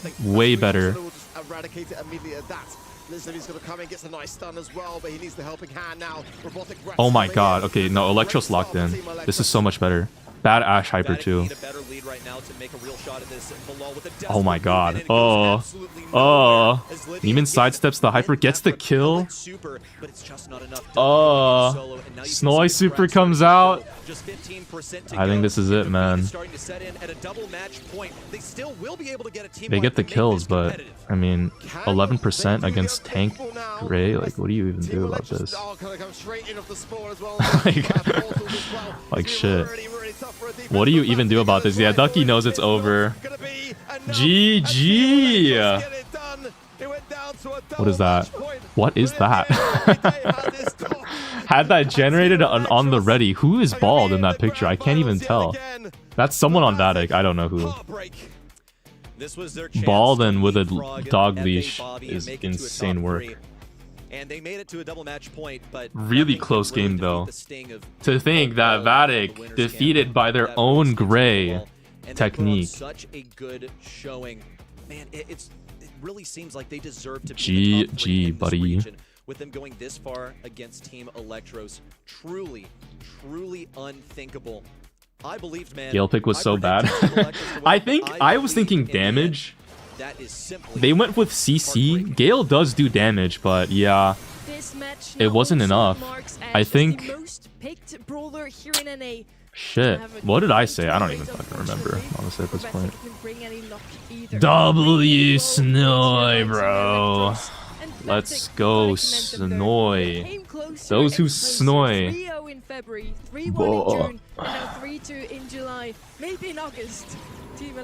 Colette. I think I was thinking that too, but Colette in the healers like Poco is inconsistent. Maybe it would have worked. I don't know. How I expected on some level. I just knew that these two teams are so close, neck and neck. Mr. Free Tick. Wait, Gale did do damage though. 471 is not even bad. You could see how much it meant to him to try to do this, and Bilal again, like I said, had a fantastic game.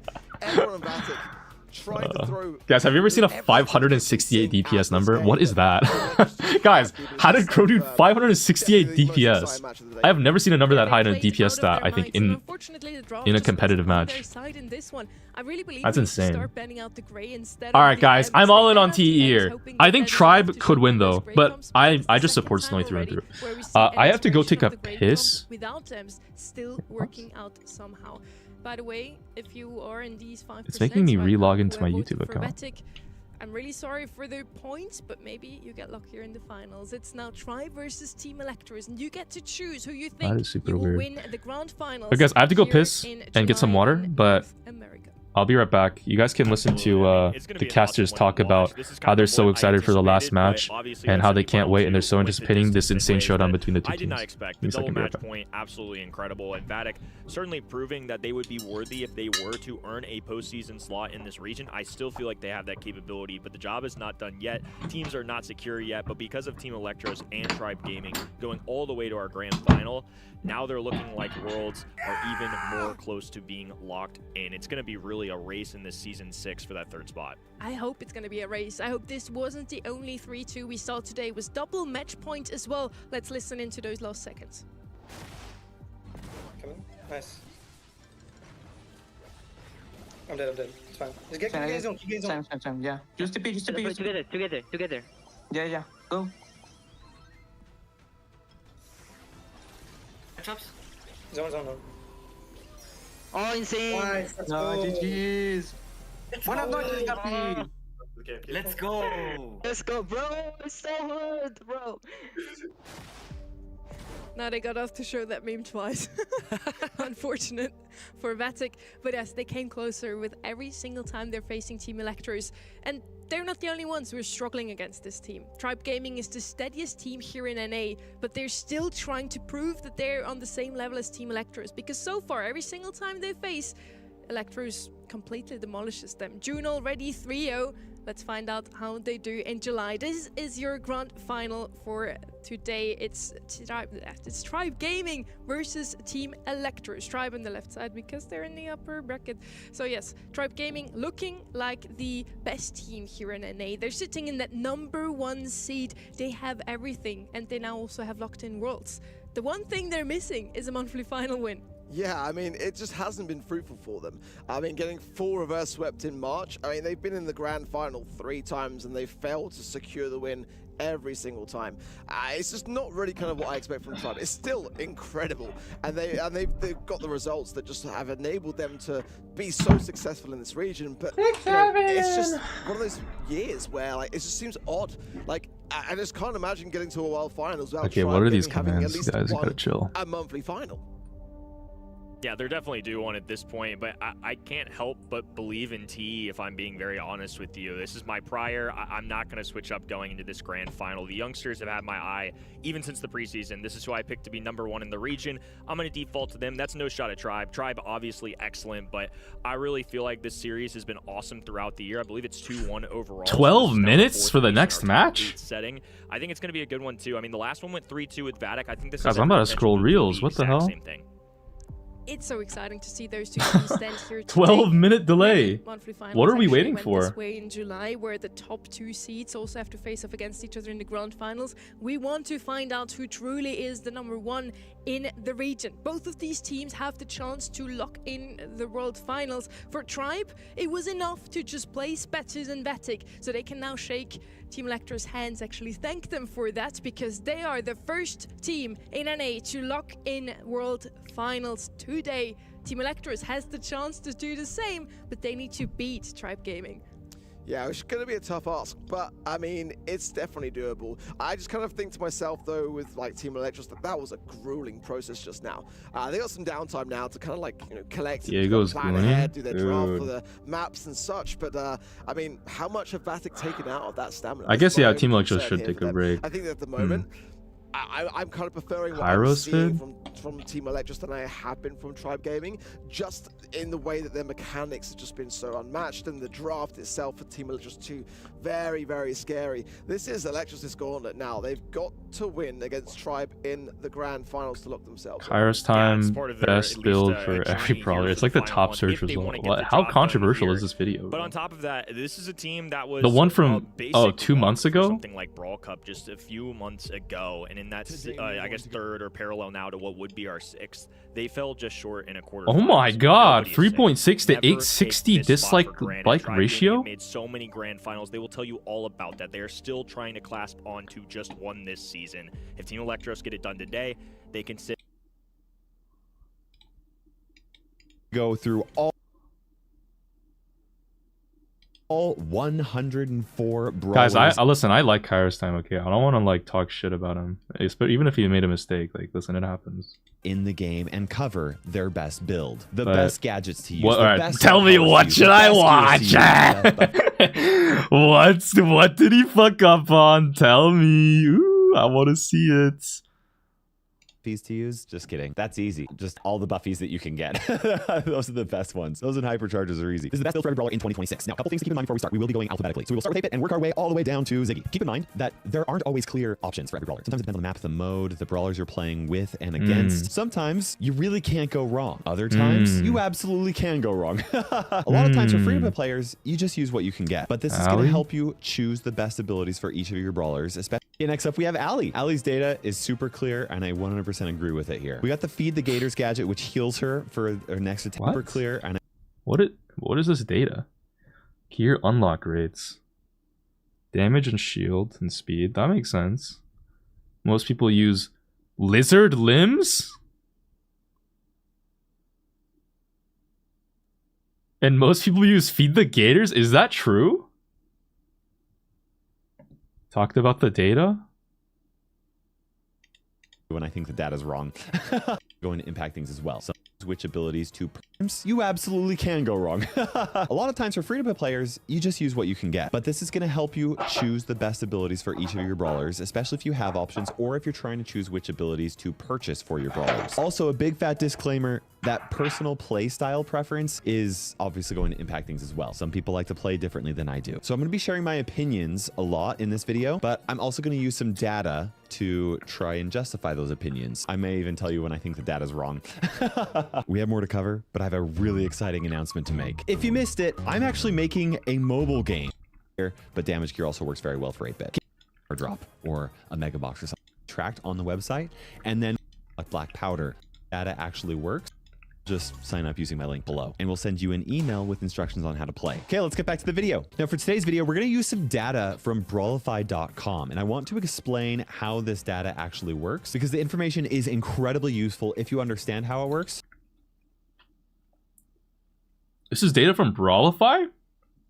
And if you don't understand how it works, it might look just wrong and bad. And it's not bad, it's good. So it lets you go to brawlers here and choose a brawler. Let's take a look at Bonnie, okay? It has some numbers right here. It will show you this big bar and that shows this is the preference and this is the preference. But what's most important is you look at these percentages here. 56% unlocked. What the fuck?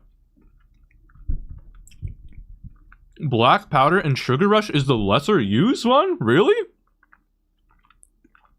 This one and only 44% unlocked black powder. So it looks like it's a massive difference here, but these are actually really close. The same thing right here, 52% versus 48%. These are... It's unlocked and not used? Wait, what? Basically like a wash. Like they're very equal for both the gadgets and the star powers. Also, since most people buy the correct gadget, the data isn't tracked correctly.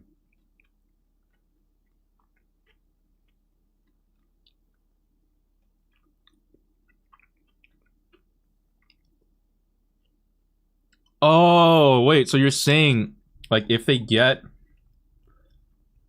it unlocked from a random drop, they don't need to buy it. But for the people who specifically want the other one, they will buy it? Or, wait, what are we saying? I don't actually understand at all. What are we saying?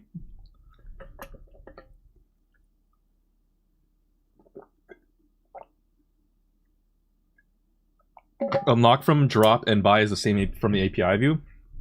But wouldn't more people buy the more commonly used one then, if that's true? If you had the good star power for a long time and unlock the bad one from a star drop within the last week, it counts towards a statistic. Oh! It only tracks it from a recent time period. So if you already had the good one, and you get the bad one from a random drop, it shows up as an unlock, is what you're saying.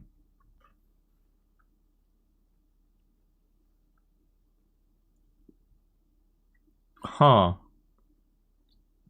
The data tracks abilities unlocked from gacha? Wait, so it doesn't track like purchases? It's only gacha? Or is it just from the last 7 days then that's why it's skewed? That is weird though. Keep in mind, it tracks everything. These okay. Numbers in these descriptions are pulled from the API, and it's a little bit bugged right now, and they're not the correct numbers. Just keep that in mind. That's a bug that they are aware of, and they're going to be working on for this site. Now, how this data works is they have a whole bunch of accounts of people who have signed up to use Brawlify and have entered their account so that they can be tracked on the website. And then what they do is they keep track of those players, and whenever they unlock a new gadget or star power on their account, that unlock could be them specifically going and spending the coins to buy the star power or the gadget, or it could just be that they unlocked it with a star power or a star drop or like a mega box or something like that. The data is very useful in a lot of cases. However, sometimes the data looks completely wrong the opposite way. When you have a gadget or a star power that has always been so incredibly like the ability that you get, so everybody gets it, and so the only people that are unlocking new abilities for those brawlers are the ones who are unlocking the bad gadget or star power from a star drop or he says it himself in the video. Or a mega box or something like that. So I'm going to be going through all of this data, and I'll be using, you know, my brain to interpret the data correctly. And it's both useful for us to find the Wait, so he says it himself in the video, but he interprets it the other way. Best builds and gadgets for a lot of brawlers. But obviously, what's most important is my opinion and your opinions, of course. So let's get into this. We're gonna start with 8-bit. Okay, let's start off with 8-bit. What you need to know here is that I completely agree with Brawlify's information. Okay, next up we have Ali. Ali's data is super clear. So and I weird though, but 100% yeah. agree with it here. We got the Feed the Gators gadget, which heals her for her next attack, the amount of damage that she does. Cold-blooded can be useful, but this one you get more value more frequently. And by no means is this a bad gear or gadget. For star powers, this one reloads her 25% faster while she's in rage. I think that Lizard Limbs is just better. While in rage, she regenerates health faster out of combat for only 1.5 seconds. Being able to get in and get out is much better, and heal up is really excellent for her. That's actually crazy to say. And then damage and shield gear makes a lot of sense for an assassin like Ali. Next, I wonder if Kairos actually plays any of these brawlers. this is Amber. Here's the data on it. We got Scorch and Siphon, which is slightly better.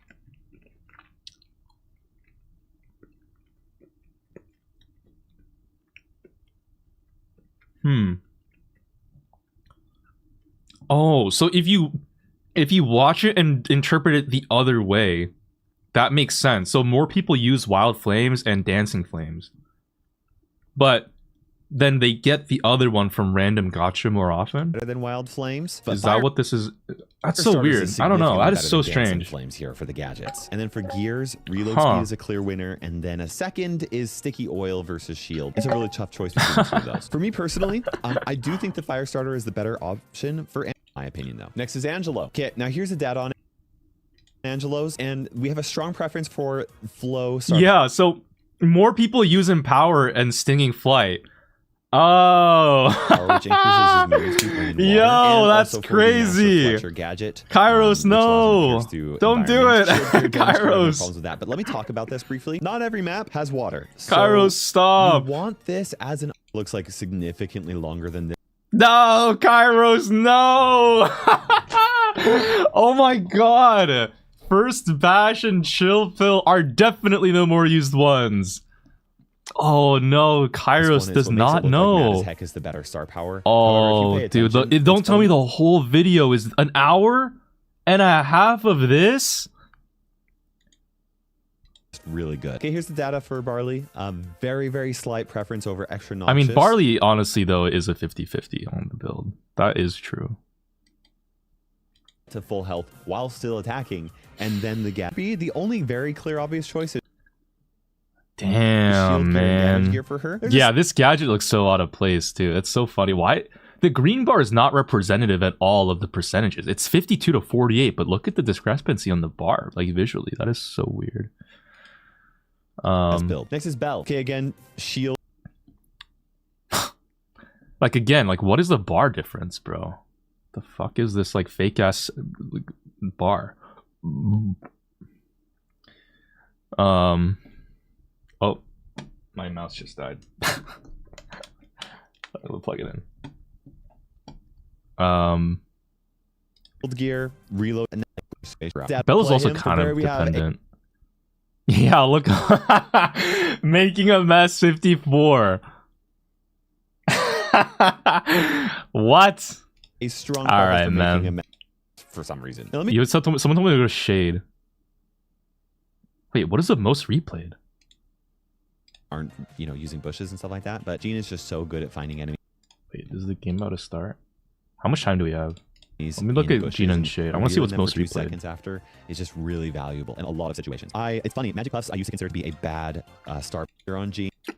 Best build. Next we got Gene. Here's the data on it. Okay, this one's actually kind of true though. But Gene also is like preference for Magic Puffs and also decent. You're gonna be playing. Okay, next is Gigi. Here are the numbers on Gigi. Her gadgets are 50-50, and then guys, it's 50-50. Look at the bar. What the hell is the bar? Oh my god, it says more people use plie protection. Slight preference for plie protection. As for no, gadgets, Kairos, stop. Neither. Kairos, no, don't say that. There's data on here. Slight Kairos, don't do it. No. Slight preference for more loot. Oh my god. Kairos, you have to. Kairos, why do you never realize? Lumens, I don't think that there's. Guys, poor Kairos, man. He never realized. Though he did the whole video like this. Where's Shade? dandy in my opinion. Next we got Shade. Unlock numbers have a preference for spooky speedster, but close to 50-50, and a massive preference for jump scare. And I agree with this jump scare. The reason why is this is slow for 4 seconds compared to this, which is a 15-second cooldown. Kairos, 9 don't second say cooldown that. Here, 15-second Guys, cooldown he here. doesn't play this these is really great, characters. very useful, but being able to use this is just really nice. As No, far as Kairos, the no. damage reduction versus Stop. speed when hitting enemies, He doesn't I mean love it, the speed. guys. I really It's a do. trap. This is my preference for Shade's build. Next is Shelly. Here's unlock. Oh god, and it says more people use shell shock.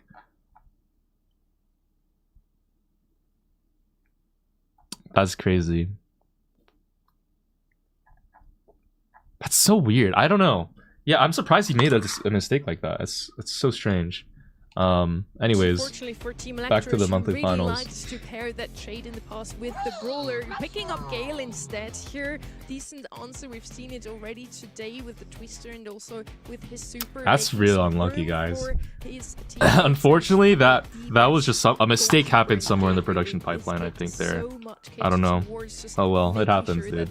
The ball gets knocked out of your opponent's hands. Cornelius coming in now would have been a good answer also to their own Shade. I don't mind it. How could he Here possibly also play against slow the Shade barrier, gadgets better? to get to jump over He's the probably wall. never It's used gonna it. help him a lot to control that Brawler. We have If no you just read the Brawler right description, inside though, so the barrier is gonna an have a AoE lot of slow for 4 seconds does sound really good, but the problem with it is that the radius is shit. I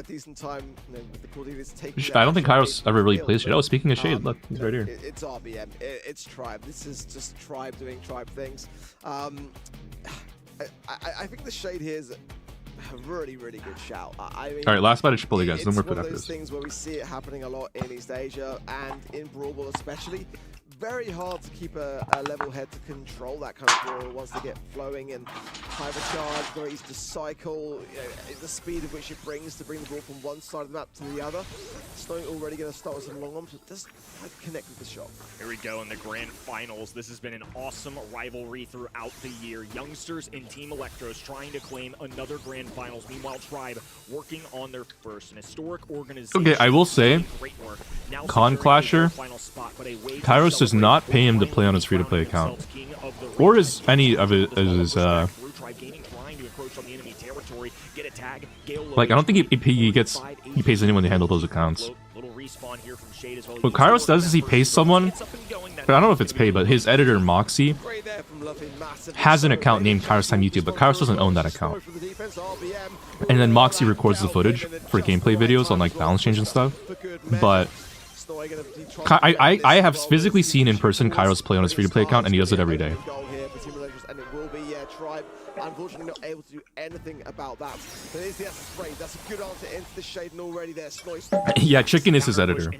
But I think, I forget what Moxie does, but yeah. The main one? No, Kairos just never plays on the main account. I have his main added. He just never logs onto it. Because, like, Kairos just has, like, I don't think he's in a position where he would, I don't know, like, account sharing is, like, technically against TOS, like, you're not really supposed to do it, so. I mean, you're literally not supposed to do it, it's against TOS. People get banned for that. That was a good chance. Good shots though from Luffy, and RBM staying position here. They couldn't really aggress doing. Moxie does gameplay recording and script writing? Oh, he does scripts, okay. Damn, that's how you know that script came from the heart, guys. Kairos did not have Moxie check it. That's so unlucky, guys. A Twister in the back pocket as well. Can't forget that for doing. Ooh, T are looking good, bro. Wait, they have a goal cornered and they're in their spawn. W Gale pick? Oh my god, yo, the Gale is cycling. Neiman jumps, they're all low HP with a healer. Shade is just, dude, they're fucked. Wait, Tribe actually got cooked. Why is the Shade not running jump scare? Someone tell the Shade that he's using the wrong build. Yeah, Gale on defense is a really, really tough thing to push into. Especially, you know, if it's there with a super. I mean, what do? You've got to time a perfect pass. And then, even after that, evade those gadgets. Twister, there's just so much to Gale's kit when it comes to defense. Your only chance really is to just make sure that he's eradicated and hopefully waiting to spawn back in. As a Gale fan, it's good to see the old man get a little life as Snowy goes for the gadget. A little extra. What is Gale spitting for? Yo, Duween, that's toxic, bro. Right hand side.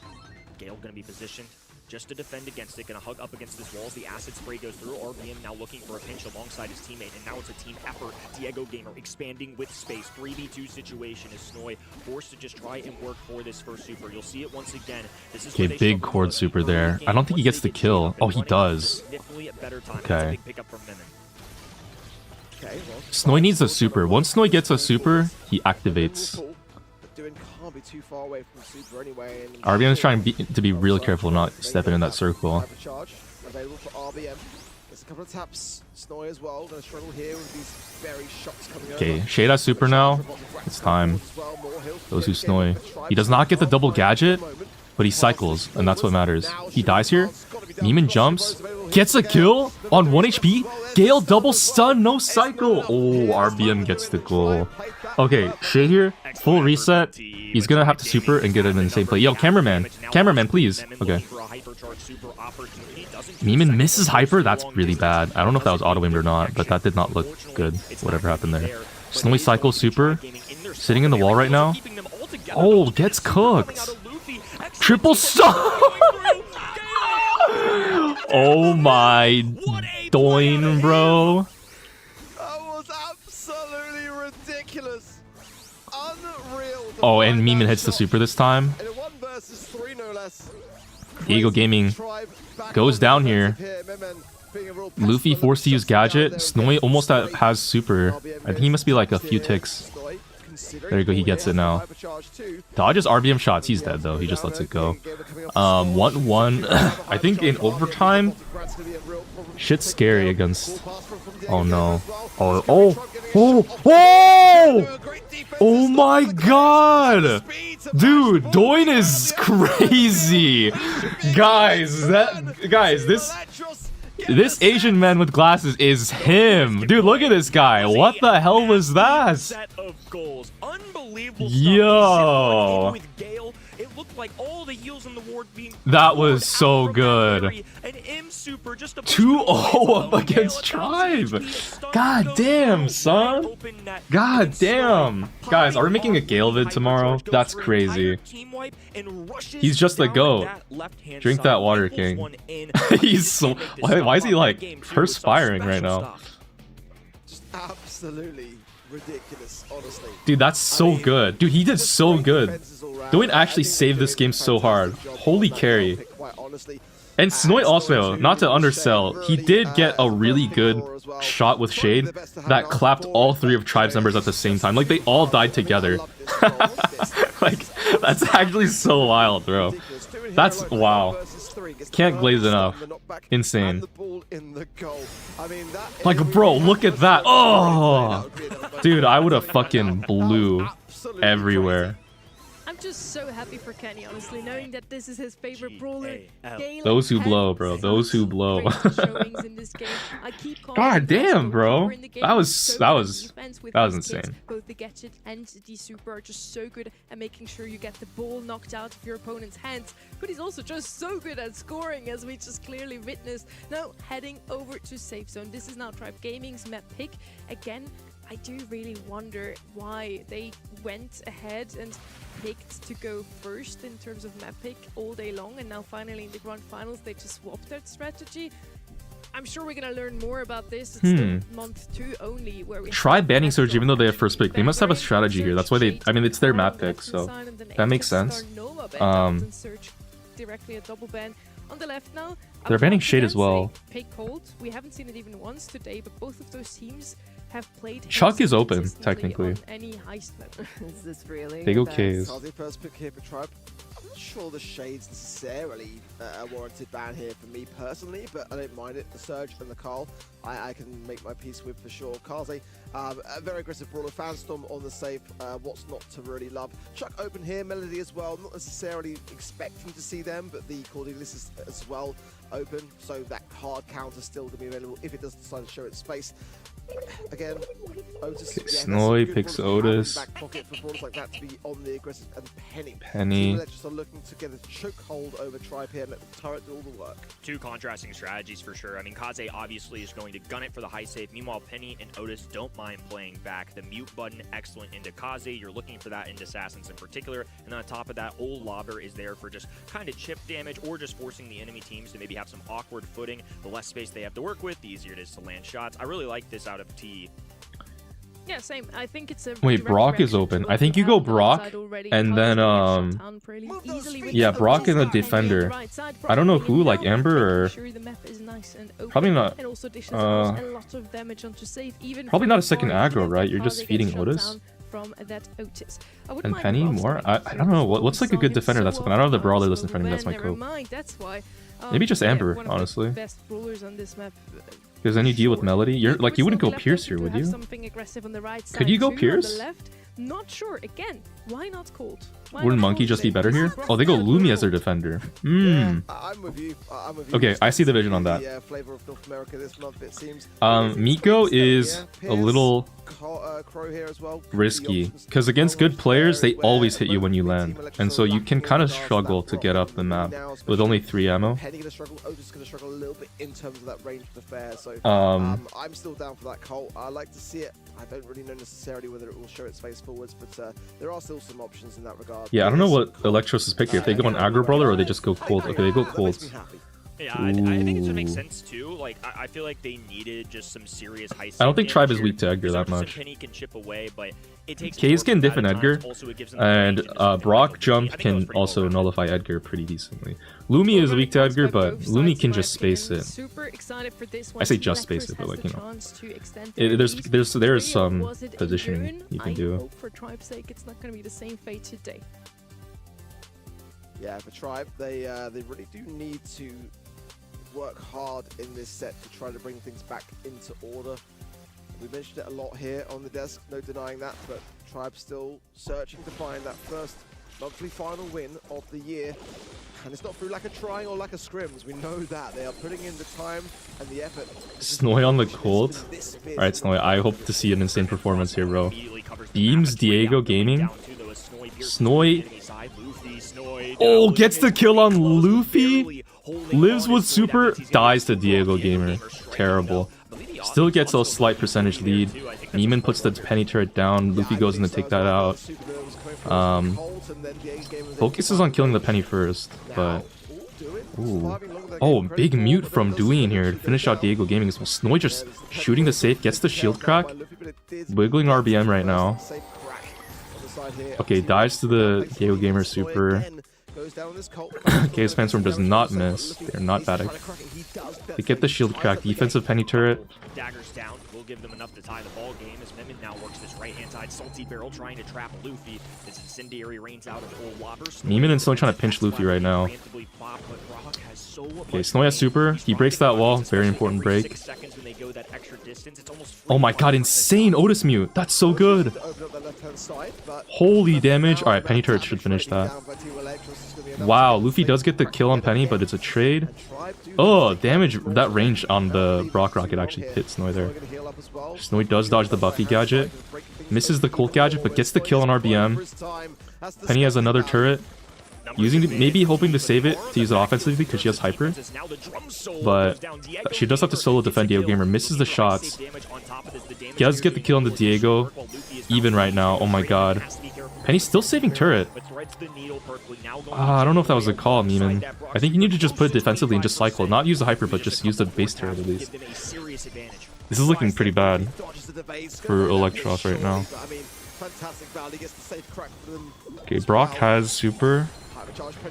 No, Brock does not have super. I mean, okay, Mewin uses Penny turret.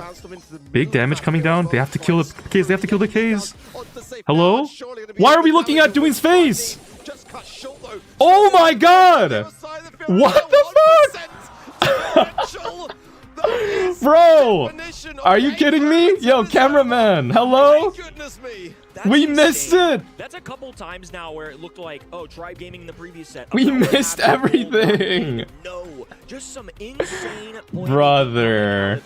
These guys are young. Yo. They have so much ice in those veins to come back, to look at 40%. Oh, double lane from Electros here onto the Luffy to get the kill. Snowy wiggles the RBM rocket? Just sits still and just shoots the save. 6%. Pinching out Diego Gaming right now. Colt needs a super to break that wall, I think, for his team. I think he's going to prioritize the break. Yeah, he just gets the break. Really nice. Misses the shots on RBM. RBM was on 600. Gets clipped. Yo, Snowy on the Colt, though? Like, he's touching them. Ooh, Doing gets rooted, but Meeman gets the trade. Barrel there to finish off Luffy. RBM super. Oh, lives on 10 health. Okay, Doing gets the crit kill. Misses mute. Diego Gamer does get brought to 1, but he lives. That's going to be a lot of damage. Oh, it's not. Wow, that 1% shield crack saved Electro so hard. Defensive penny turret. Okay, yeah, Meeman's going to just try to use the penny turret even though he has hyper to cycle. And that's totally fine. That's actually a good play. Meeman hypers early. What? That was really weird. Just movement speed, I guess. But Snowy trades all that damage anyways. Hypers, that's going to be a shield crack, I think, for Electros here. Almost. 4%. Okay, yeah, Snowy finishes it. Oh my god! Oh! Diego Gamers won. Gets killed. Meeman is in the corner playing like an aggro brawler on Penny. Added a little extra wall break into that too. Clean up on the top right-hand side as RBM is forced away. TE, we're down bad here at the early start of the game, but with all these kills coming through, now they've got positioning, a solid lead. Tribe Gaming still have to get to the 50% threshold. Ooh, Luffy gets the kill. Barrel play. Diego Gamer hypercharges that? A solo Otis? That sounds like a waste. They do get the shield crack, but they're still behind. Meeman has super, just puts the turret down. Body blocks the Brock Buffy. Oh my god. It's literally 2%. Dude. Oh my god. Oh my god, Snowy. Oh my god, Fanstorm. Wow. Wow, wow, wow, wow, wow. Yo, rubbing his chest right now. What an effort out of Tribe Gaming. TE were looking sharp there for several moments. A lot of team interactions that were favoring them. Even team wipes going down in their own spawn side. They took a massive retake. And it was Tribe Gaming with the last 30 or so seconds, I'll call it. Really were able to claw their way back in it. That right-hand side was a huge focus. Colt could not escape. He was the one with the most range that could kind of get on that high save, give them an advantage. They drop a Grim and Frostbite, put him in jail, trapped him, and he couldn't escape. So this time, TE won't escape. Okay, no more doubling the lane, I guess. Electros, they're just putting Snowy on the right. Neiman gets the pinch on Diego Gaming. Otis wiggles the RBM rockets, and now Penny has turret down. That's pretty good. That's actually really, really good. Case can't even push that. She's just trying to take the space, run it down on the safe, force the enemies to fall back. Snowy and Meeman do fall back here. Do end up getting the kill. Diego Gamer doesn't really get that much damage. And Penny turret is still down, untouched. Shoots the safe there. That's a lot of damage. Luffy this time has to try to take the Penny turret down. Ignores it and just takes the space instead. Okay. Meeman does have his turret cycled, I guess. He didn't want to waste his life to just do nothing. Meeman has hypercharge. Diego Gamer does get the kill on the Penny there. Shield not quite cracked. Okay, Luffy takes up the... Oh, it does get cracked. Okay, Luffy takes the turret out with RBM. RBM gets shredded, though, by Snowy. And Meeman uses a defensive hyper turret here. Cycles the hyper turret. What? In one hypercharge? Guys, I've never seen that before. I've actually literally never... I think I've been playing this game for like 9 years, and I have never seen that. Although the hyper's only been out for like 3 of those years. RBM low, Diego Gamer low as well. It's a really tough one here. The Tribe trying to defend for their lives. Oh my god, Snowy is just auto-aim warrior right now. Holy... Okay, kills K's. Team Electros are up like 50% though. And they have the mid control right now with Duin. With the Hyper Otis. Defensive Penny turret right in the middle of the K's Fanstorm. Brock super does take out the Otis. Snowy misses the gadget. Supers down Diego a little bit. Otis is hyper mute. Luffy's trying to bait it, but Duin is just holding it. Whiffs it though. Oh my god, auto aim twice, misses Luffy. what the hell is that gadget from the Otis? What am I watching, bro? What is this? Luffy's still alive! Yo! Oh my god! Luffy's crazy! Okay, but it doesn't even matter. I think Snow just takes a shield crack. I think this is it. 6 seconds. Muted. Oh my god, it's over. Team Electros sweeps Tribe in a 3-0. Wait, what? Feels a little bit like deja vu, doesn't it? It does. Looking back to the last month where Tribe got swept by this. Why does it say 2-1? And Team Electros now are just getting really comfortable. Smiles there from Snowy. Oh, it's set 2? And the team. Wait, what? Am I missing something? In this region with head in hands. Oh, it's set 2. Oh yeah, I got too excited. I'm sorry. I actually thought Electros won the whole thing. Wait, what? Oh, bro, I'm totally lost. Wait, that's so awkward. Yo, ignore that. Guys, I'm tired. Yes, it is a 2-0 so far, but it doesn't really reflect how. Wait, now who's gonna come clean up all my pants, bro? I blew my load too early. They're only up 2-0. I cursed them now? No! Chill! Wait, chill. We have weaknesses too. It got proven in yeah, the that is super qualifiers. awkward. So Tribe needs to find these and attack where it hurts. I'm surprised the if Cole actually, like... see a couple more sets from Guys, they don't even need a high stagger. They just straight up held it down. That's really crazy. Snow did 100,000 damage. That's almost the same as a K's. But more DPS to the enemies. Right now, for how young they are, for how composed they stay, despite the age gap, despite the experience gap, they still just keep showing. Curse is real chill, bro. Chill. This is no. the DNA that they've gotten them. Snowy, one thing that struck me in every interview we've had with him this year, he's well spoken. He's got a little humility to him, but he stays confident. You can just tell he's got Final that stage. Somebody at their age. Wait, guys, did I leak the script? Dude, don't tell Supercell. Please don't tell them that I leaked the script and that it's a 3-0 sweep. Electros is one of them. We have some other very strong players in this region right now. Just became 16 this year, competing for the first time and already showing up like this. Would Pierce be better than Lumi in the game? There's so many players that are now saying, hey, maybe this is the year where I have to retire in this region. We talked I don't know. Livy, Zula, and Bobby already announced it. I think with the technically, but that's like with hindsight. Because the Lumi was a tank counter pick that was used to discourage aggro brawlers. So like, if Electros went like Melody or something, right, an aggro brawler, or like, yeah, I don't know, just something that can like rush down the safe, like Daryl, Lumi would help with DPS. Pierce also does DPS though, and the map is open with Brock, so yeah, I'm not really sure.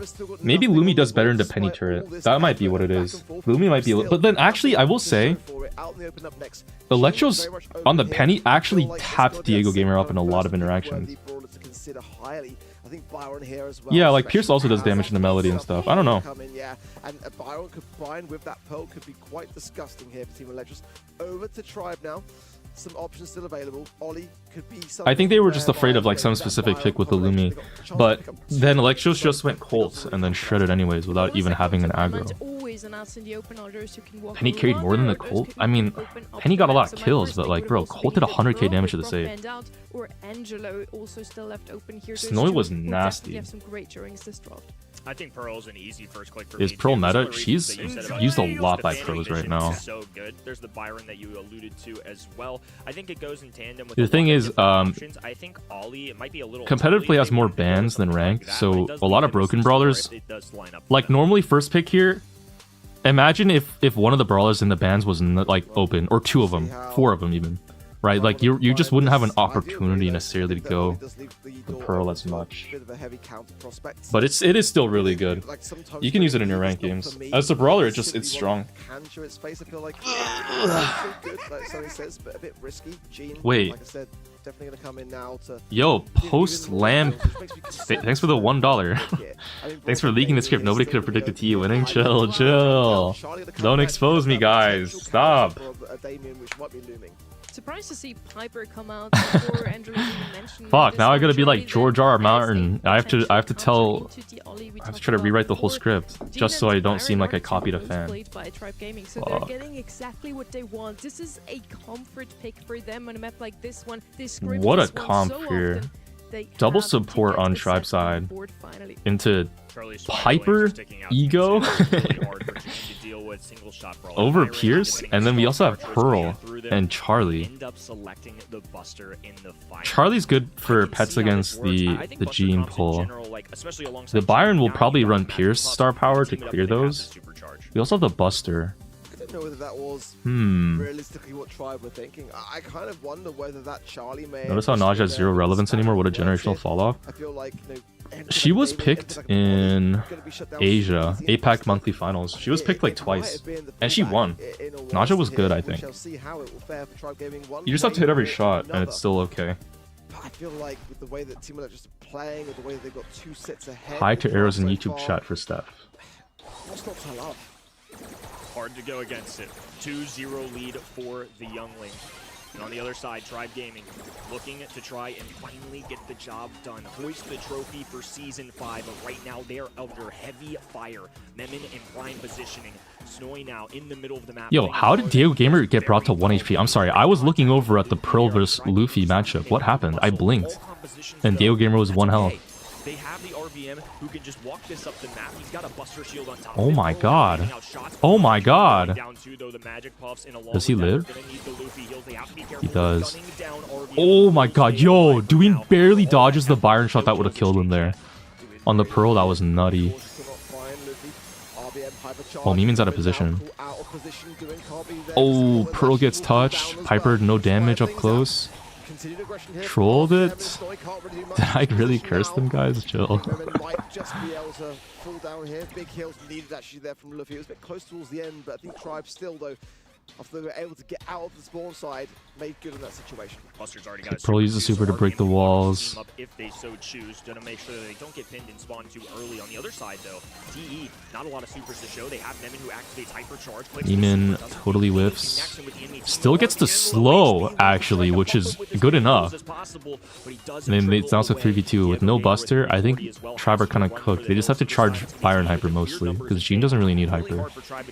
These don't strike me as 1v1 kinds of brawlers. I mean, Gene with a little chip damage. Unless Snowy just gets Giga tapped. Align together to get those shots going down. So a very high advantage, very high probability for TE. Luffy now in trouble. This fight Ooh. go down. Luffy actually uses Hyper here? What? Why? Wait, just save it. Round again going the way of Team Electric. Save. Getting onto a match point position here as well. Supers all round for every single member on the side. That was really weird from Luffy. Almost makes you wonder if they're actually trying to win this. The scripted conspiracy. Diego Gamer can go for the pull if they so choose, and of course, that gadget has a miniature lookalike alongside that as well. Snowy now swinging left hand in, Pearl on the side, and RBM instigating action. Diego Gamer. Wait, oh, Diego Gamer Hyper here? Quite yet. Looking for an opportunity, doesn't have any clear line on the enemy brawlers. Ooh. Oh. They needed that. A huge resurgence. Diego Gamer tapping, Snowy conceding, Driver on the board. Reverse sweep? Surely not. I thought they would have gone for the Charlie. The Spiderlings had gone out already. They knew that they were going to get a pretty decent connection if they went for it. Did Charlie's slow power ever get buffed? It feels like suddenly everyone started using it. Like we didn't notice that it was good before. No, from my memory, slow has always been really good. It's been used in like the past year of Charlie being played in competitive play. You use damage when you're facing, like, I guess more aggro brawlers that have a lot of HP. But slow is still really good, because you slow the enemy as they leave the cocoon too. Like, way back in the day, damage was used because it used to deal like 40% max HP instead of the 28% that it does now. And so back then it was broken and people used it, but nowadays, oh, on release was it 50%? Oh, I don't even remember that. Okay, I was totally misremembered. I guess it was 50%. Oh my god, RBM is 1. Wow, okay, they get a pick. Nice. Oh yeah, and the super traveled faster too. It was easier to hit back then. Why did Snowy? Oh, he broke their grass, but he also broke their wall. I don't know how to feel about that break, Snowy. But nonetheless, Snoyster. tie up the round. They might have opened up a channel here for Tribe, but I don't think consider that break may not have been pitch perfect. I wonder if Why is Snowy helping them? He broke their grass, but yeah, that I don't know how to feel about that one. He only got rid of the grass section, didn't actually open it up fully. So I wonder if that's strategy, a mistake only he knows, and at least the team and the comms will know that until after the fact. Diego Gamer is still working to get a super. He's going to be paired alongside Luffy on the left hand, and with Tribe having that super available for Buster, he doesn't really need to charge off anybody because he's already at max. Well, RBM has got an opportunity here to montage. Because Snowy is so dangerous on this pipe, it's absolutely necessary. Hypercharge available for him also. So has got Early RBM super here. If Charlie hits a cocoon, miss. Oh my Snowy curve! Oh, Snowy jumps away too. 3v2. RBM, does he hit the pull on Meeman? He does get the kill. Snowy, does he hit the double tap? Gene 1. Pearl gets the kill. Oh my god, RBM is 1. No! Snowy does not kill that. I don't think Snowy kills that. I think RBM can comfortably just wiggle. Yeah, it's over. Snowy used hypercharge, I think. Oh, if that hit! Oh my god. And will get Tribe Gaming a round. That was unreal. This level of wow. gameplay that we've seen in the grand finals from both teams has been all over the place. Luffy stepping forward in the makeshift wall, the opening that Piper created just a couple rounds ago. A little extra shot going down there too. Snowy will bring Diego Gamer to low HP, so RBM there to be the meat shield for him. It's one of the benefits of Buster. He can always use that shield if needed, or if not, he's got 10,000 HP. This needs to be a pull from Diego Gamer, and it can't really be one aimed towards Snowy. Kind of needs to be Memen. I think at this stage, it's the final round. You can afford to break your cover. Let's see, will he go for it? RBM waiting his time now. This hypercharge and Luffy creeping forwards. Luffy's got the heal too, so I think that Tribe should really focus on primarily getting better map control over this situation here. Gas can't be too far away. There come the hills here from Luffy. Snowy waiting for this channeling here. RBM going to open things up now for Tribe, and it's go time. They've broken the tension. Now RBM rushing at the other side as Snowy pops. Oh, big cocoon. Oh my god, and the kill on RBM. Diego Gamer can't super yet. Oh, he does get the super. Oh my god. What the fuck? Yo, that whoever was in that cocoon just got tapped. Alright, Electros win. Yo. Holy shit. Is Pearl not on shield star power? I think she is. I think she's just always shooting, so her heat bars low. Sure, they made the world finals, but what does that say about them? What does that do to the headspace for the rest of the season? You can scrim all you like, but if you're Does Viper act as a tank counter in these more passive modes? No, the Pearl is more of a tank counter. The Piper's just tapping. Snipers do damage, like Mandy, Pierce, they all do damage, so it's just she's just tapping. That's all it is. I guess you could say Snowy acts as a tank counter, because he is shredding them. But she should be doing that at max range. So. Also, Charlie's, I guess, technically the tank counter too. Oh, Luffy's 1. Yo, that was insane. Just a little ahead of them. Now just one game away from grabbing yet another grand finals as RBM is going to push back his foes. It's still Pearl. Oh my god, they actually, RBM's got scared to push out with shield up. He got pushed back. Oh my god, missed cocoon. That actually might make a big difference. Ooh, 1 for 1. Diego Gamer's 1 HP as well. Oh my god, Meeman gets the kill. Wow, guys. They got dismantled. Tribe literally, like, they couldn't do anything. One knockout round from winning the entire match. Okay, RBM super aggro push. Oh my god. Oh, lives on 120 health. Cocoon trades the kill. Wow, they swap positions, aiming backwards. Do these guys practice showdown? Snowy super jumps away. Diego Gamer wisp pull. Oh my god, Meeman cocoons. Diego Gamer's 1. Oh my god, dude. No man. No man. Nah man. Yo, 3-0. 3-0. Not scripted. Actually just diffed. Wow. Guys, damn. Guys, Tribe, like Tribe already qualified for Worlds, I guess, but they look so good in this whole tournament, just diffing, homeless. I mean, like, I got like that's crazy. They got 3-0'd by Electros. And I think that means Electros qual for Worlds, I'm pretty sure.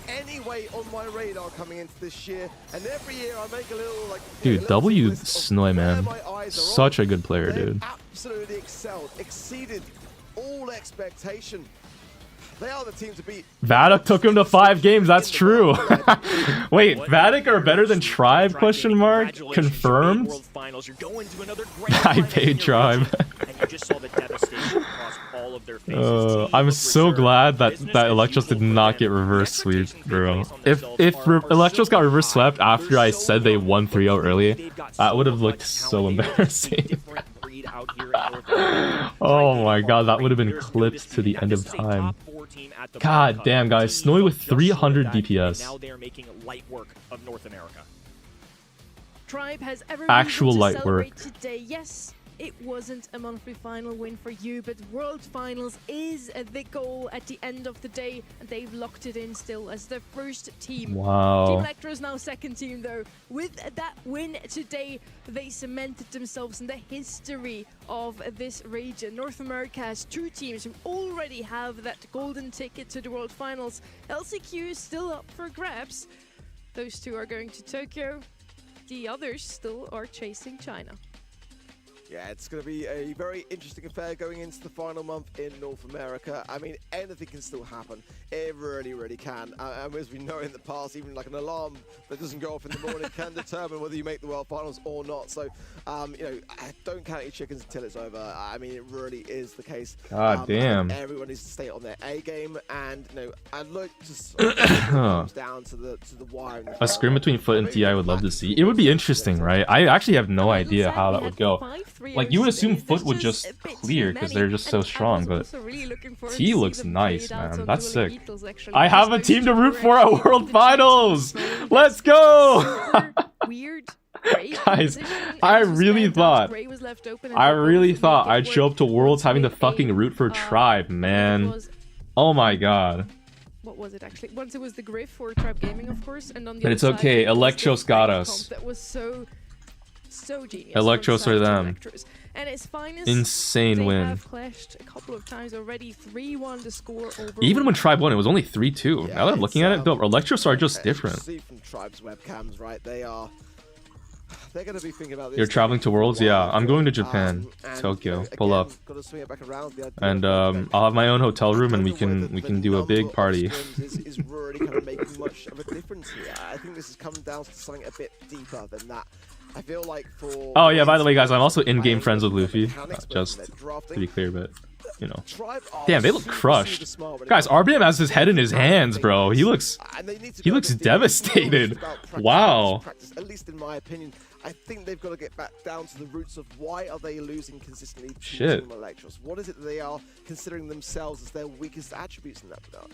I think this is an interesting turning point for Tribe Gaming because obviously T are delighted. 3 at this point. I mean, that's an incredible Grand Finals number for the age of these players, for how long they've been in the game. But Tribe are a team that we put high expectations on because of how well they've done in years past. Am I in-game friends with Snoy? I think I am. I actually don't call. I still have that high bar set for them. They got top 4 at a Brawl Cup. I hope I am. Yo, Snoy. Are getting the better of them. Where's that?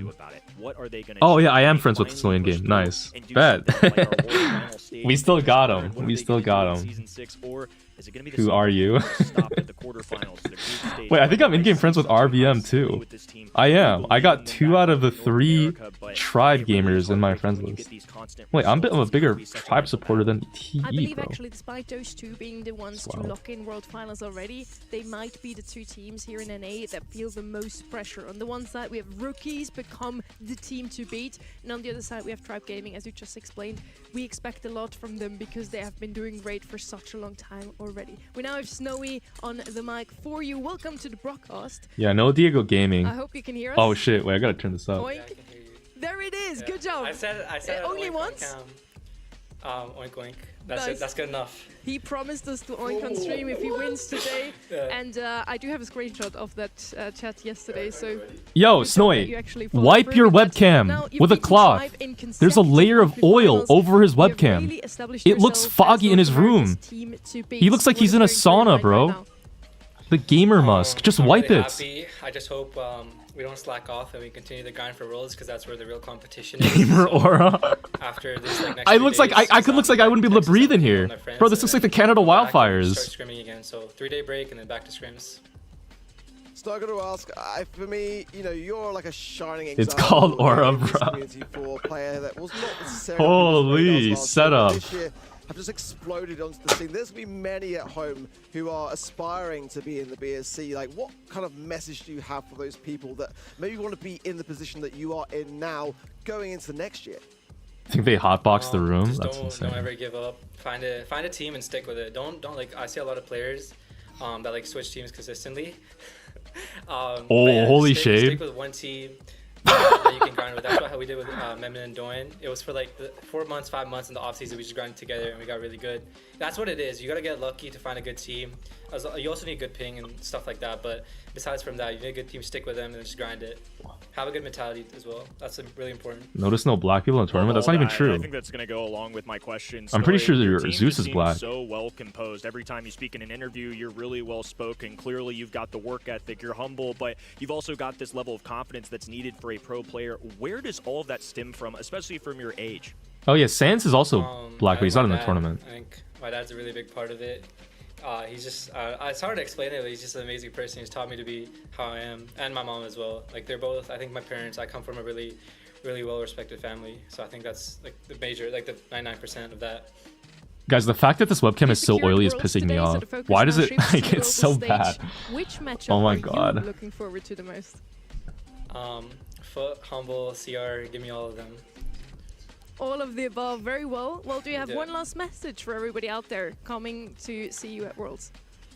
I hope you guys keep supporting TE and Please don't kill me. Worlds. Yeah, and next month. It's of course.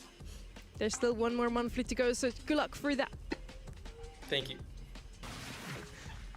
I love interviewing this guy, not only because he's oinking, which is hilarious to me, but also because he's just so humble. You'd never get that out of me, I tell you. You could give me a wad of cash, you're never going to get me to It was oink. him that proposed it, just saying. He was like, I'm going to All oink right. if I win the Well, monthly finals. And I guys, was just like, I'm gonna that's do it. it. I was like, you're in the chat. So you read that, so there you go. Electros #1 in NA. Well, Tribe #2. 8 now is the new number from Team FA Bobby #3. They still are in it for LCQ actually. They just have to qualify next month. God, Bobby, please qualify. Bobby, please. You can't let this happen. Bobby, please. Guys, Bobby is there. They're still in third after not even qualifying for the monthly finals this month. They're still in third. Bobby, please, generational comeback, bro. Absolutely remarkable. We see her at well. How are they as still in well LCQ? for all They the FA went World Cups crazy out earlier there. this They're month, and they still also very went to much in Brawl contention Cup. for this. So the August Brawl Cup still for some reason is has worth something to play for. points. That LCQ slot still So the wide fact that they open. showed up to These are the Brawl most Cup and they big won a brawlers game of means the they day. got bonus And points for they're that. actually so different once again from the other regions, which I That being said, absolutely Electros love didn't make it to see. Brawl Usually Cup, we had and balanced they're teams still just #1 in coming the into region, which is monthly finals. insane. In East Asia, for example, yesterday we saw Max and Pearl and Brock show up the most. They're not even on the list. Those picked in NA. Griff, Lou, Griff 6-7. Disagree with. I think that it's just different flavors, isn't it? And you know, Wow, Stu with a 100% win rate, guys. That brawler is crazy. 0 ping though. Most banned. For me, yeah, we didn't see barely any, at least not to my Does that say recollection 8-bit 100% win rate after 12 bans? Holy fuck, that brawler's demonic. Guys, I've been saying 8-bit is broken. Why do people not ban this shit? Good place. It makes a ton of sense. And Crow, again, you know, I kind of. Bobby said on his stream he's gonna put the fries in the bag. No, no, Bob, no, Bob, lock in, Bob. This is where you focus up. Bob, please. Robert. Very, very often. So interesting to compare also global bans across the region. For Sans and They Patchy, differ man. usually so much. Love to see it. Looking at those global bans too, 15 apiece. Star Nova ends up tying with Damien. Alongside that, Max, 8-Bit Meg. All of these expected. Those lower ones outside of Surge though. Lumi and Griff clearly some flex pick that a lot of the regions really like. Yeah, look at the way that Damien and Star Nova. All right. Well, anyways, guys, it's been real and fun. 5.5 hour stream. I probably can't play rank right now. I am going to chud out because it's Sunday, and I have main channel video to write scripts for. And probably like 10 goon sessions to catch up on. It's been 5 hours and no gooning. How am I still even here? That's gonna be from me. I'll catch you all tomorrow. We'll stream and we'll play rank then. Okay. Same thing happened with Damien today, where promise. more often than not, but then banned out throughout the yeah, I'll see you then. When you have a maybe you gotta whip out that Gale, bro. What's up with the Gale? Gale and who else was I surprised by? Even though Ash, for example, has shown up a lot more often. I don't know. We'll think about it later. All right, peace. Bye. Mwah. See ya. All the regions do seem to agree on the meta. There are some